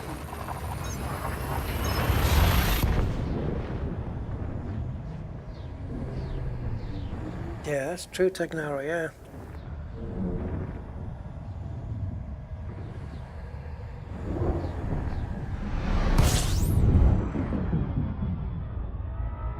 It was nice though. I mean, although it wasn't Fuel skipping. a tangible thing, it was at least nice gestures for people to, like, it would all be arranged, wouldn't it? Like countrywide or something, that, you know, 8 o'clock at night, everybody on their doorsteps just doing an applause for the NHS during COVID and stuff. Just a token of appreciation, I guess. Fuel skipping. Fuel skipping complete.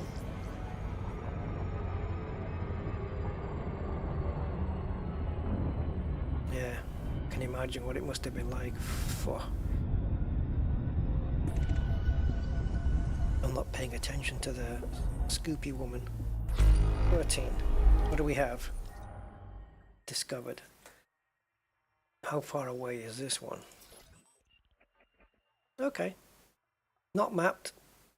Let's click it. Hopefully it's the only one in that direction. Maybe. Let's get it, try and get it center screen. And gotcha. It's one of these.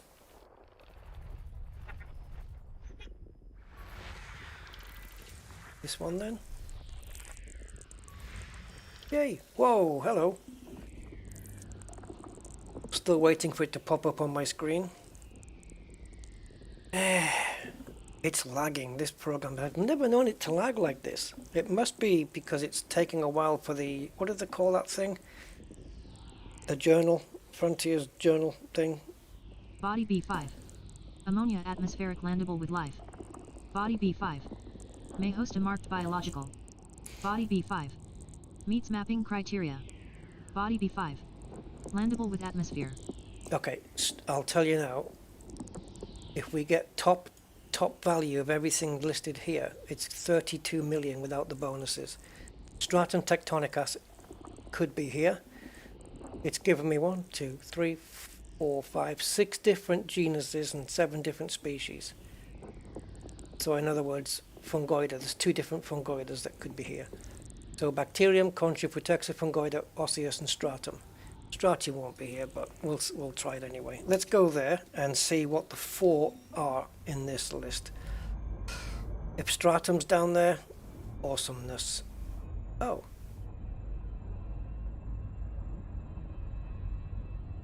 Okay.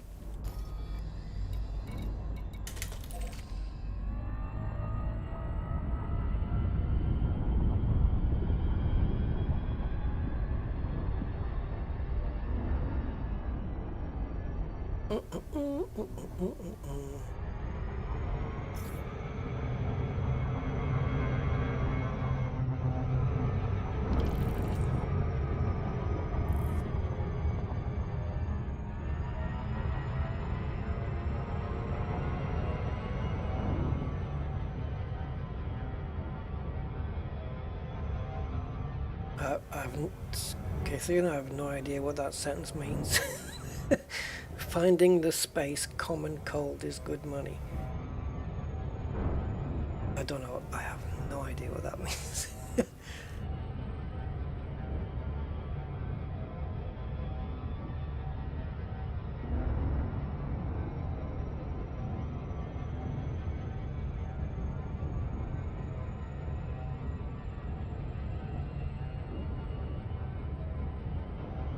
bacteria stuff? I don't know.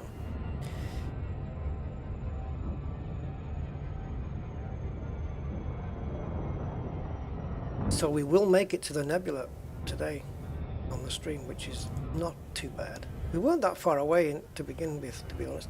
Hey, can we hit 50 likes, guys? Smash it, smash it. Smash the thumbs up thing. Let's get it to 50. It used to be on the browser that as it moved, that number, I would see it moving on my browser. Now it doesn't. I have to keep hitting the refresh in order to see it. Oh, the different microorganisms, yeah. See, look, let me see if I can show you how it lays this out, right? If I go to Capture Elite Observatory Core. Wow. Whoa, hold on. What? In my list of possible windows to view on OBS, one of them is called EDMC overlay. The overlay's got a separate window. Maybe we can show it. Anyway, so I'll show you the thing first. So you'll see how this is getting laid out. There's only, let me transition over. So there's only 4 bios on B5, right? On body B5, there's only 4 bios.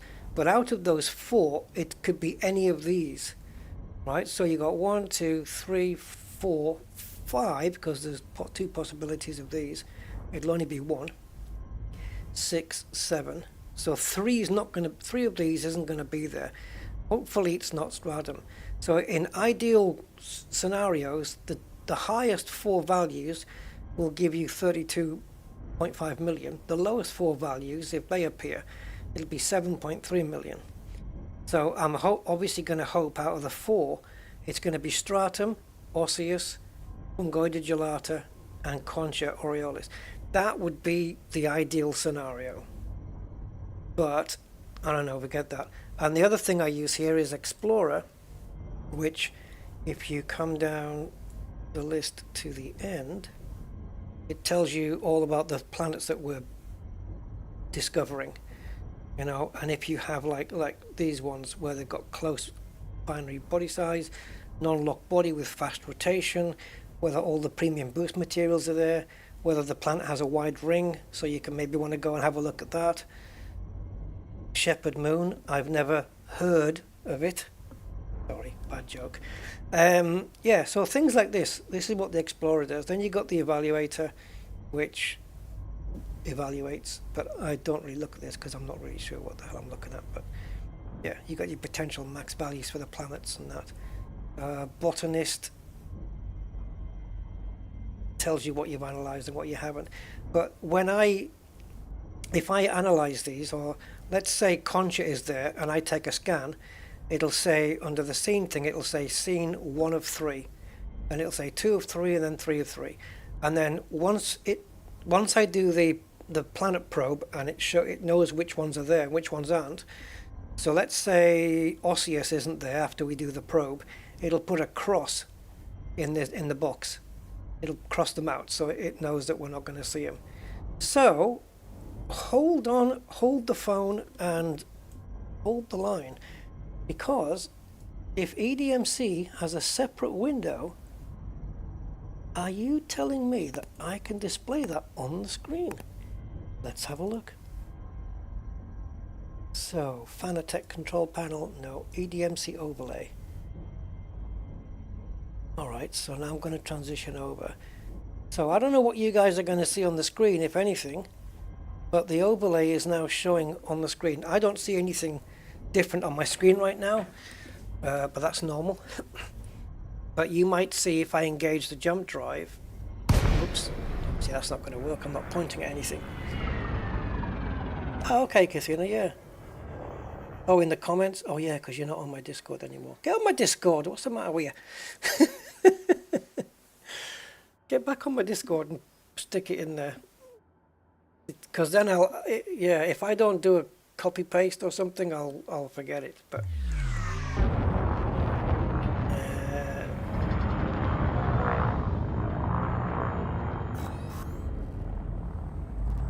did we? I thought we got closer. So let's see what comes up on the screen now. I'll be interested to see what, if you guys see what I see. So when I press, if I'm going to jump to the next system, and I press J, I get a thing across the top of the screen that tells me how many jumps there are to go. It shows a line of the route. Maybe. Bloody hell, you've got Discord, just click a button.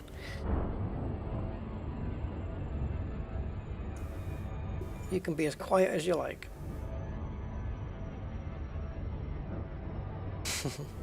Oh yeah, but to be fair, you don't... Mind you, it's not just Elite Dangerous. Everything gets discussed in there.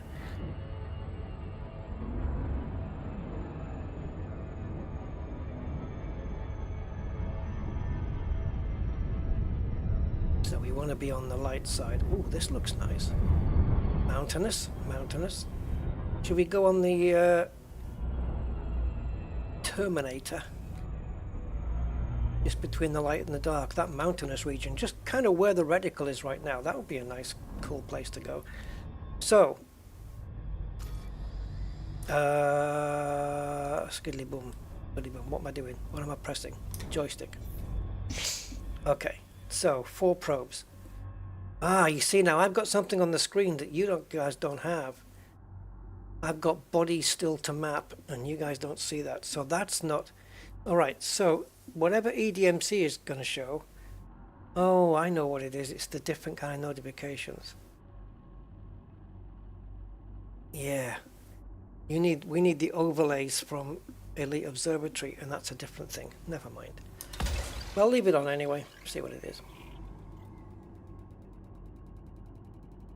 Playing hard to get. Yeah, well... Surface scanned by 50%. Don't, because I'm very good at getting.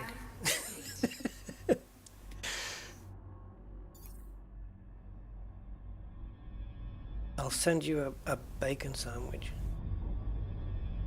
and a little toy Nissan GTR. Right, so we got to get in. Oh! I didn't even check the thing. Mapping complete. No more bodies to map. Body B5.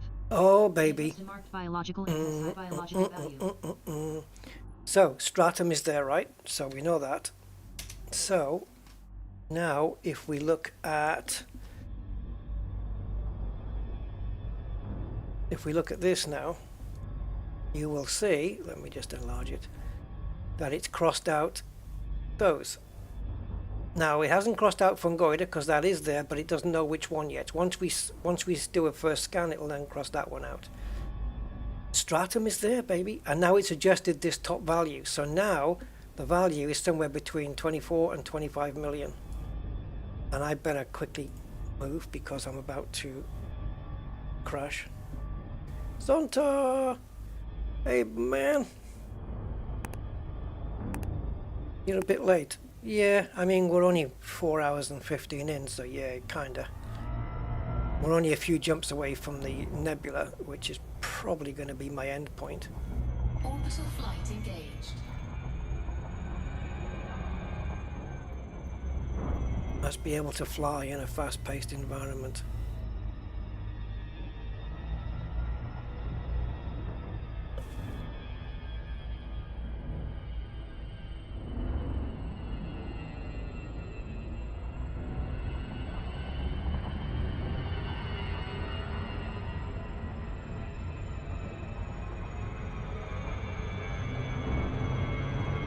What are we coming down on? Oh, that's okay.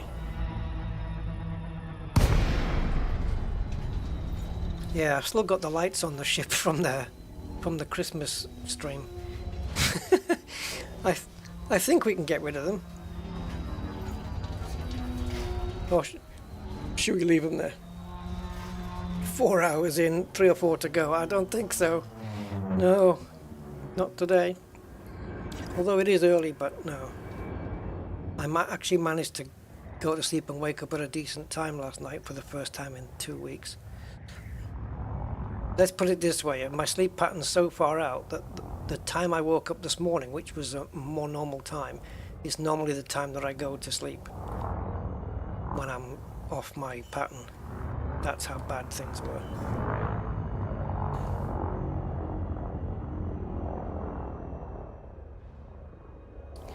What's the stratum here? I thought it said it was lime again. No, it doesn't. It just says it's, well, it kind of is, but it isn't. It's stratum green. Yeah,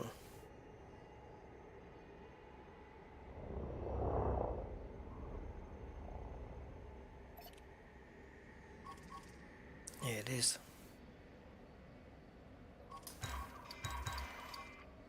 Come on, ship, stay still.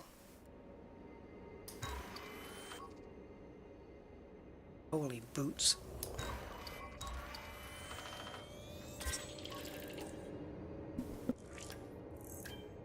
Stratum tectonicus green. It is indeed.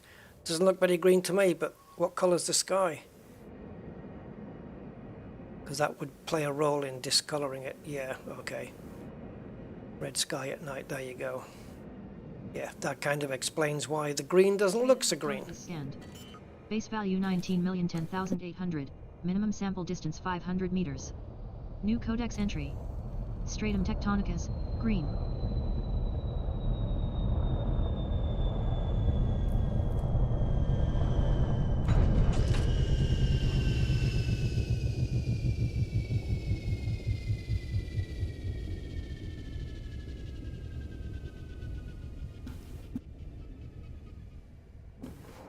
Yeah, water. Yeah. If it was flight sim, it probably would be.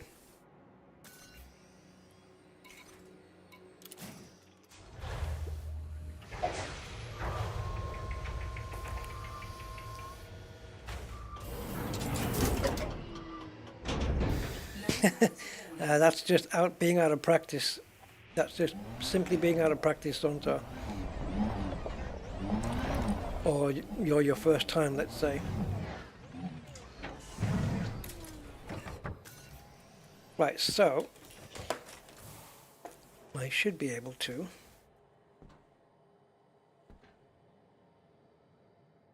oh no, not the power cut. The power cut bug.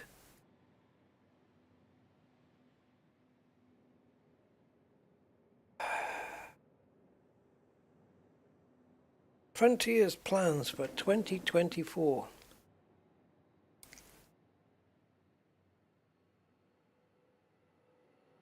You've got 5 seconds, and then I'm going to task end. 4, 3, 1. I love it how the task end takes you to the menu first, and then it talks you out. Tamburello 1994. Hey, how you doing, man?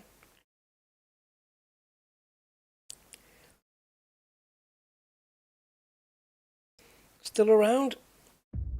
Yep.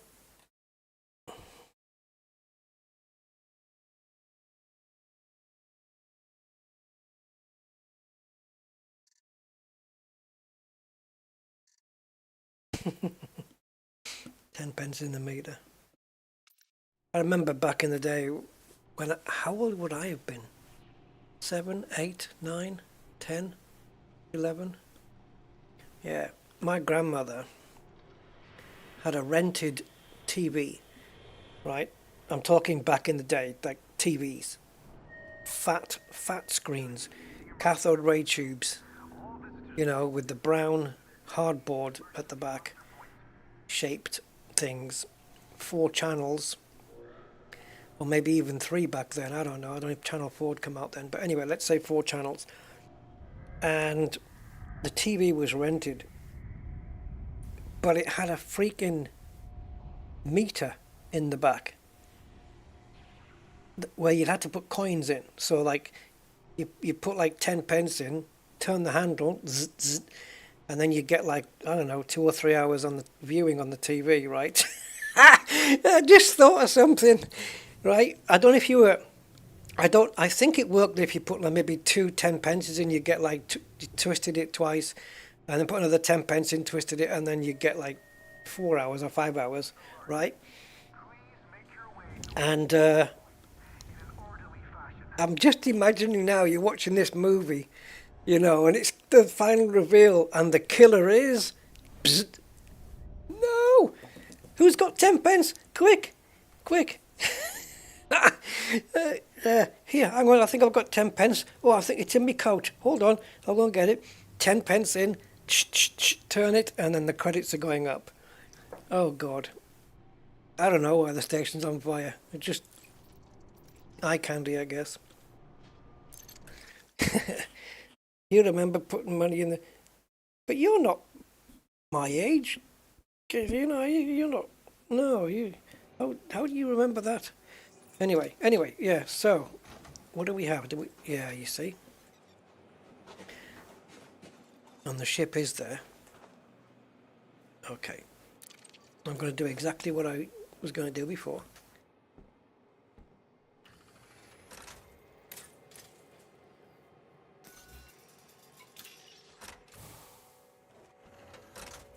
Well done. Right, ship. Lights, please. Thank you.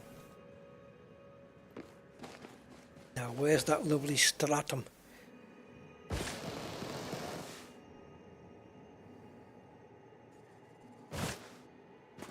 You fitted them, Commander Selim? Jeez.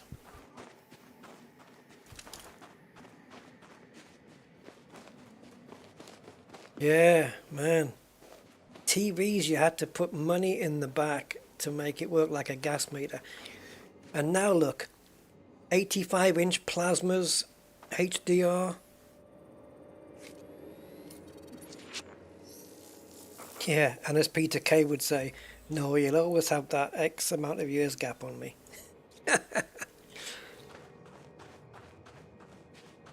Oh no, no, the other way around. I'll always have that gap. Yeah.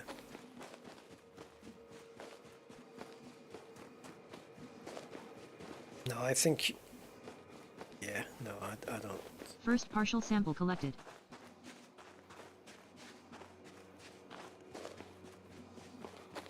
Alright, well I thought the stratum was in front of me. It isn't. So, don't waste your battery. And we can get in.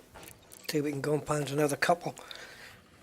Now the stratums, because of the bloody red sky, quite literally bloody red,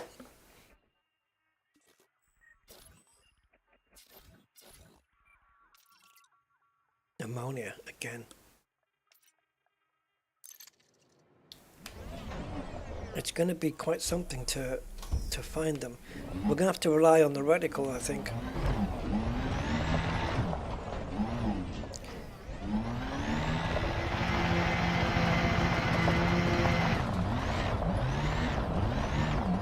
AI, how does that work? Does it know when to switch off? I've got my Alexa so that I hope I haven't triggered anybody's thing. But yeah, I've got my Alexa set up so that when I go to sleep, if I leave the light on and I go to sleep, it knows I've gone to sleep and it turns the light out. Oh. But how, Mr. Rusty?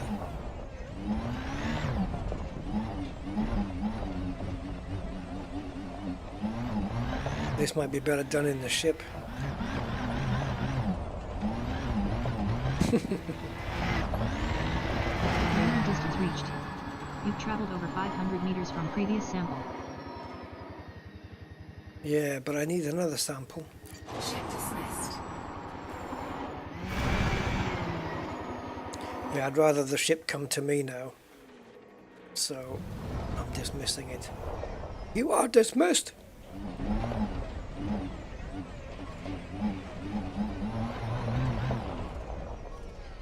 We found some more space cabbage.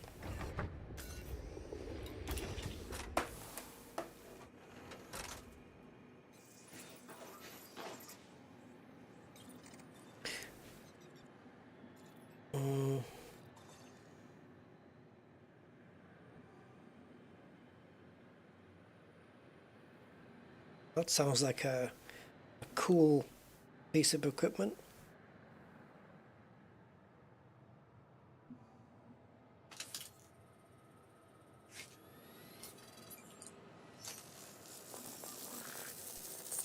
Next they'll be gauging what mood you're in and choosing a program to suit the mood.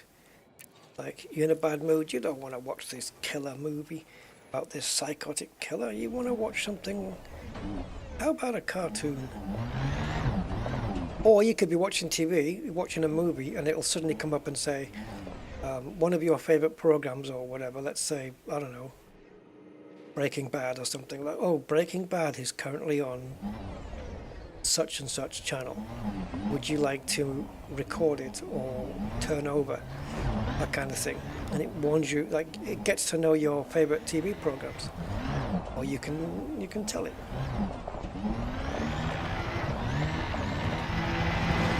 Lots of potential.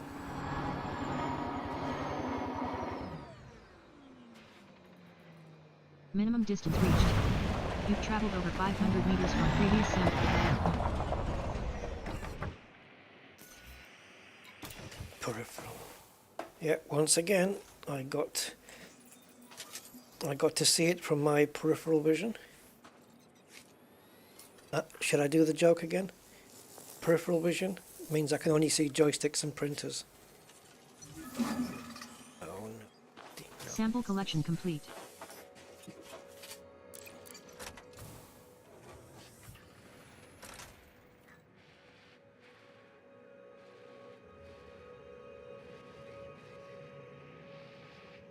It will tell me when Rusty's streaming. Right, so we've got the stratum, but I don't know what other species or species are here. So the next one, fungoida is the next. The rest, I'm not really bothered. Concha's not around, which is a shame. Fungoida is only good if it's going to be gelata. Let's go. Let's leave. We've got the main one. Let's go.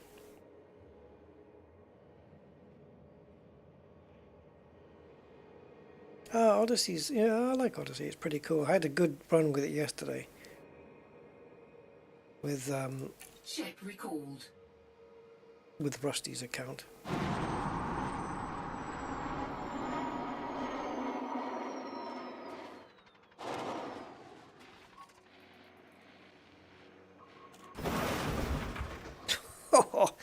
Nailed it again.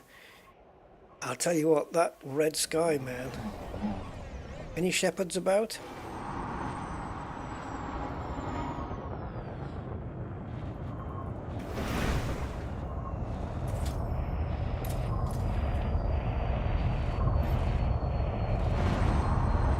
Oh yeah, get in the way. Cheers.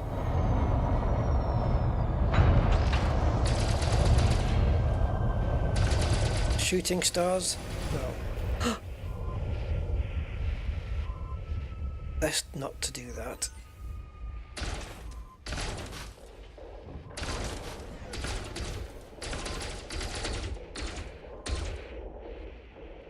Put it away. Boy!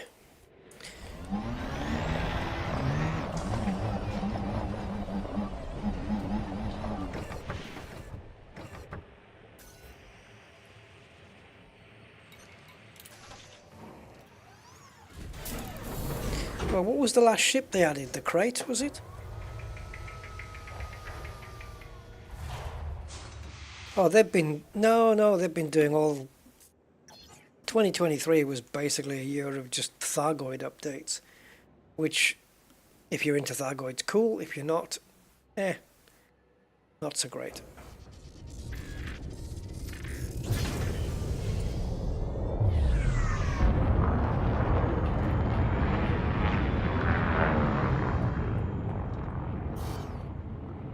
Off we go into the wild red yonder.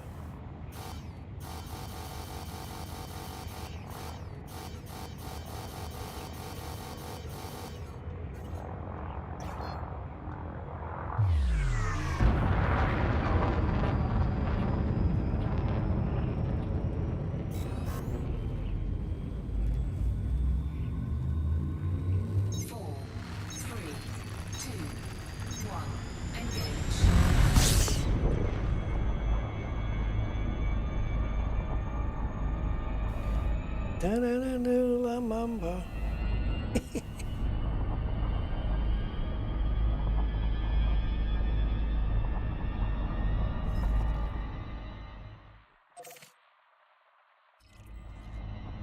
Oh yeah, of course it lost the route. Yeah, we had to reboot, didn't we? Or relaunch the game.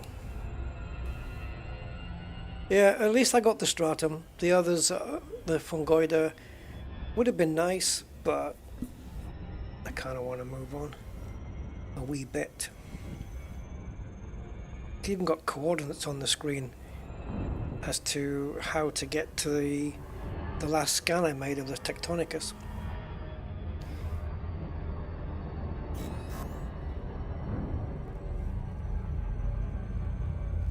So 3 jumps to the nebula. Can't see it, it's kind of small. And even the last jump, I have to change it because it's going to C1-3 and we need to go to C1-4, which is closer in the cloud.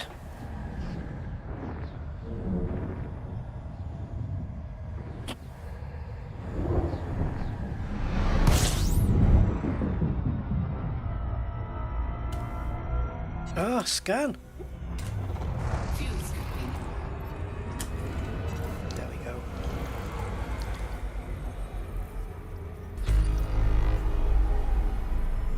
Fuel scooping complete. I think these are pretty much going to be, because we're in and around a nebula, I'm expecting these systems to all be discovered now.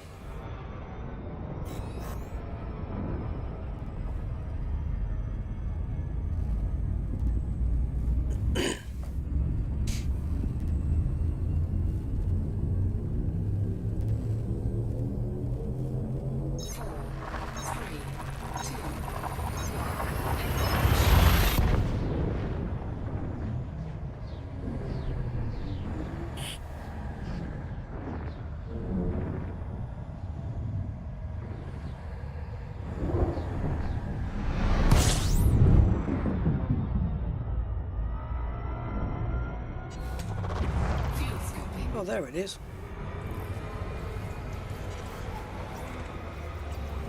Remember before we were talking about trolls and that? Scan complete. Well, I think we can safely say that that their intelligence is artificial. Anyway, right, let's get to... Oops, wrong map. Think this one kind of is outside the cloud. This one's kind of just on the wispy edge. So we'll go there.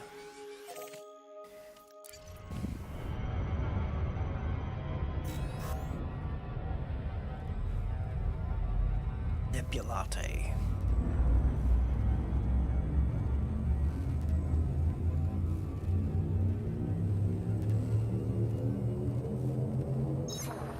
I wonder if this is going to have a planet that's landable with atmosphere in it, or if it's just going to be a star or two and that's it. Now tells. So, their intelligence is a fantasy. It's not real. It's mythical. 3 bodies. Oh, it didn't say complete, so... Yeah. That's it. 2 oranges, 2 clusters, 2 nut clusters, and a white chocolate marble Malteser. T Tori star. So let's just jump away from the star then. New codex entry. That's the first T-Tauri star that we found in the Formidine Rift. Wow. So this is the closest I can get to it.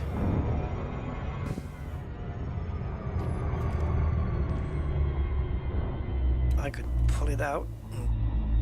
Oh, bit weird. Nebula 1491 or something like that. space. I'm fed up with Frontier. These are the voyages of the USS Rusty 1491.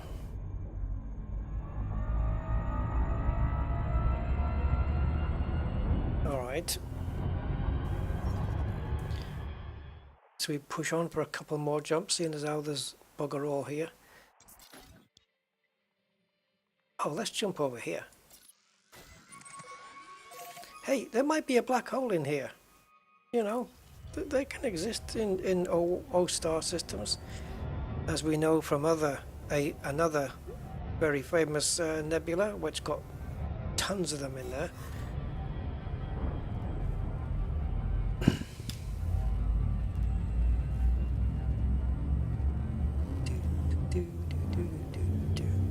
Oh, we did hit 50 likes. Cool. Hey, thanks everyone.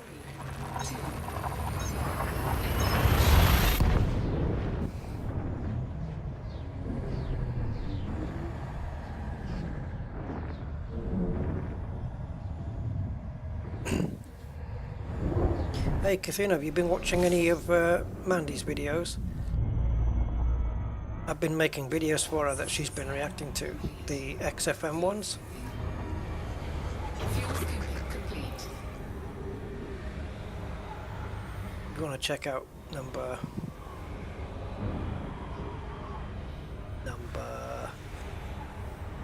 6? I can't remember now. New codex entry. O-type star.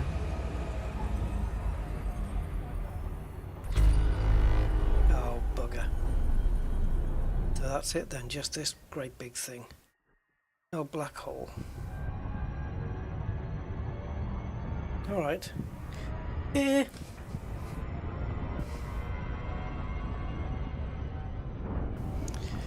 Right, bear with me just a moment. Just need to check something.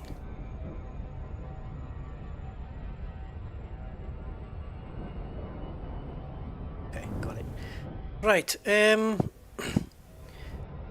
well, we got to the nebula, not really much around.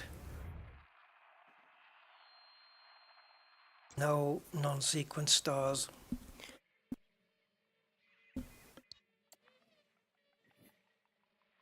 I have been looking for some.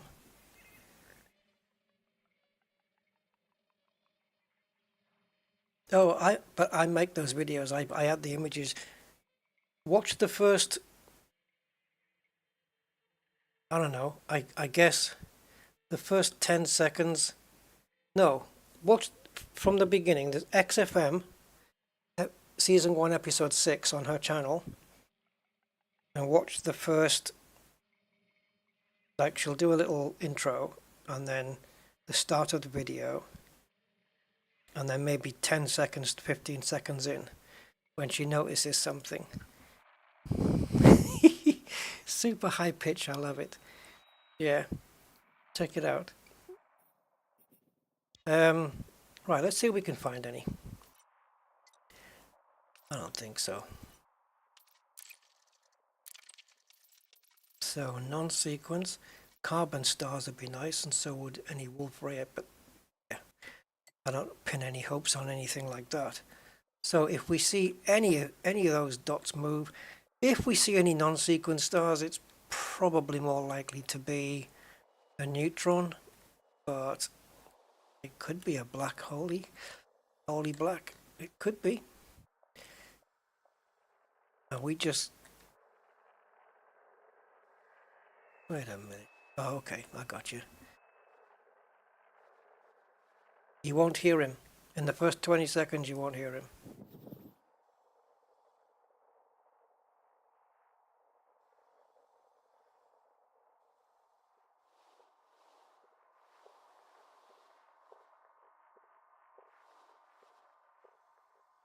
It's basically the bit about my avatar. You'll know it when you see it.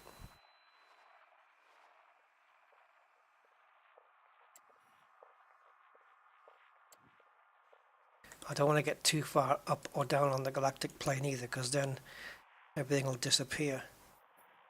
And sometimes I always wonder if I've got the right scale, and so I have to bring in M-types so I can see if I've gone too far, too close. Seriously, there's no M-types around here.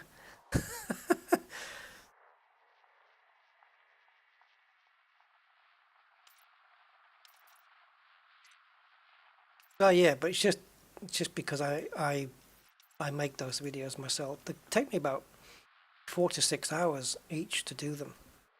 Right, there we go. There's a blue one, so we jump back until we can still see it. Yeah, there we go. Probably scaled a bit too close in, but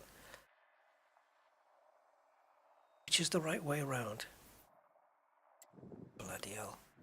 Well, we came from over there, so it must be this way.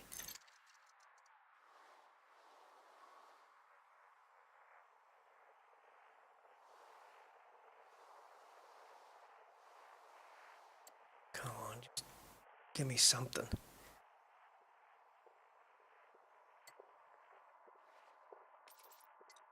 Still got the other ones on, right? What would be a popular?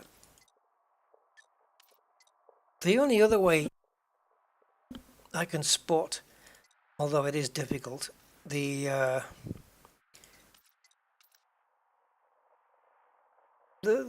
black holes in that is in the realistic map, but it's tricky. But if in the realistic map everything's showing up, but you're looking for a black, literally a black dot, and well, near towards the center, for example, if we go down here and let's say jump in here, you're looking for, I mean, obviously this is a lot, it's easier but it's harder. It's harder in the fact there's more dots, but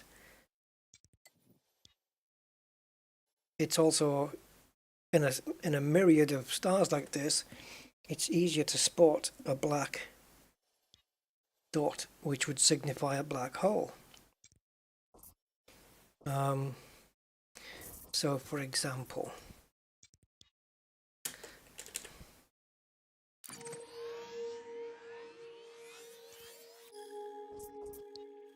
if we now, do you see it there? Super black dot right there. And that's what you're looking for. It's literally a needle in a very big haystack. And to think that all of these systems are visitable, and that this is a tiny, tiny segment. Yeah, so I think I'll need third-party apps to maybe tell me about black holes in the Formidine Rift. I just wanted to see if there was any en route. Anyway, so I'm gonna put in the system I was actually heading towards before. See how many jumps it is now.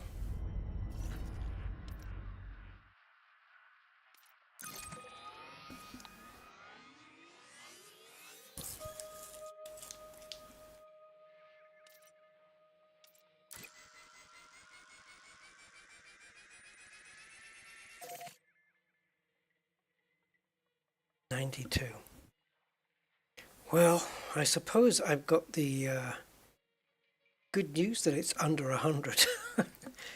And that gets me to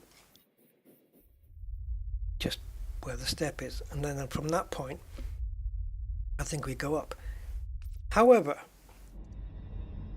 the only thing that would, what's the word? Divert, there you go. The only thing that would divert me is if there was any receptor in the region. And when I say region, I'm talking about, within a couple of thousand light years. This one. We know that's a million miles away. And I'd love this screen to stay there when I click this. So that, get out of here. 42 light years?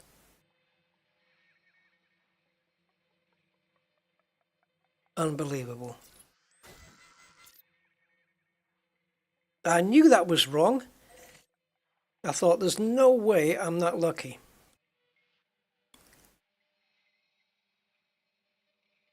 See, now when I go back, it should be back at the codex. Now you got to go 1, 2, 3. Was it receptor? 4, 5 clicks to get back. First world problems.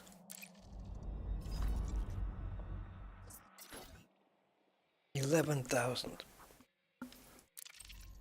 Any advance on 5,000 light years? Swine. I don't remember ever seeing these. I maybe have. And then every time I see them, I forget I've seen them. And then I say I don't remember ever seeing them again. I may have come across them, to be honest. 10,000. Man, these things are buried deep in the Rift, are they not?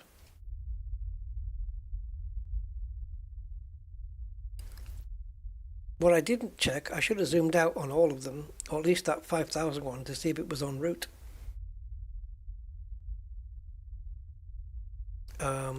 Okay. Organic.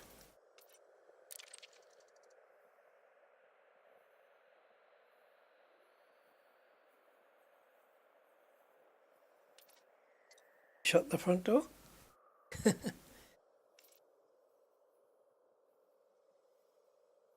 Oh yeah, okay. Well, we'll check it. Is this one, right? Oh damn, no.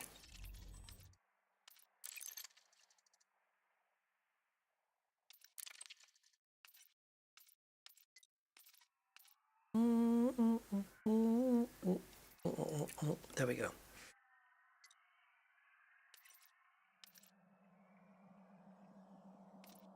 I don't remember which was the 5,000 one. That one.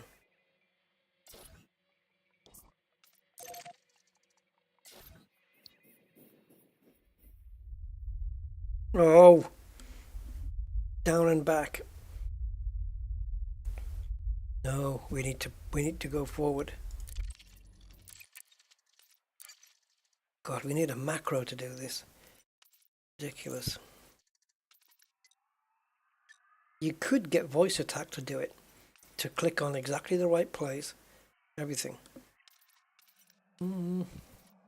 Pooh, let's go there.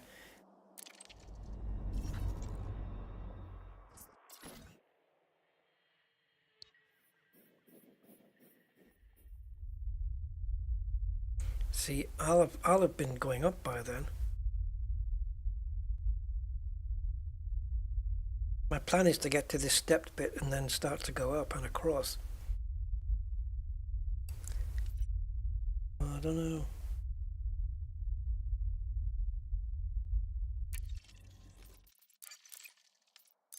Well, it's just a different thing to do, you know.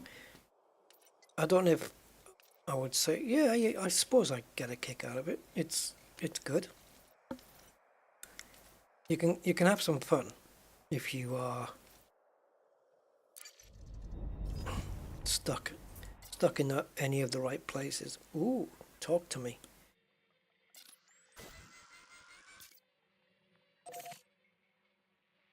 Oh, it's backwards. Oh no! We've been there. We came in there. Oh, wait. Man, nuts.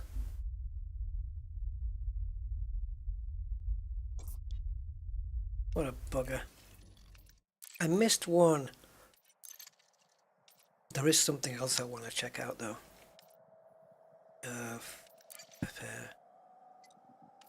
That was a swine.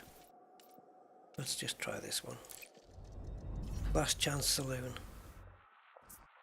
14,000. No, 2,000. Is that the same one as we just did? No, it's not. There's two in the area. There's two up here. Should we go back? Yeah. Right, look. I'll show you the screen that I'm getting. Because I have a different screen than you guys are seeing. Slightly. Oh, hold on. Alright, let me just switch it over. Right, so watch. If I plot a route, I don't know why it's gone off the screen, but okay.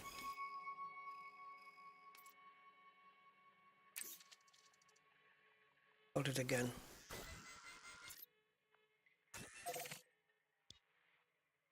There, you see? Across the top. And these are all the different systems, different jump points. And every time you do one, it tells you on the screen. Hold on. Hold on. Let me fix this so you can see it better.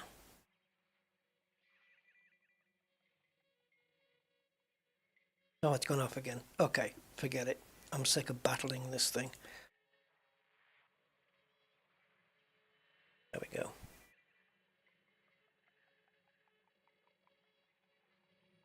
I was going to take the text off around the top, but nope. Right, so the other thing I want to quickly check out before we move.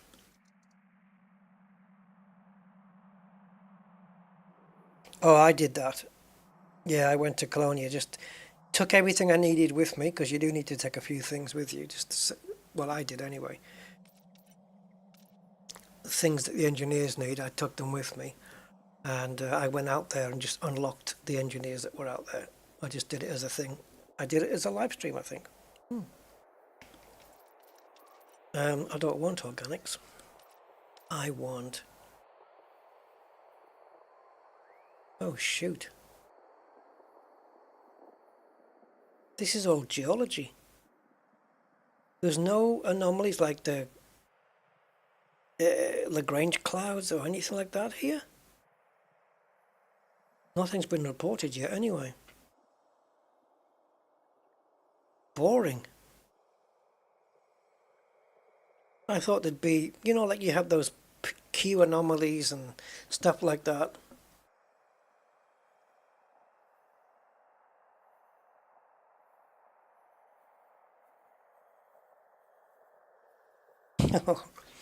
Not bad, eh? Damn it. Okay.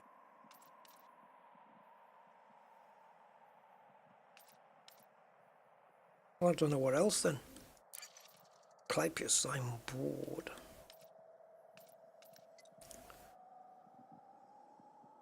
Dryo? That sounds close to home.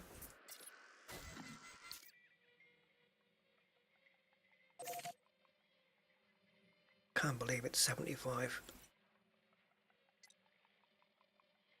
Yeah, go away. This one. No, this one.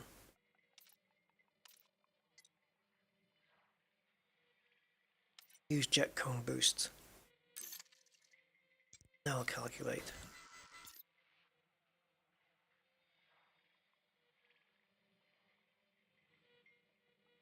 Takes a wee bit longer. Oh, cool. 71.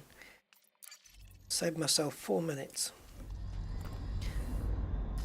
Not even that. Okay, so let's just press on, carry on where we were going in the first place, which is Shreddy's JXF.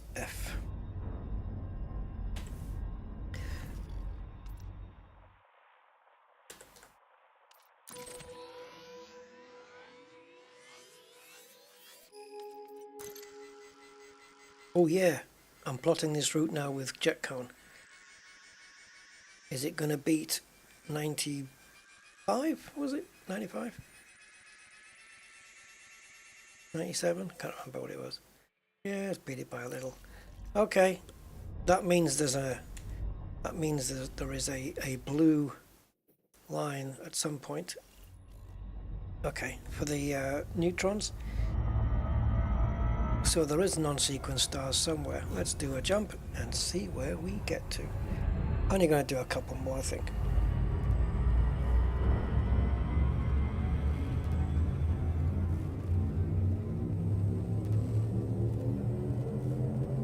Ready to engage. 4, 3, 2, 1.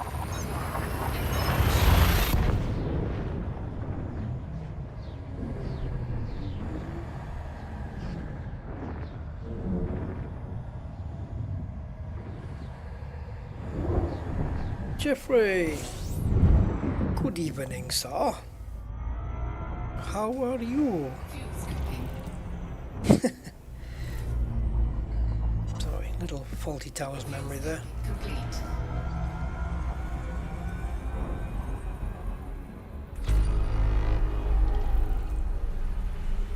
Wait, what? Oh, fuel scooping complete. I wonder if we should divert a little, or just wait until we get outside of the explored region. But I think what I'm going to do... So we are here. So you know when you turn off route and the sat-nav says, recalculating route? Well, that's what we're going to do.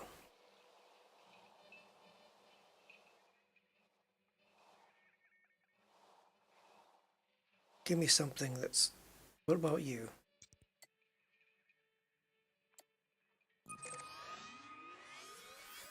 In 300 yards? 7 jumps. Right, so we're going to go up on the galactic plane to 195. I don't know where we're at the moment. Let's have a look where we are at. So we're at minus 144. Okay. So we're going to be going up. Try and get out the way of the people who take the usual route. Gee.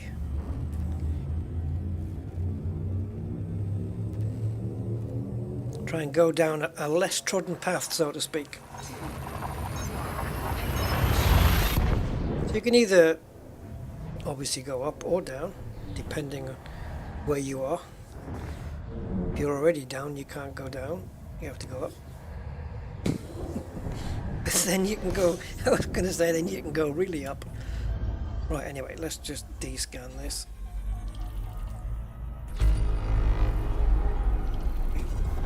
Fuel scooping. That's everything done.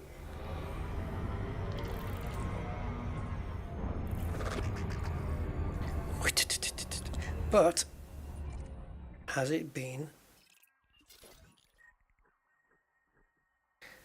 So if I send probes around that, it'll end up, when I cache it in, it'll say first mapped by, won't it? But it's 33,000 light seconds away.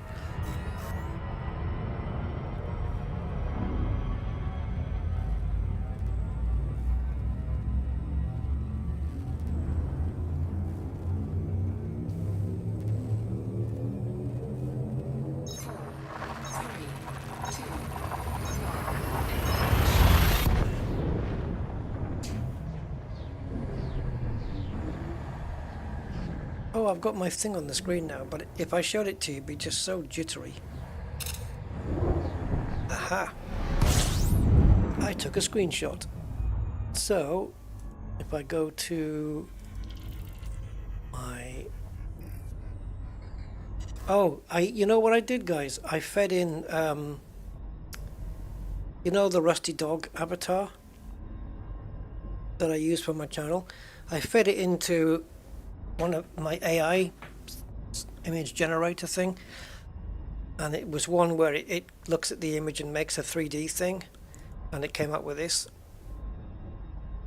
I don't know if that is yeah, I don't know what it was playing out there. The white was supposed to be the whiteness of his chest, but it turned it into the ribbon or something. Anyway, so the image I'm looking for is the one I've just taken. So let me just find that. So blah and blah. Go. Okay, so when I'm jumping, I get this. You can see at the top of the screen we've got the route as it's going across. Creepy. Anyway, yeah, so you got the route going across, and you can see all the different jump points as it's going. So if you've got like, I don't know, 70 jumps, then you've got tons of little waypoints going across the screen. Yeah, that was done by trying to think of a name on the Discord.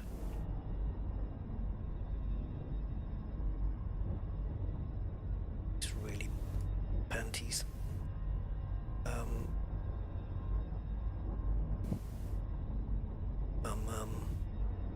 I'm looking. I'm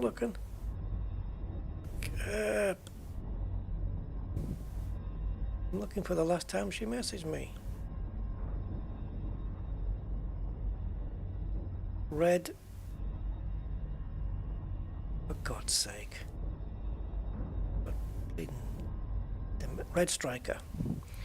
Commander. Oh, not Commander. But that's just her name. Red Striker. Yeah. Yeah, so.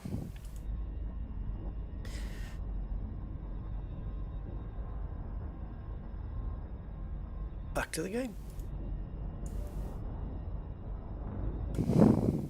Yeah, I just wanted to show you that thing because you guys don't get to see that, and I wish I could overlay it or produce an overlay which I could use as a separate window, but I don't think the plugin lets you do it. Maybe it does, and I haven't seen it in the options. That's a possibility. This feels weird to me, scooping from the left or scooping from the right. Complete. Scooping from the right, that feels weird. Scooping complete. Yeah, Red Striker. She's I don't know if you know Roger. Roger comes on the chat.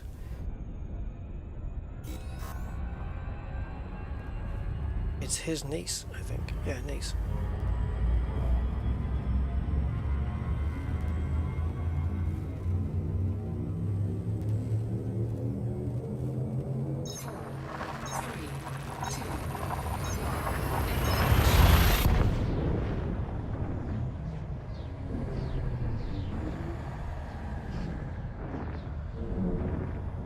I forgot where we're jumping to now. Or why we're jumping. Oh yeah, we're jumping up, aren't we? That was it. Yeah, she's a good artist. Yeah, indeed. I want to get a whole body version done at some point. That one's been done.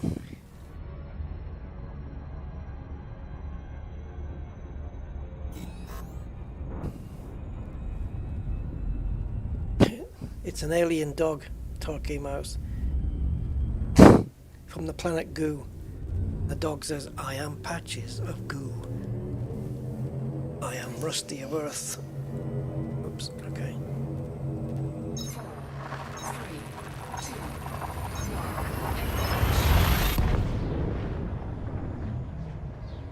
Have you seen, if you check on Mandy's channel, have you seen her drawings? I think, did you see it last time? You should check her drawings out. Jesus freaking Christ, is she good.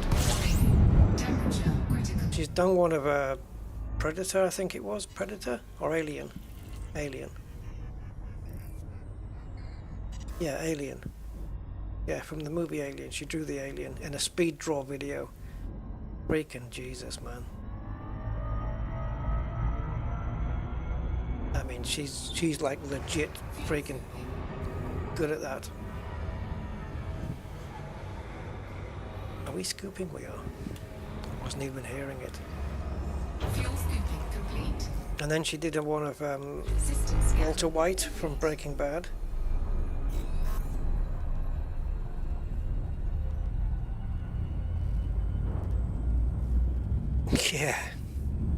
good, eh? She said she hasn't drawn for years. I thought, if I had that talent, I don't think I would stop. On that level, if I could draw on that level, I want to be drawing all the time. Yeah, she mainly does like sculpting and stuff. You know, clay sculpting and that. She's very artistically oriented. I think she was actually going in for a teaching job to teach it. Will we find a system with planets in it? Doesn't look like it. How many more have we got to go? So 2 jumps, and then we'll start going across again and see if we get lucky with undiscovereds. 5 hours in. Jeez, man. This is mad. I tell you. 4, 3, 2.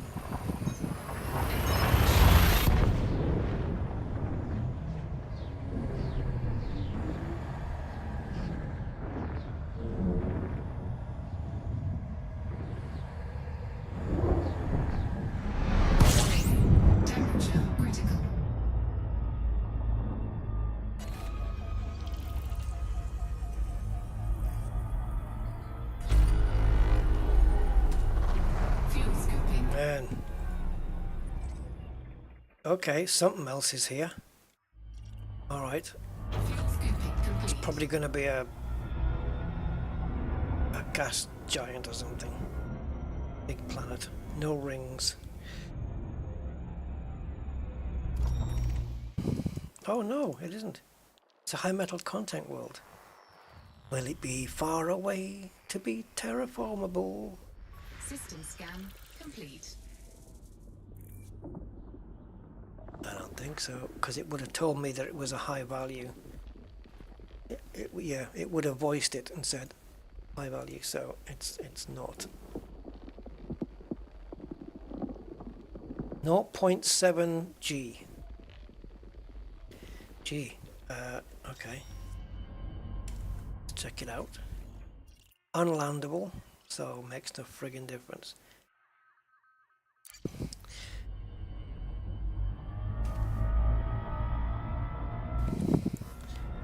Well, we found one, but yeah, only it wasn't anything we could interact with, unfortunately, short of probing it. 4, 3, 2. I could have probed it, couldn't I, really? Yeah, I could have.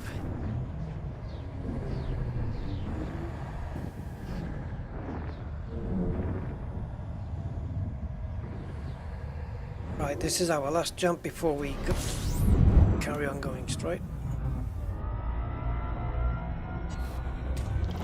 Fuel scooping.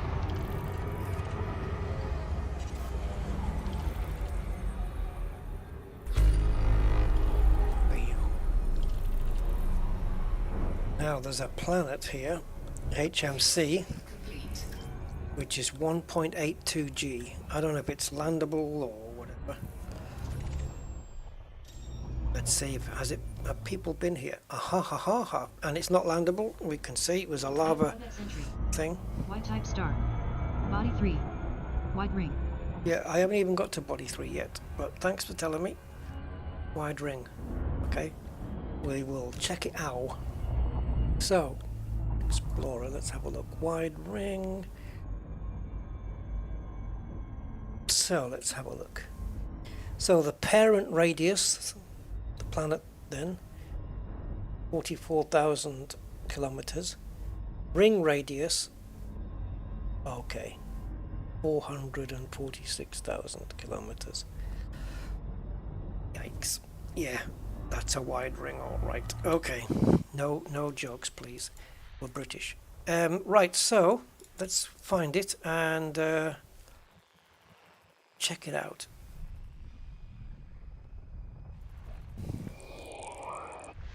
So it's Planet 3 when we get to it. New codex entry. Sudarsky Class 4 gas giant. Ooh, cool. First one in the sector. Sudarsky. And we have little babies. Do we? Yeah. Rocky body. All those all those years working out in the gym, Mr. Stallone.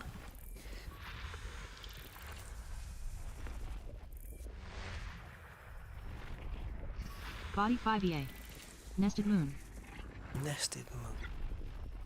Somebody explained that to me on more than one occasion what a nested moon was, but I don't know. Shepherd moon. Still don't know. Body 5F. Ammonia atmospheric landable with life. Ammonia. Body 5F. May host a marked biological. 5 bios. Body 5F. Meets mapping criteria. I don't know what they are Body though. 5F. Landable with atmosphere. Okay. So, out of the bios, we've got 1, 2, 3, 4. Oh, it's the usual. Oh, that's a new one. Concha still possible. Tubus rosarium. So, values depending on what's there out of the list. Base values are going to be between 10 and 18 million here. Okay. Noted. Are we done here? Apparently not.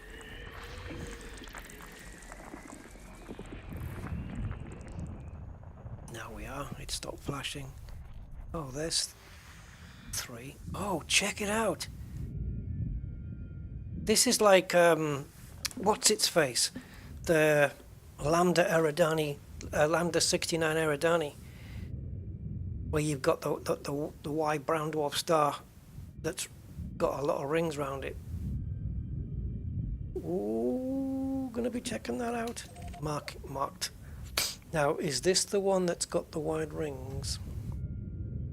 Because it sure as hell looks that way. But sometimes when it says wide ring, you get like the planet in the middle, or the star in this case, and then you've got like a huge gap before the rings actually start. This one, it's wide at the outer edge, but they start quite early in. It's just got a lot of them. All right, interesting. Let me just double check that the one with the wide ring was this one. I have to keep scrolling down all the time because it's freaking useless. So wide ring is D13. Yep. Okay. We will definitely be checking out that. Come on, mouse, where are you?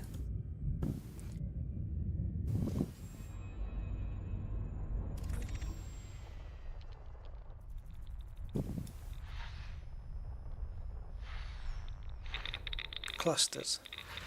Tell by the sound. Oh yeah, we're going to go and see it for sure. Definitely going to go and see that. And we'll go inside the asteroid belt as well, because the one at Lambda 69 Eridani is great. I've actually gone back there a couple of times just to go back in and see it.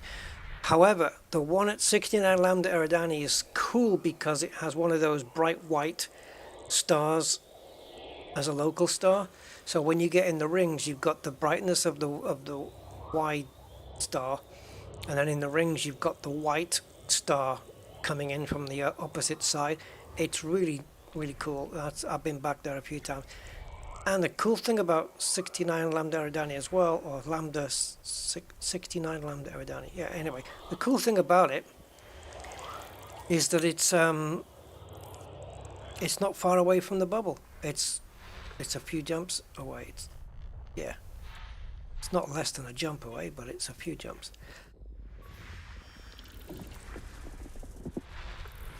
I think it's about 1,000 light years. Don't take long. Wide ring. Oh, another one. Body 2BA. Close orbit. Nested moon. Fast orbit. Oh, so 2BA is close and fast orbiting 2B. Doesn't look like it on here. But yeah, we're going to check that out. I'm going to check it out in the orrery map as well and see if it shows that it's close. Definitely want to see that. Oh, there's some interesting stuff here. And it was a totally undiscovered system. This is what I'm looking out for when I go exploring. These are the kind of things I want to see. these cool things. And I wouldn't know, that program not been running, I wouldn't have known about the wide rings and the fast orbits and all that stuff. I would never have realized. You've got to look in the system map pages to see that. Nested moon. Fast orbit. Another one with fast orbit. And we'll check out the times and see how long fast is, how long it's taking to orbit. It's not going to be meteorons hollow kind of speed, but at least I don't think so. Maybe. No one's been here. Who knows? System discovery complete. First body to map is 5F. 5F, yeah, if you were doing plantages. However, so we've got a few things here. Let's check them out. So I'm going to bring it up on screen for you guys so you can see what I'm seeing. Good luck with this. So it's everything from here down. Is it? No, here. Yeah, everything from there down. So we've got wide ring. We've got the radius of the planet and the radius of the outer ring. Another wide ring. This one's got a bigger planet and a smaller width, so not as good as number 3. This one has a close orbit. The orbital radius is 3,300 kilometers. Parent radius is that. Now here we go. Look, this one, the 2 fast orbit ones, the quickest one is 4BA, which orbits its parent in 5.2 hours. That's what we got. And in terms of, if I go to Bio Insights, this is what we have on the planet. So we've got 5 signatures and 1, 2, 3, 4, 5, 6, 7 possibilities. So let's see. So that's the only one with the BIOS here, 5F. So we'll go there later. But for now, see, every time I go back on the screen, I've got to scroll down to the book. Put the latest entry at the bottom, which is annoying. It should put them at the top if it's going to stay at the top. Anyway, so we've got the widest ring one here, which is D13. So we'll go there. And maybe we'll check out 4BA and see if we can see the orbit. But if we can land on 4B or land on 4BA, then we can see the orbit maybe. If we land on it. It's whether it's landable. That's the key thing. Okay, so let's go and check some of this stuff out. I think the first one, let's have a look in here.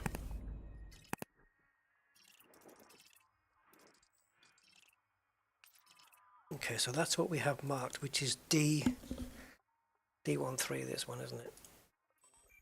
So that's D13, and also let me see, D13, D52. So I'm really just interested in D13 and D14. So D14, we obviously can't land on that one, and the fast one is BA. Ah, right, so it's the orbit with this guy, not this guy. So if we land on here, we might be able to see this thing going round, even though it's us going round, but you know what I mean. Right, so first thing is this one, then we land here, and then we go to here. That's it. This one is a wide ring as well. Or was it this one? No, I think this one, but this one wider still. So, vámonos, muchachos. Let's go.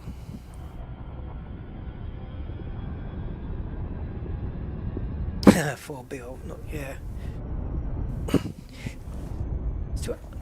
To be or not to be was actually when Shakespeare was trying to decide which pencil to use. Okay. When I used to draw when I was a kid, 2B was always my favourite shade of pencil. I used to have a thing with all of them, you know. Wasn't it like 6H, which were the hard ones? And it got softer, didn't it? 5H, 4H. And then it would get into the softer ones, which were 1B, 2B, 3B. I don't know, 2B just seemed to suit me perfect. And that was today's dose of useless trivia.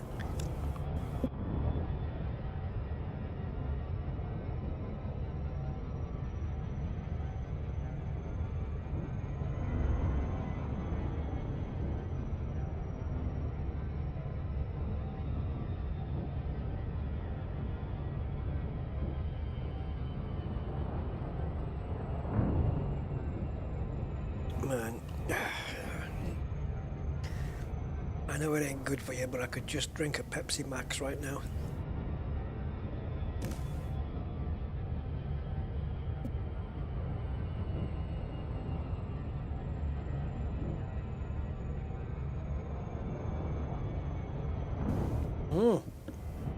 Already visible. Oh yeah. Too busy looking at it to slow down.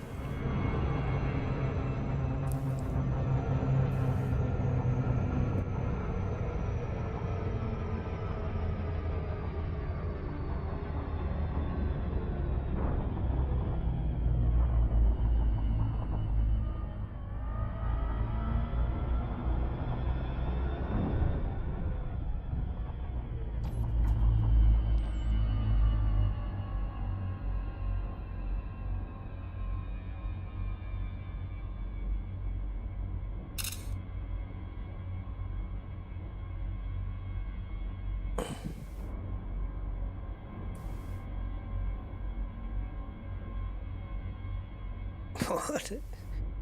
Yeah. Why invent a pen that could write in space when you could just take a pencil? Anyway, let's go and land.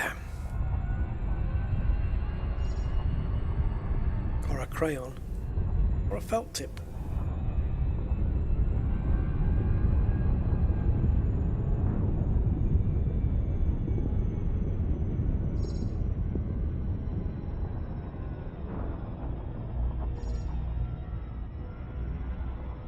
Landing directly in the sunlight. Be careful.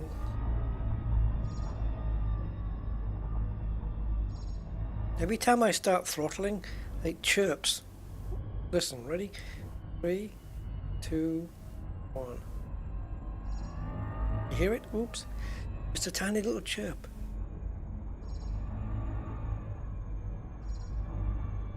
I've never noticed that until now.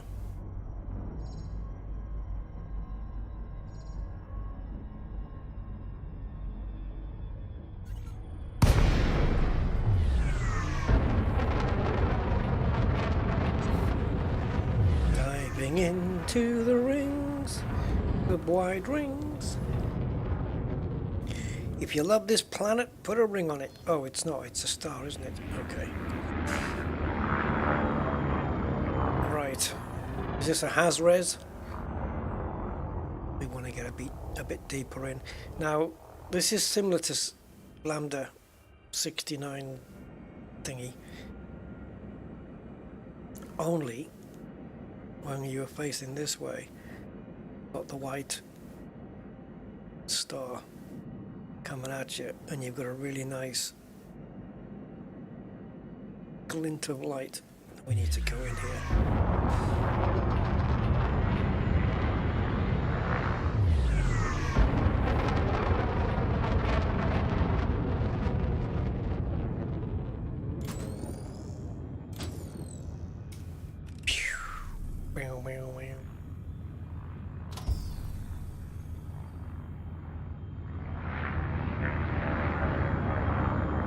There you go.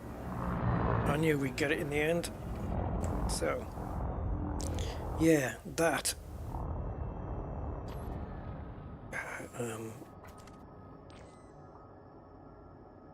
Dusty rings. Stellar screenshots. Oh, I tell you what, if we do that and then that, that makes for a better screenshot, doesn't it? Where are you going? Oi, oi, oi, oi, oi, oi, oi, oi. Come back.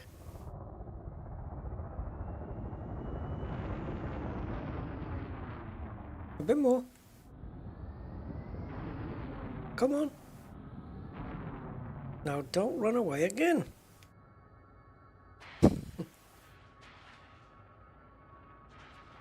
Actually, I probably could do with getting a little bit of a better angle. Yeah, nice, aren't they? In the dusty ring of the yeah, the dusty asteroid ring. And that we're not even facing damn you.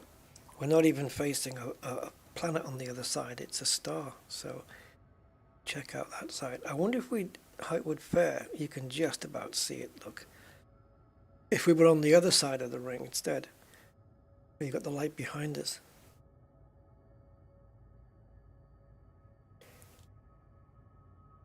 Put the lights on. See, I've got the lights on the top now. Are they volumetric?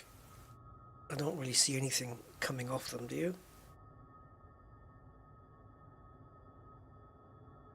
So we're exploring. I don't know how far we are from Sol. Probably out, because we're going in a straight line with Sol, we're probably still not 10,000 light years away from it yet.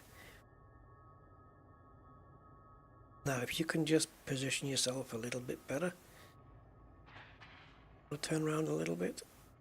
Don't obscure the backlights. I want to see those. Now, I will zoom in a little bit.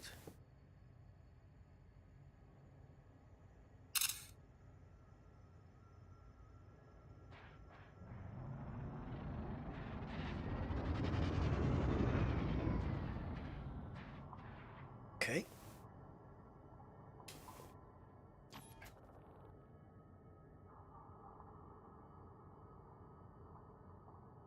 Hold on. Nothing in front of me. That's kind of going to be critical here.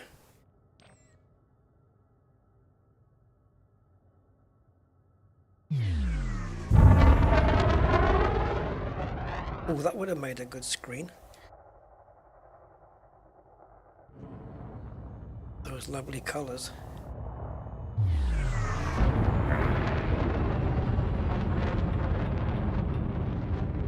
This is the bottom of the planet now, isn't it? I think so.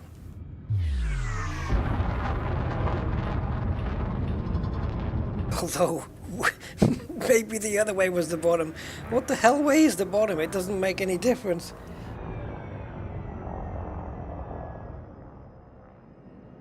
Oh, electricity, is that what it is? Yeah, see, the way we had it before, we had the sun coming through the gaps. There it is.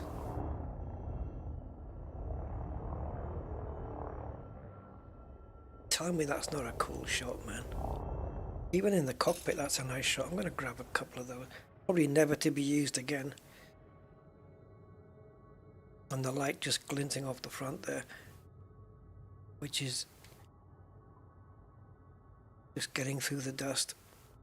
So, I hope I'm not going to hit that asteroid. Oh, you better control this well, Rusty. There we go. We got it. I got the shot.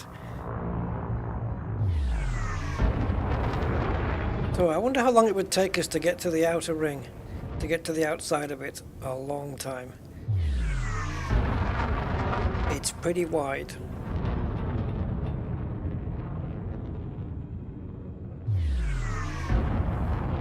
It's not very thick though, is it? You can see the top of the ring there, and then the bottom is just kind of there really.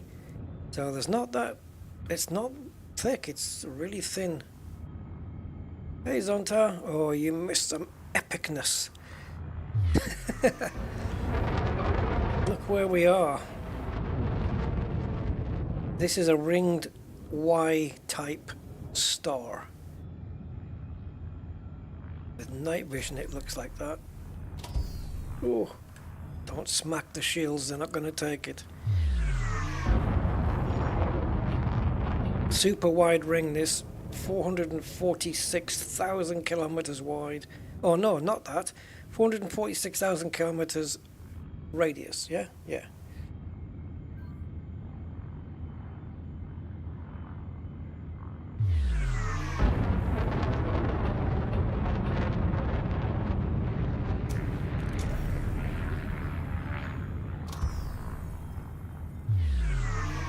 So we come up.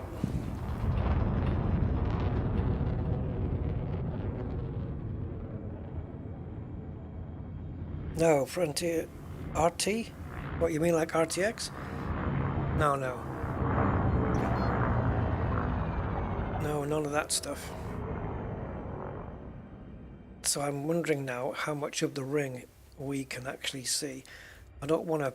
If I pull out the camera too much, it's going to distort. But, yeah, this is a big ring. Jesus Christ. Yeah. Is that the end, or does it just kind of tail off there? Okay, so if I yeah, it looks weird, doesn't it? Man, it's massive. And there's another set of rings on the inside, isn't there, where it's like a bit more of a lighter color.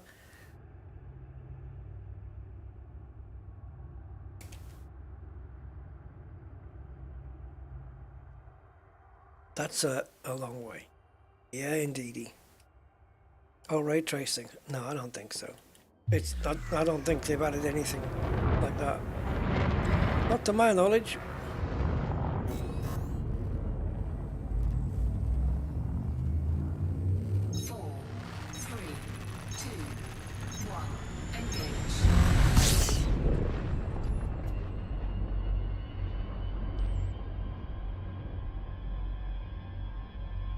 It looks all swirly and cloudy, yeah?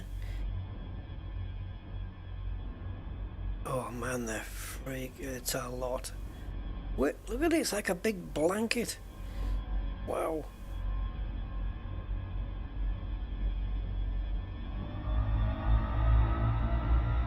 And then you've got the different color rings there. Nice, eh?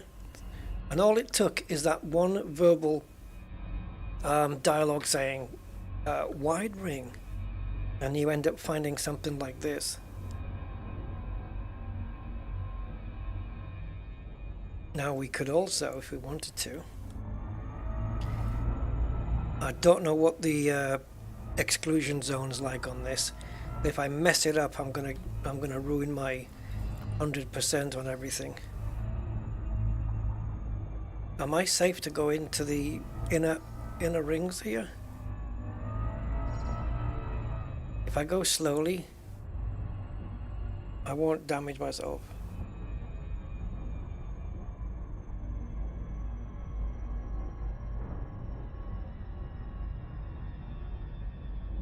But this way now, we're going to get to see the planet clearer. I think here will be fine. It's not a planet, it's a star, Rusty. But anyway, there you go.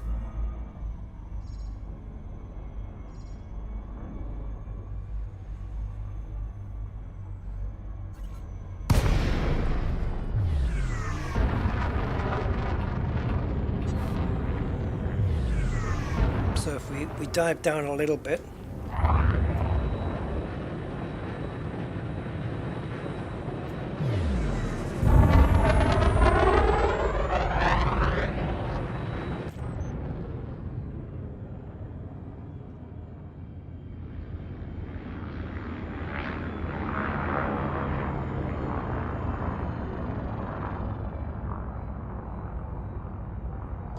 we're not actually in the ring yet by the looks of it.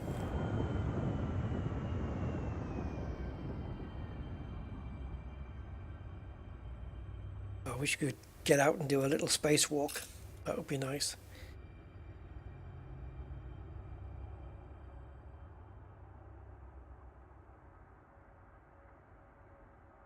And the main sun's over there, so if we if we were to just like try and get ourselves in here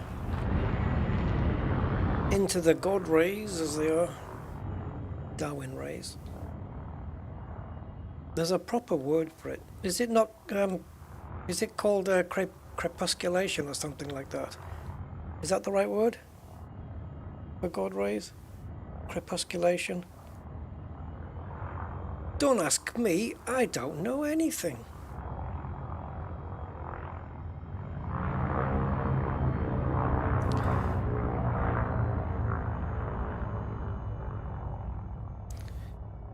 I prefer crepusculation than God rays as a term.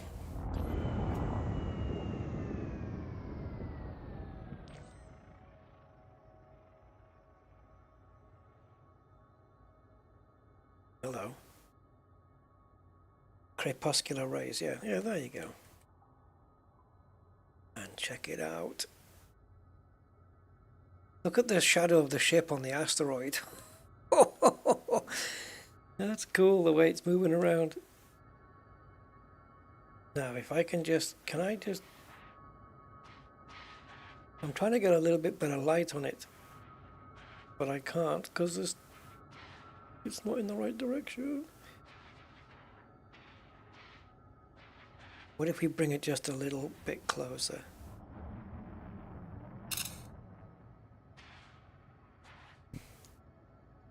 Okay.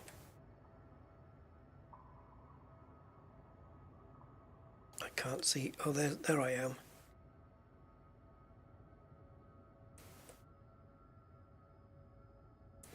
Yeah, this ring is just huge, man. But we need some... well, I need some good screenshots for future thumbnails. Hey, Commander Nemesis 007.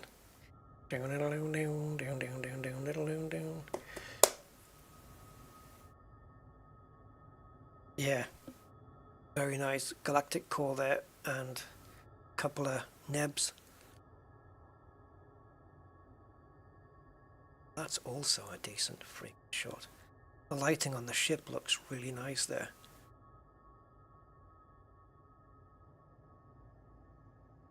So I'll try one like this, and then I'll put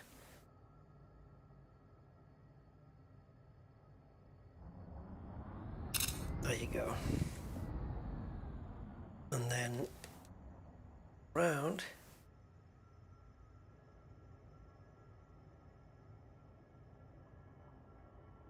I don't think I'm going to hit anything. Yeah, just make some nice screenshots. The planet looks like, the star looks like it's got a white band around it, doesn't it? But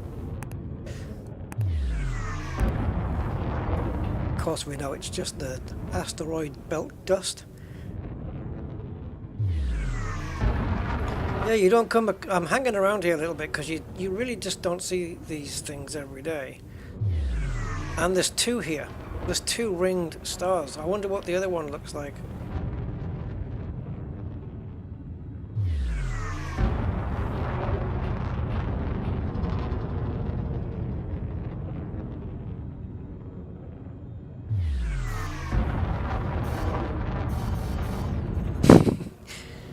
If you go onto night vision, you can see all the little bits, look. Little bits of asteroid, the tiny bits that you can't normally see.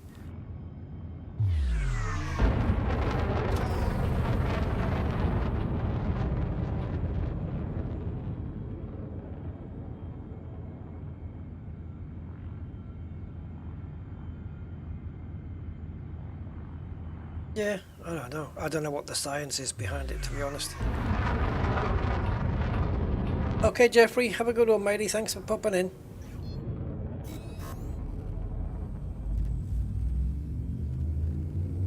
Four, three, 2, 1. engage. Taking heat damage.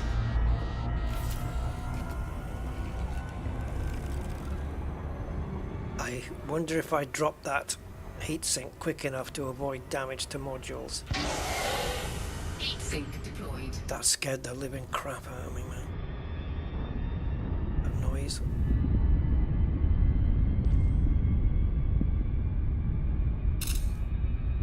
Take a couple of shots on the way up. Did we get any module damage? Oh.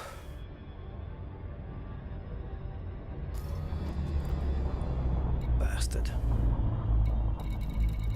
Just a Guardian frameshift drive booster, that's it. Why? It's not a problem though. We just have to use some bullets.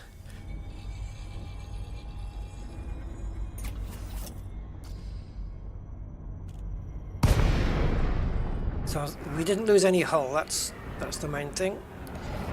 And as long as the power plant is 100, which it is, I'm a happy boy. Module repaired.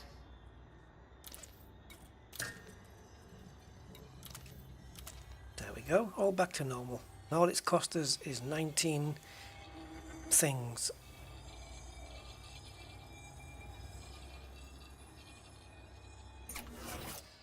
Cool.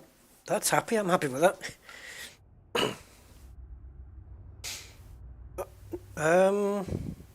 Okay.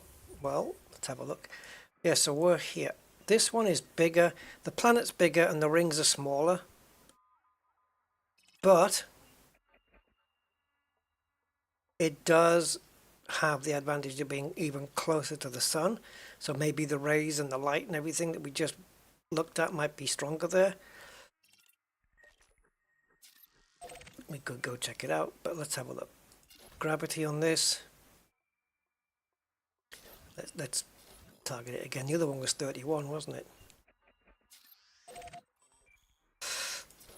Why doesn't it say?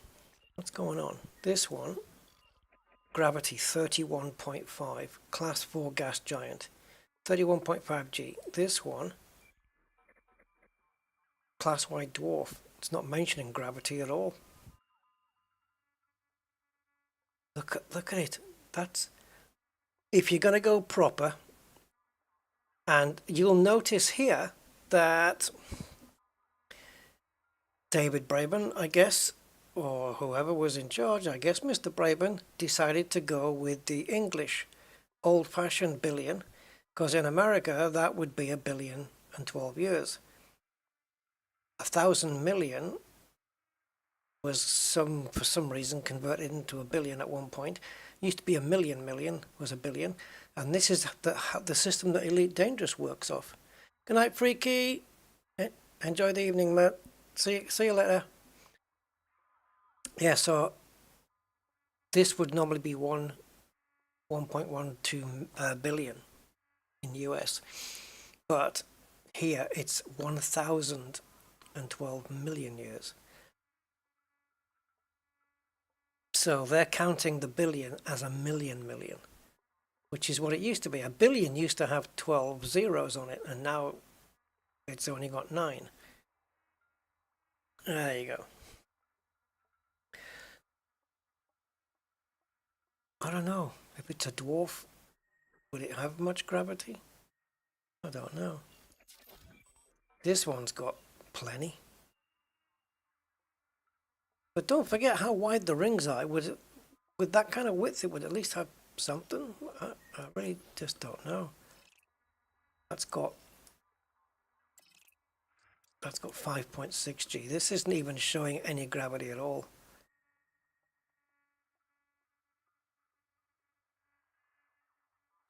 That's a class Y dwarf with no gravity. This is a class 4 gas giant.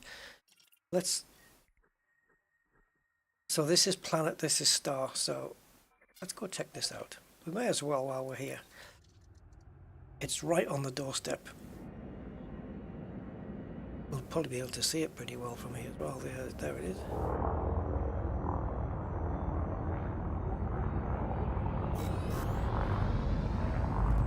Wow, that heat is building. Come on, hurry up. Get me out of here. 3, 2, 1, engage. Yeah, that heat build up as we were coming out. Eek.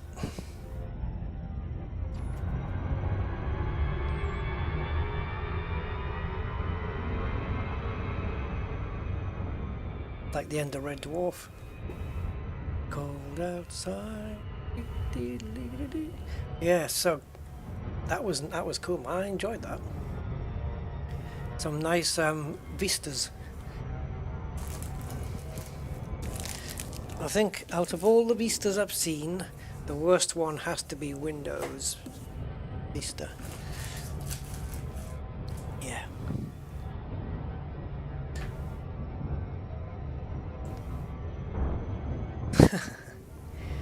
Yeah, mass challenge.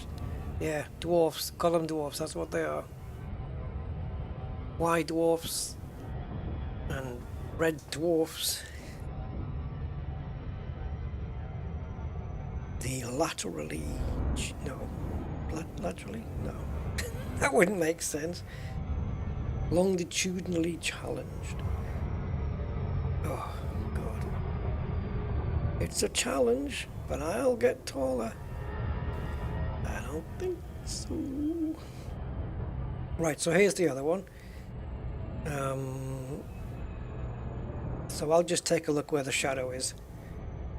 And we'll find out, and we'll go on the other side. I think we're underneath it, so I want to get on top of it. Don't mind being on the bottom, but prefer on top. Oh, now we're straight away.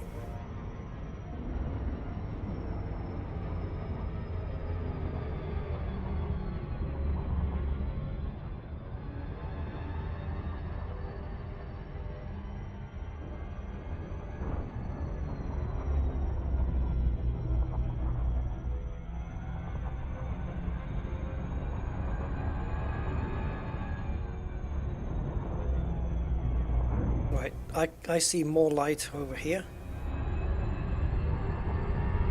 Not seeing any shadow of that thing.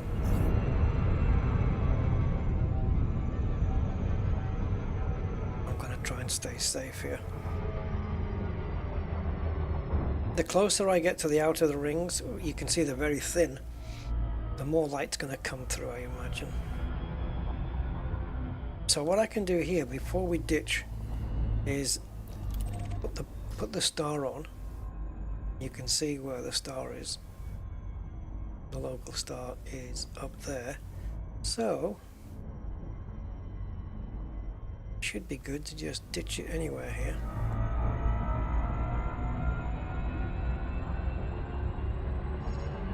However, the star's above us, where we were lucky with the other one because it was kind of edge on. Where here it's not, so we're going to get it coming from above, so it might not look as good. I don't know. Doesn't it look like that white, the white rings are stepped up? Like you've got the brown, then a black step up, and then that's how I see it.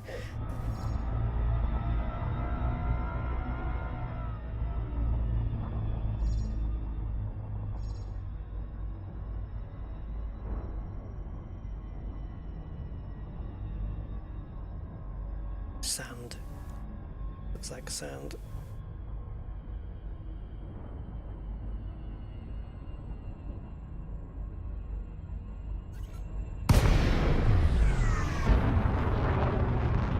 Right, so let's get in a little bit. Could be. Okay, thinner, yeah, could be. I'm not sure though. We can check it out, but I mean the other ones weren't, were they? They were still rocky.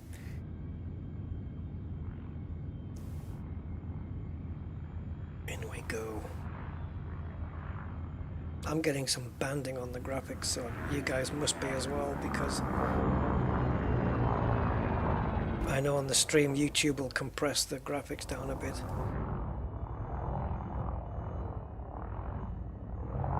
So where's the light? And is it getting in? Oh, we're going sideways. See, it doesn't look as impressive because it's not quite on the side.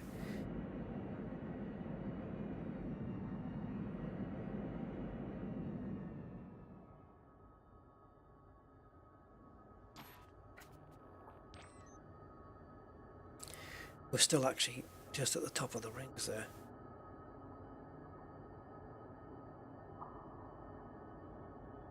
Nice cloudy effect though, eh?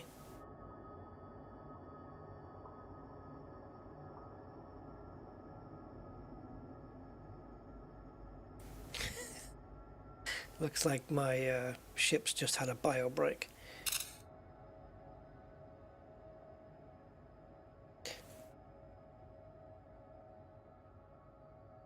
Whoa. Go. Take another one close in. Yeah, it's kind of cool, isn't it?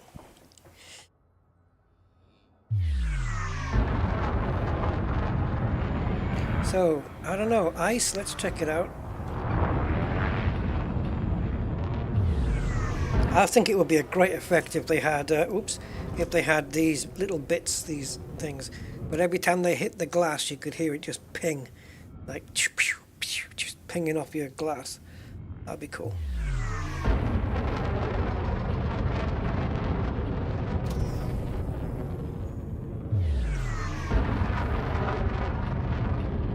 Right, we shouldn't have any heat issues on this one because it's not a star. Come on. 3, 2, 1, engage.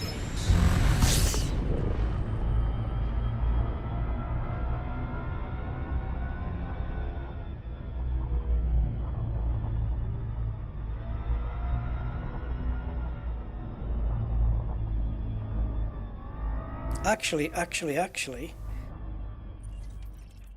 if I'm not mistaken, and I probably am, I think it actually tells you. No, metal rich and rocky, no ice. And this is the inner ring because of the radiuses. So yeah, the inner ring is metal rich. Look at the maths. Ay, ay, caramba. There's what? 1, 2, 3, 4 and a bit. 1, 2.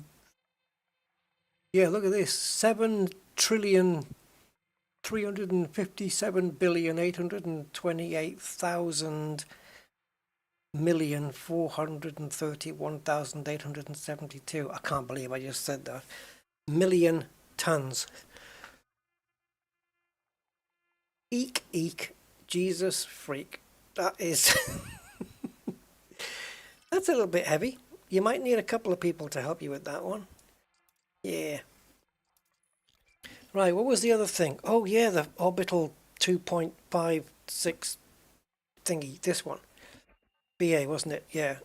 It orbits its parent here in 5.2 hours. So yeah. 60 6, 12, 5 hours and 12 minutes then. Yeah, the extraction packs. They do look nice. Yeah. The one that's on this ship is the hazard pack, which I like. It's kind of cool. The extractions look good on some ships, but on others, like the one with the rotating dish. I don't know. I like it. I like the idea of it for sure. But yeah, it works on some, but I think maybe on others, like on the Anaconda, the dish would look kind of small, but on the asp it looks huge. I think if I've got that the right way around. I don't know, maybe it's white metal. Don't know, it depends what the metal is.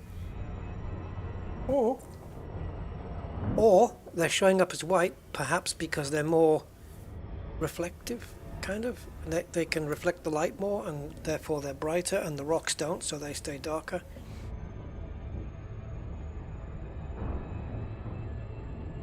Yeah, I was trying to combine the words hippopotamus and hypothesize. Hypothetamusizing.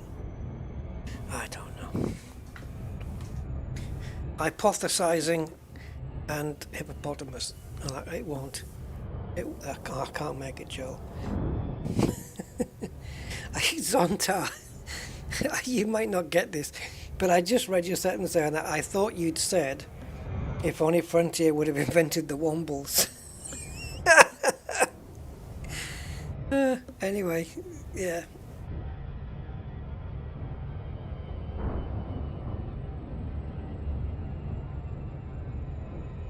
Yeah, they should have implemented wormholes in the game and just, that would be interesting. But then would you have it so that they always jump to the same place? Some stable wormholes which are always get you to the same place, and unstable ones which you could end up anywhere in the galaxy. Hypothesizing. Yeah, there you go. See? Try saying that 10 times fast. Hypothesizing. Yeah. Hypothesizing about hippos. Oh, who would have predicted this on a stream? Jesus. The hypothesizing hippos. Do, do, do. This is Gerald. He's been hypothesizing.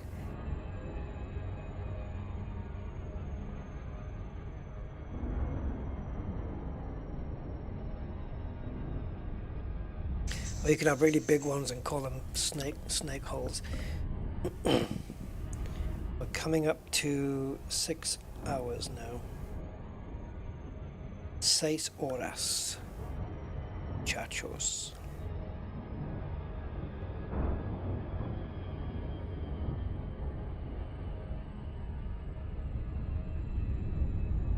That's not the planet. It's behind. Oh God. It's a little close.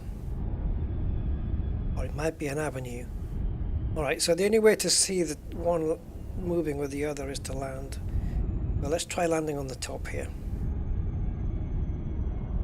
I didn't think it was going to be so freaking close. I know the orbital period is... Yeah, this is also a nested moon. So I guess maybe it's something to do with that. Yeah, worm ladders. Or, no, that wouldn't make sense, would it?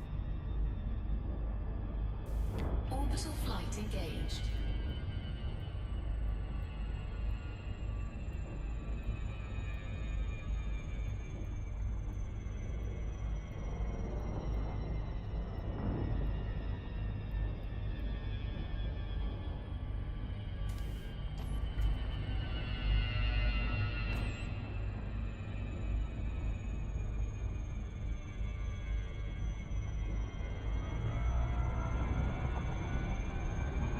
Get it in the blue zone, you pillock. There you go.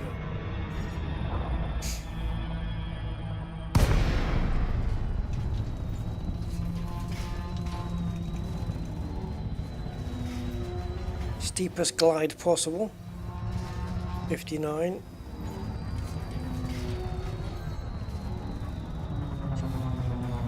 I don't know whether it would still glide in on 60. No idea.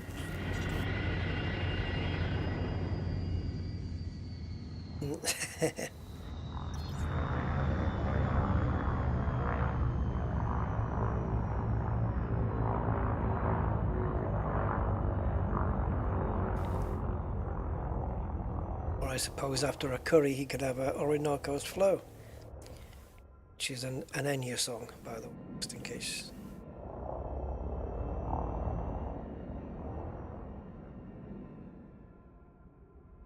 Okay, Kathina, thanks for dropping in. I'll catch you on the next one then, maybe. Have a good sleepy. Actually, this might be a good place for me to end, right here.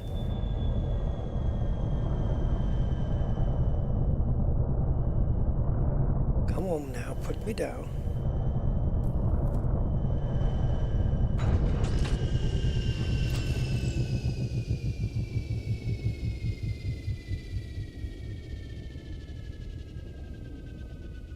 Are we moving?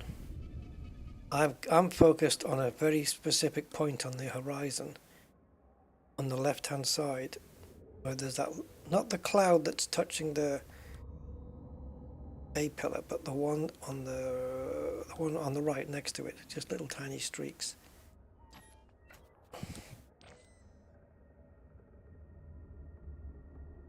Okay. Oh, okay. Cheers, Kathina. Appreciate it.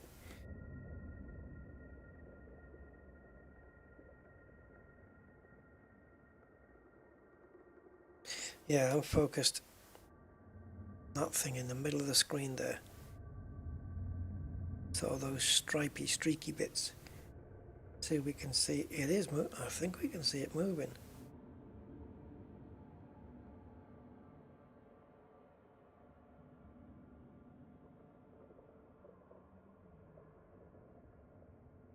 Can we?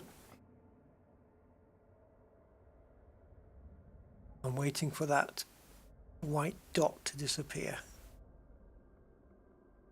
I wish I could point it out.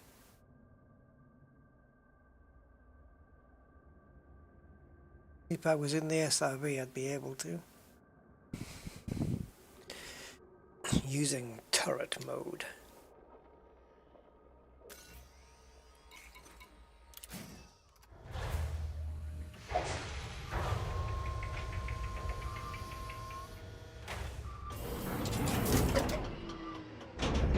Low gravity warning.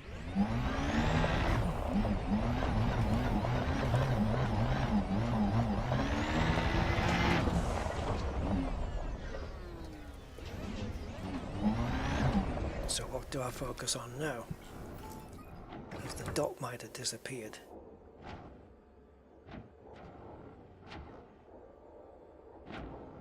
Maybe that white patch there, that white dot. Right, the dot of my reticle's covering it now. But that, if it disappears. See it? Just a tiny, tiny, tiny little white speck.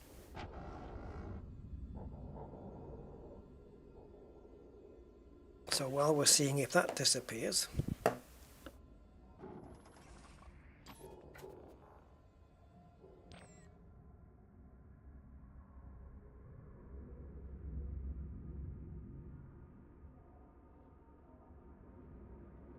oh, it's got a face, sort of.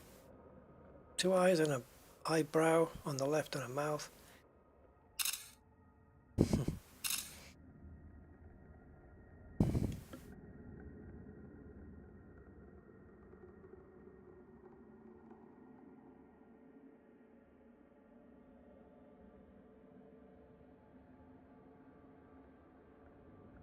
Let's take a couple of randoms.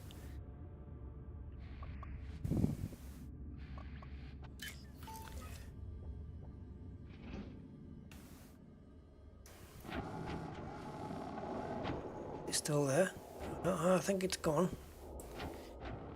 But now I'm just watching this white patch here. Right there.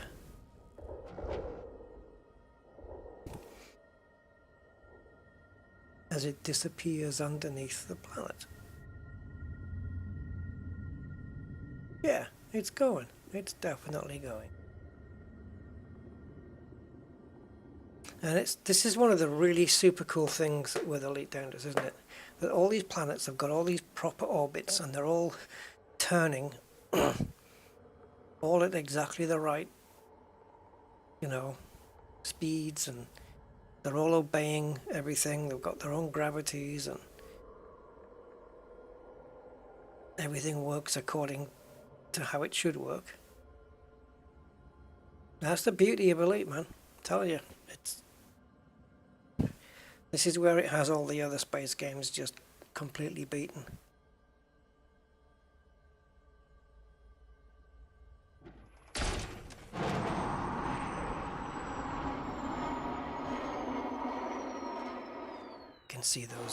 I can see the bits that went over now.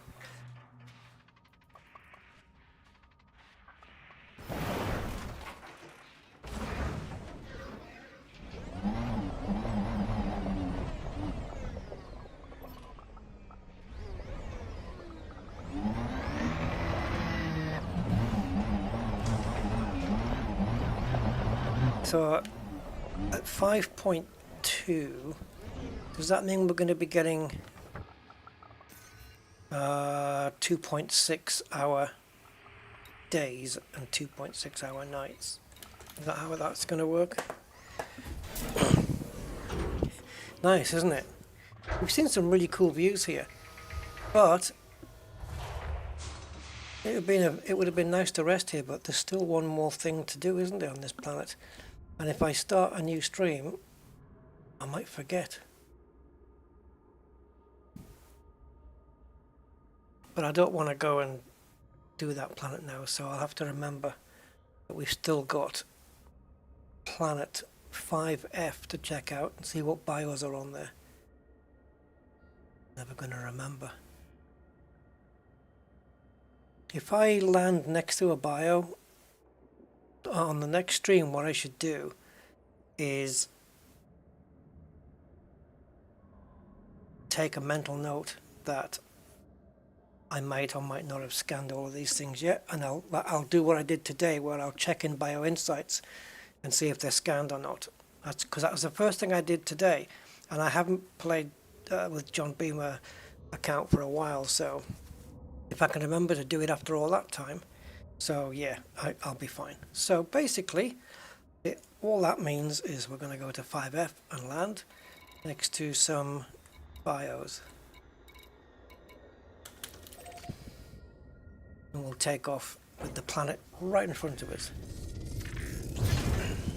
Oh, Flat Earthers won't change their mind based on a game. The problem is they're too invested in that theory now that nothing you say or do will change their mind, because otherwise they don't want to be made to look a fool, even though everyone knows they are. But they're so invested in that theory now that it's like other beliefs, you know? People get too invested in it that the last thing they want is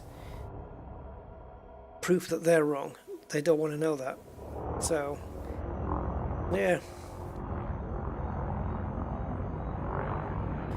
For me, the only thing that should matter is whatever's true. 4, 3, 2, 1, engage.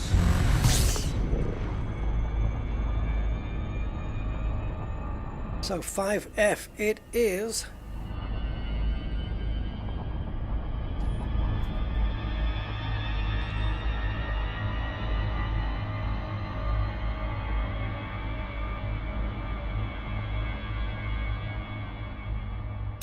There you go. Nice. I didn't know they were going to be that close though. But that was a nice little bonus. And there's another, so this one orbits in 5.2, and there's another planet in here which orbits just a bit over 6 hours as well. But yeah, no, that one was nice. It's a good system. We got those lovely rings that we saw. Then we got this, and it was all done from a undiscovered, you know, it's a freshly discovered system. No names on it except for mine, which is that's kind of cool.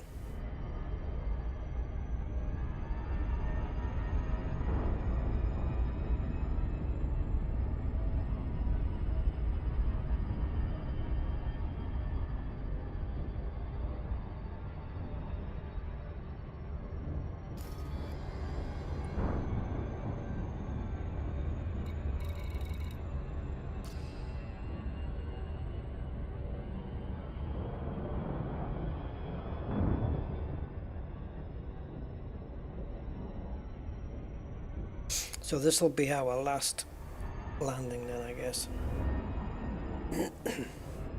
Because we are 6 hours and a quarter in. And we did a long elite stream a few days ago as well. So you can't say I'm not invested in the time, eh? You know me, I put the time in.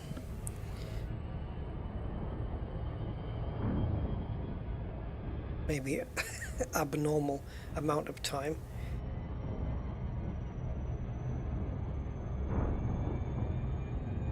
but eh.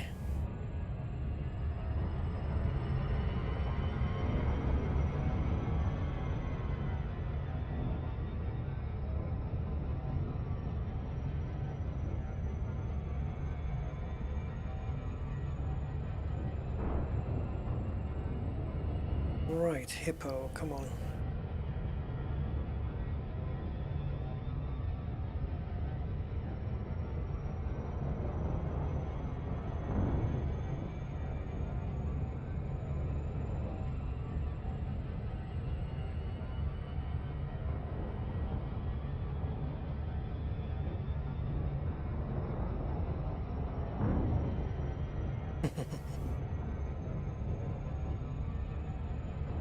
Yeah, none of these flat earthers have ever bothered to go out and actually find the edge and take a photo of it.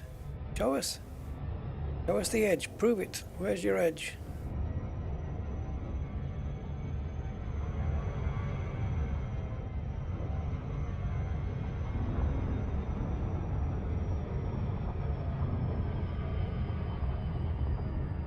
Is it not right to say, though, that if the Earth was flat, that the triangulation of GPS wouldn't work? I don't know.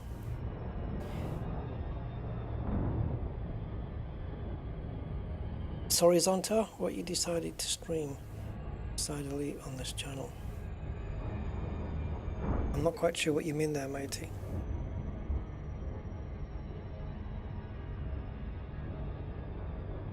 Are you asking me what else I stream on this channel other than Elite? Can't be that, right?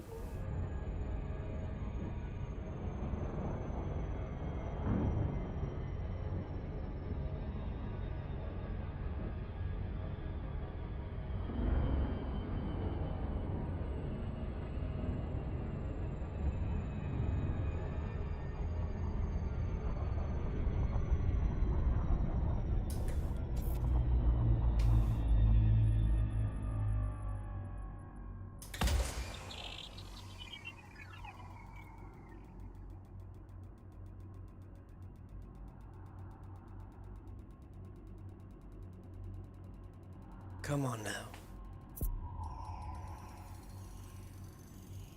Surface scanned by 50%. Perfect probe. Perfect. Absolutely perfect. Oh, you said you're not going to stream it. Ah, to replace it with something else? No. No. No, what I said was that my sim racing streams were going to be moved over to Rusty Dog Unplugged. Mapping complete. No more bodies to map. They get about the same amount of views. May host a marked biological. Or people on the stream. Same amount, about 4. If I'm lucky. Right, I didn't see what we got. So we've got bacteria, fungigoidea. So of course the most expensive one, concha, is not around. Tubus is there. Tubus rosarium it'll be. Let's take a look and see what that looks like and see if we can land next to that. Tubus rosarium. That sounds like a spell, doesn't it? Tubus rosarium. Yeah, those.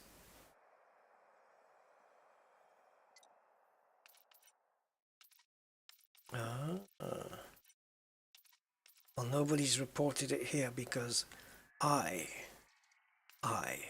found it.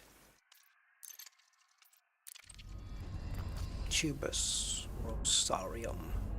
We are on the Tubus, are we not? We are indeed.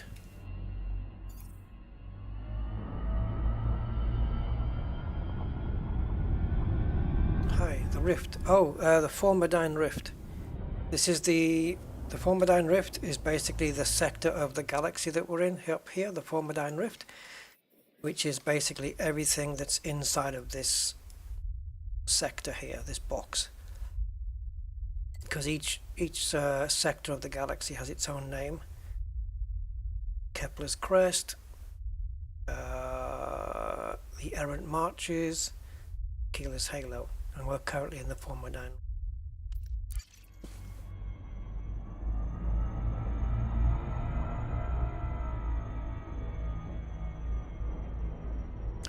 So let's just take off that. Let's have a look. So white or grey? I'm going to right in the middle of the screen.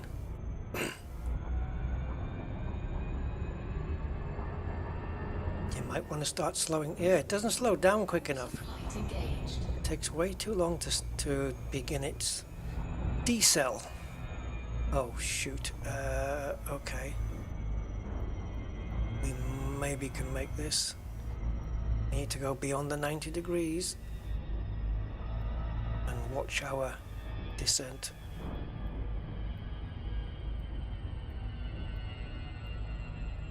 And before the drop zone, obviously. Kick it out. Yeah, baby.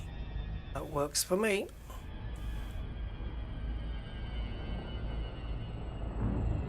Oh, you haven't been to Colonia yet? Oh, cool. Well, there's lots to discover. There's some good exploring you can do close by.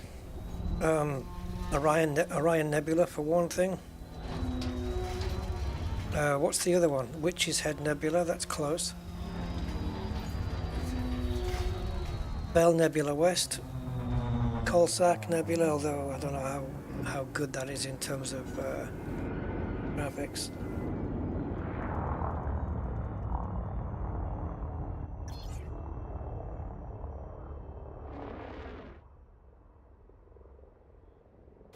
Okay, so we got 0.1 grav. And we're looking for tubes. Keep your eye out for tubes. Oops, hello. There's only a few of them then, eh? And the distance on the tubes? 800 meters. So, if we use those ones in the distance, that little patch in the distance, as our second scan, then our first scan can be these. They're everywhere.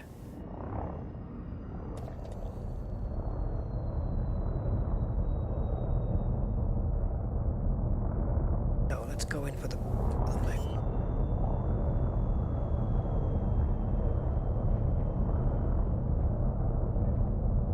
Come let me down.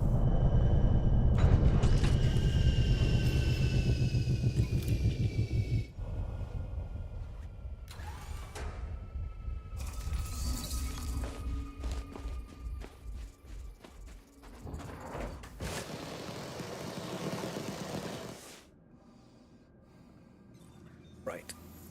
Let's see if I can make this jump. Pick one.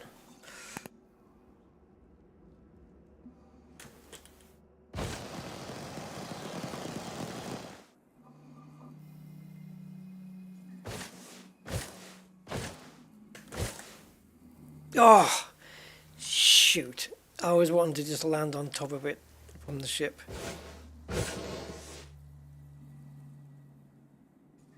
Oh, come on. Oh, you cannot be serious.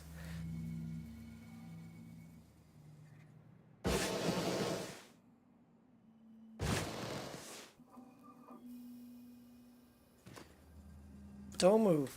I mean, do move. Get into the middle.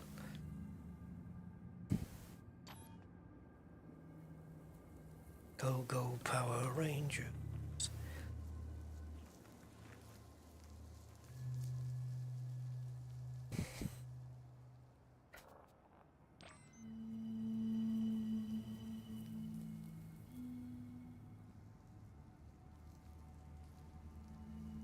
See a new Marvel movie.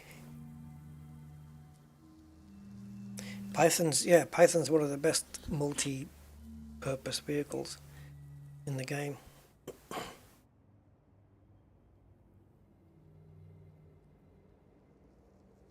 Oh, that'll work.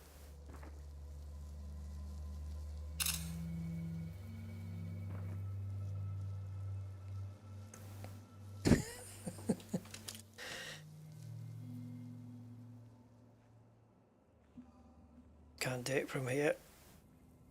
Oh, we're gonna have to go down.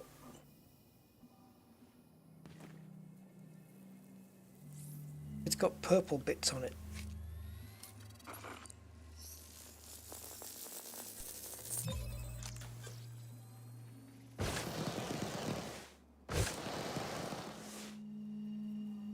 All that glitters is gold.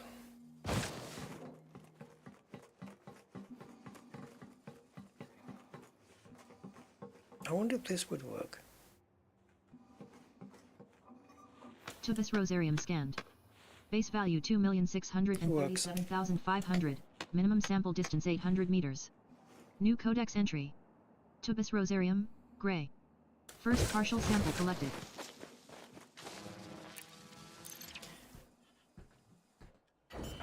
Yeah, got the ASP.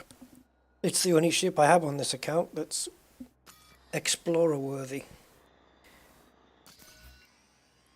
I might as well do the other two then.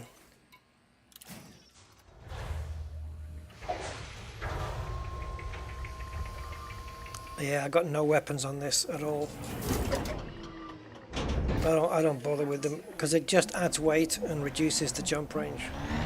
So I just absolutely don't bother with it. So if we've come out the back side, then we need to go this way to get this one.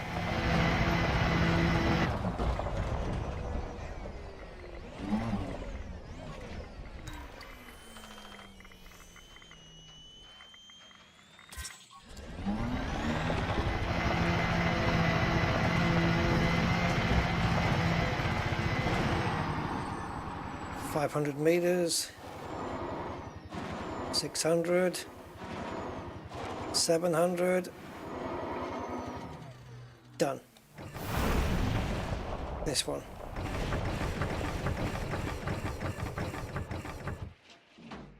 What are you doing, Rusty?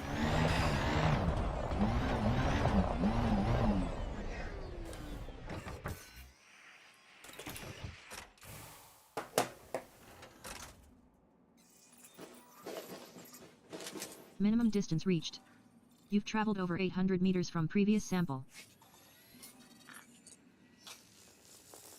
They're nice days. I like this color. Partial sample collected. What are these, like berries? The fruit, which only very tall animals and people with jetpacks can get to.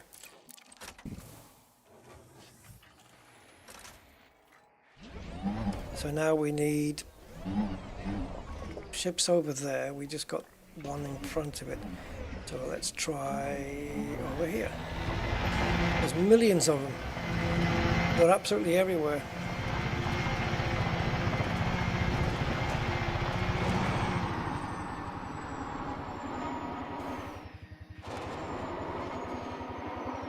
.500 meters, 6,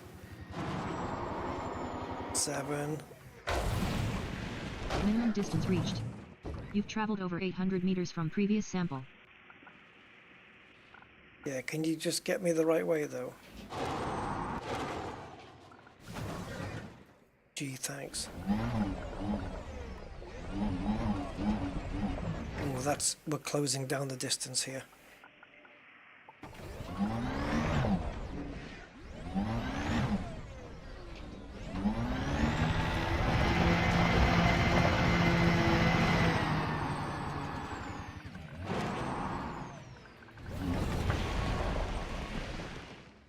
Perfect.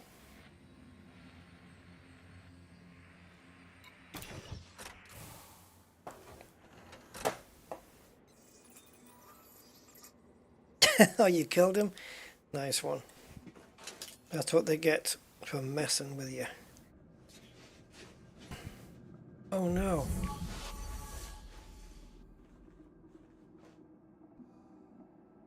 Oh, how did we get under? We're well under in distance. Yeah, schnitzels. Okay. We're at 650 meters. Must have gone in the wrong direction. That's what you get. We're still going wrong way.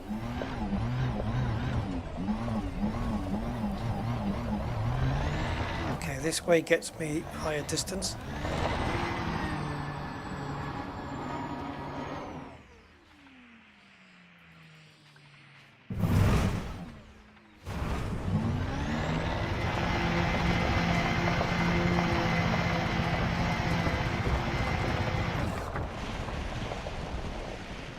Right, this is a definite one that'll work. You think I'm going to scan you, don't you? Nope. You.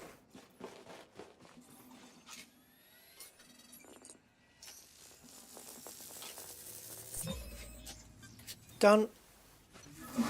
Sampled. 2.6 million without the bonus.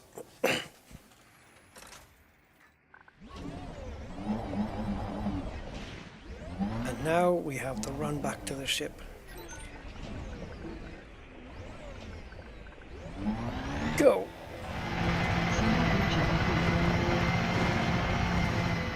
No!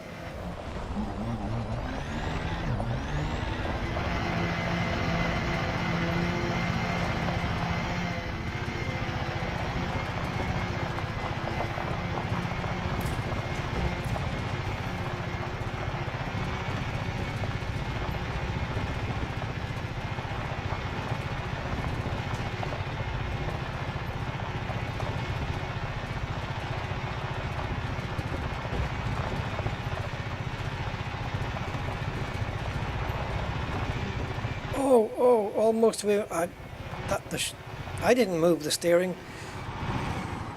Oh shit, now what? Ooh.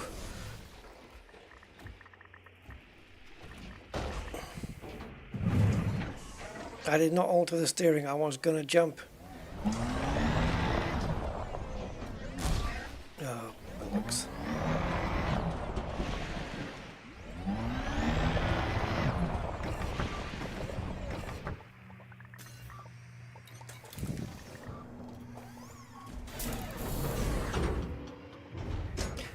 This one you get decent payment for, but the best one is there's one called Stratum Tectonicus, where if you have first footfall on the planet, including the bonus, it's 95 million just for that.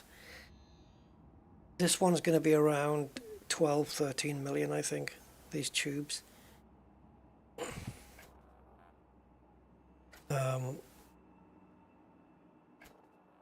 Yeah. It's not, I don't need the money though. I mean, well, yeah, I kind of. I've got 2.6 billion or something. But it's always nice to have a bit more. Because that's how Rusty Dog's account got to 11.7 billion. Something along those lines.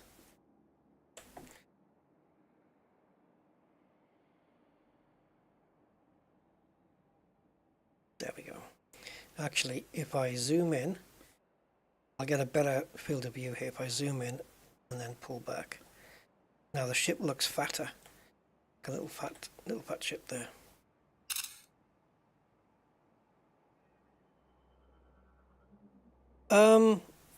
Shard cannons, yeah, they're pretty cool.